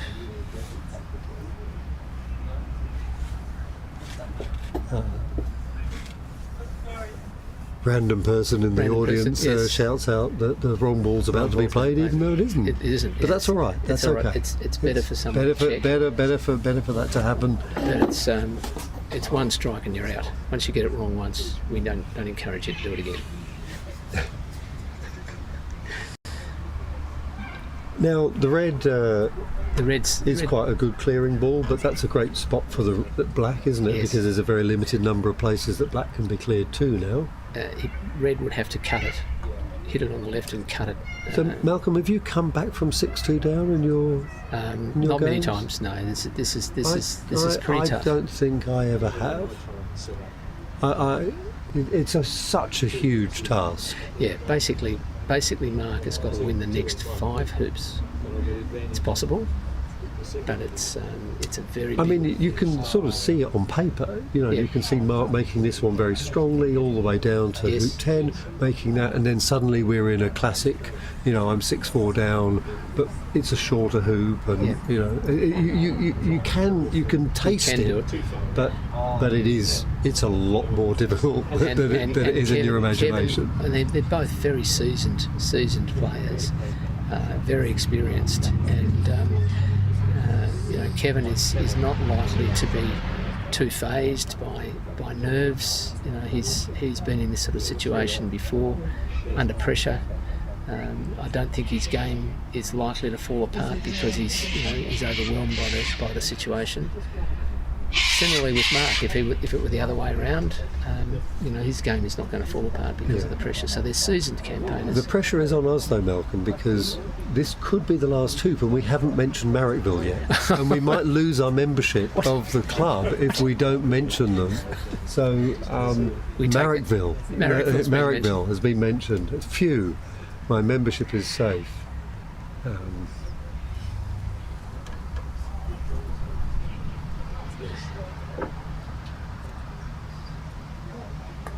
And that's exactly what you said before. That Mark had few options about where to clear the black, so it's cleared it to that short boundary.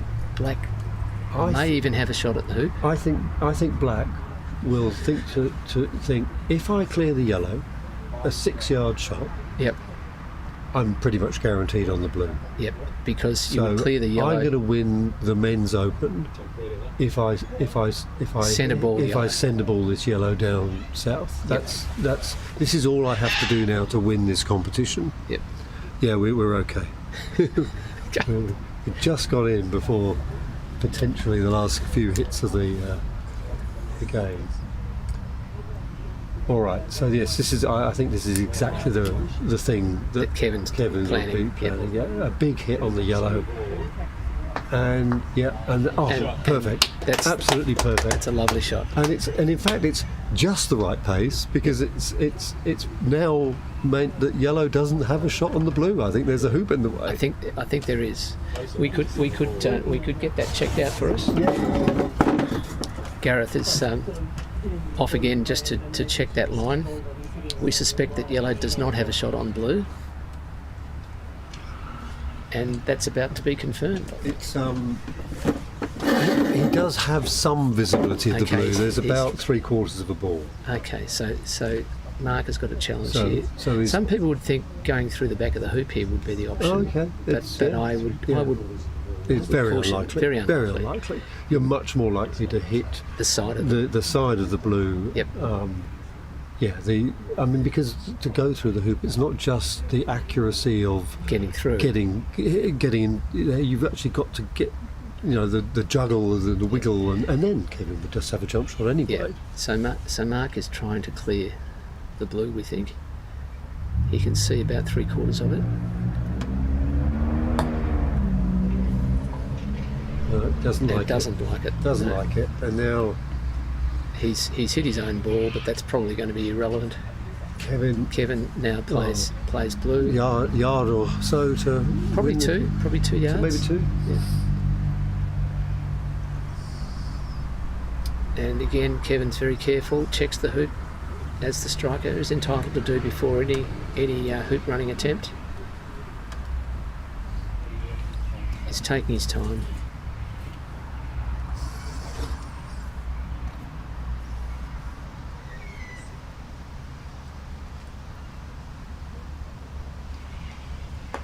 Oh.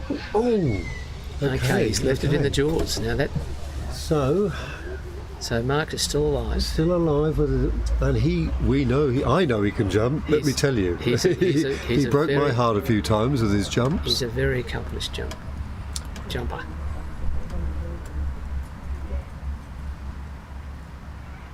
And he's looking at both the yellow and the blue. The yellow is on the boundary.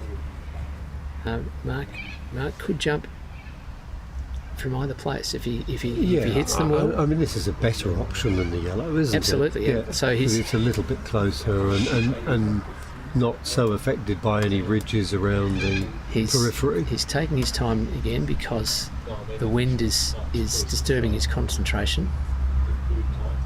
Will he pace out the distance? Because you've seen him do that before? I've seen Mark do that. Yeah. Yes, he's very precise about his placement of the feet and the angle that the mallet comes through, depending on how far away he is.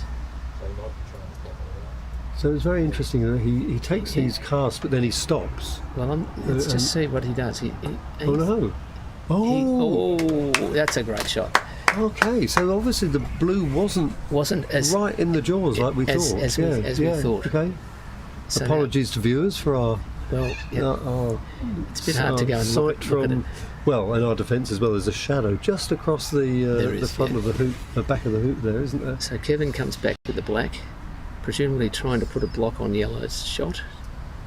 He's got it nicely in front. Looks good. It looks good. But again, I'm not going to say whether that's a block. I'm going to have to get up again, aren't I? Oh, you can see. No, it's not a block. We've actually got it on the screen. How good is this? Thank you, Samuel. Just don't tell him that. Samuel's been very responsible for the coverage today, and we thank him very much for that. You'll be glad to know that someone much more expert than me has declared that not to be a block.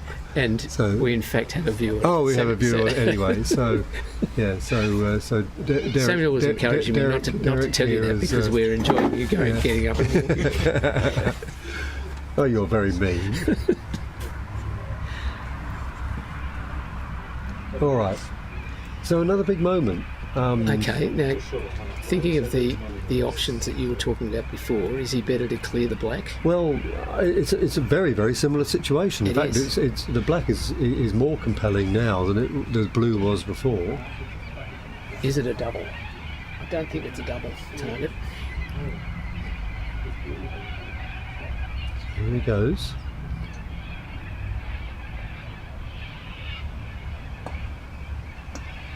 Oh, it's a he's good landed on attempt. the jaws. It's a great attempt. Yeah, that But looks not it. through. Not through, and blue will be able to clear that, I would imagine. You would think so. Gosh, that's the biggest flock of cockatoos I've seen. Yeah. Look at that. Yeah. Wow. There must be a couple of hundred of that. They're all attacking this tree. That Yeah, they are. there's the nut Cypress all over. pine. Is that what it is? Yeah.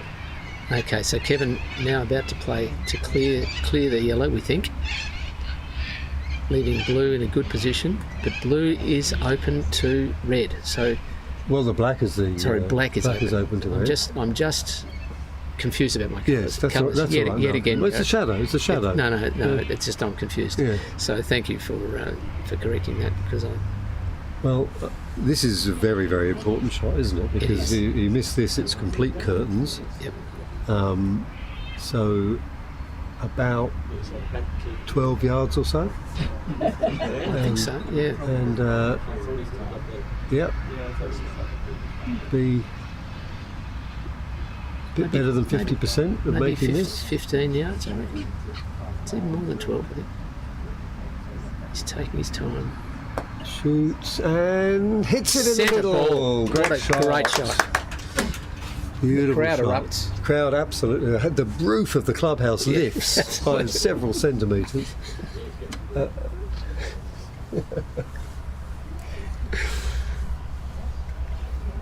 They're very well behaved though. They're there's- not talking much. There's not much chanting, is there? There's-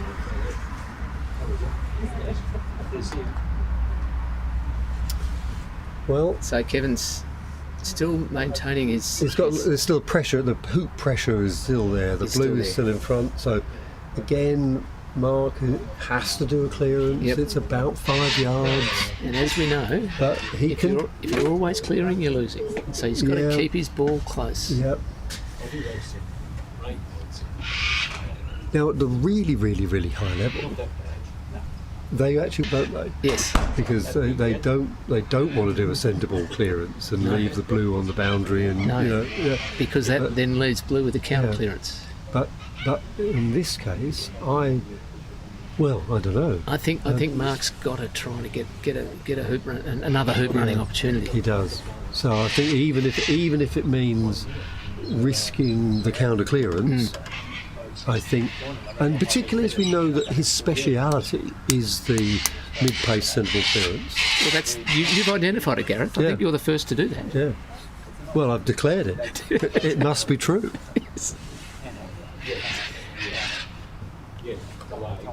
There we go. And there it is. There it is. There it is. I mean, that is. And that is a really good shot because there was an angle on it. Yes. It wasn't centre ball. No. It was done so that he just slightly hit the right hand side of it, It is, and- putting his ball in on the short side in a hoop running position. And I've seen Mark hoop from there. Yep, that's right. But it does. But it is angled. And now that yellow can clear the blue. So if red can come into a nice position, there's a good chance that Mark has rescued this hoop. Well, except that black has got a clearance on yellow. Yeah, there's a limited number of spots for Yes, that. that's true. Now That's I don't true. know whether Mark meant to send his red so far out. It doesn't seem a bad thing No. instinctively, but it's certainly not threatening. No, it's not in a hoop running position. And the question for Kevin is whether yellow. Yeah. And he might be prepared to give yellow that hoop running opportunity. Given that he's 6-2 up. He's 6-2 up, and he can win the match by shooting here, can't he? He can win the match by going for the hoop. So one option for Kevin is to put another hoop running ball in place. Oh, he's checking the hoop. That's a tell. That would seem to indicate that he's had enough. He's had enough. He wants to. He wants to. He wants to get this game done before sundown. And as you say, the shadows across the court. He's hitting from the sun into the shadow. That's an additional challenge for him.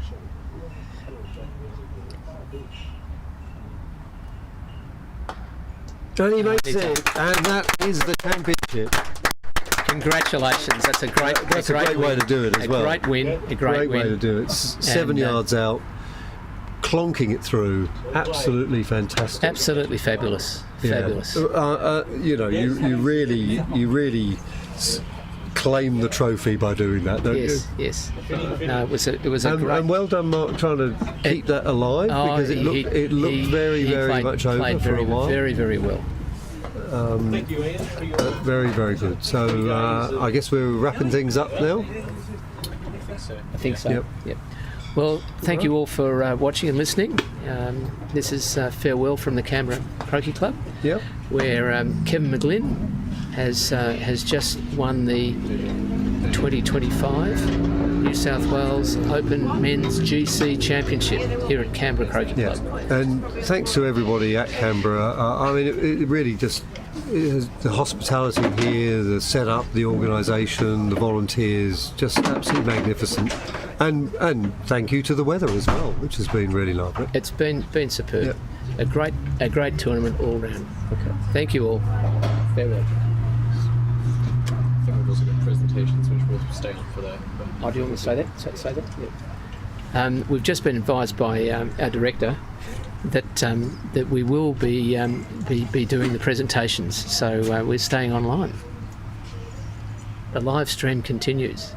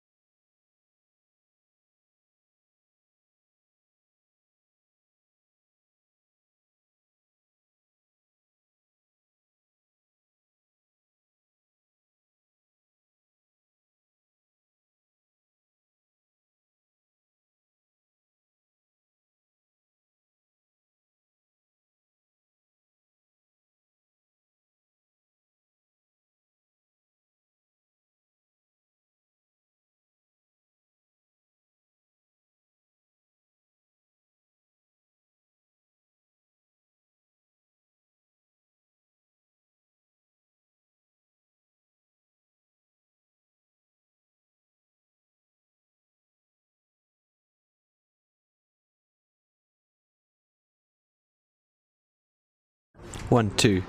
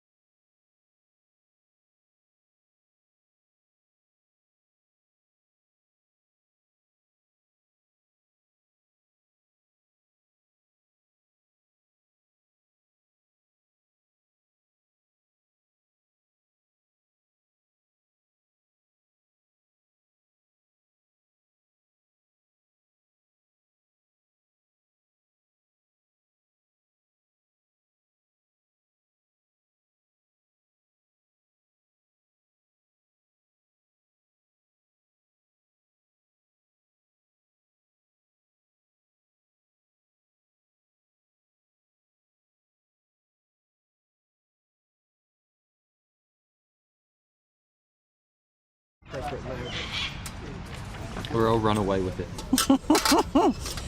You were meant to do that 2 hours ago, 3 hours ago. We were meant to win. We've come to the end of the tournament and it's been a great 3 days. A lot of really wonderful croquet to see. And I'd especially like to thank all the referees who put in a lot of time and did a great job. And I'd also like to thank all the scorers and timekeepers because they sometimes had to sit out in the cold. And all the people who managed to organise all the other things that have to be done to run a competition, including making sure everyone is fed and tidied up afterwards. So now I'd like to hand over to the Canberra Croquet Club President, Susie Lynch, and she will do the presentations. Thank you, Kathy. Kathy, could you just stand here for a moment, please? I would like you all to join together to thank Kathy very, very much as tournament manager. She's done a superb job, and it's not just the weekend, it's all the time in the lead up. Kathy, well done and thank you. The other point I'd like to add to what Kathy said is to thank all the volunteers. This year, this competition had 15 competitors, 5 from Canberra, which is pretty good, but notice that of the 15 players, we had at least 35 to 40 volunteers, which is a huge number when you look at your ratios. So I think the club can be very proud of the support that we have given the tournament. Now to the business end. I'd like to go from the worst first, the least first. The end of the alphabet. Tony Croft was the finalist in the Y event. Doug Cornish was the finalist in the W event. Peter Frere, the runner-up to the Z event was Rob I, and the winner was Peter Frere. Congratulations. And then 4th overall in the competition was Ethan. And on behalf of the club, I'm just going to take time out. On behalf of the club, we wish you all the very, very best of luck when you go and represent us and yourself and your family and everyone else under the under-21s. Play well. Fly the flag. We're all supporting you. 3rd place is Gareth. Gardenia. And I call upon Mark. Commiserations. You won in 2023 and you came back to compete. And you're runner-up. Thank you very much. Congratulations. Thank you. I would pin it on your jumper, but I've got to hold this as well. It's too hard. I've got too many hands. And of course, Kevin, please step forward. And I'd like to congratulate Kevin for winning the competition. Well done, you. Thank you, Susie. It's about time. I've just been scolded. Well done. It was a great competition. You did some beautiful hoops, mate. Thank you. Thank you. And can I give you? Yeah, lovely. Great. Please hold it up and show.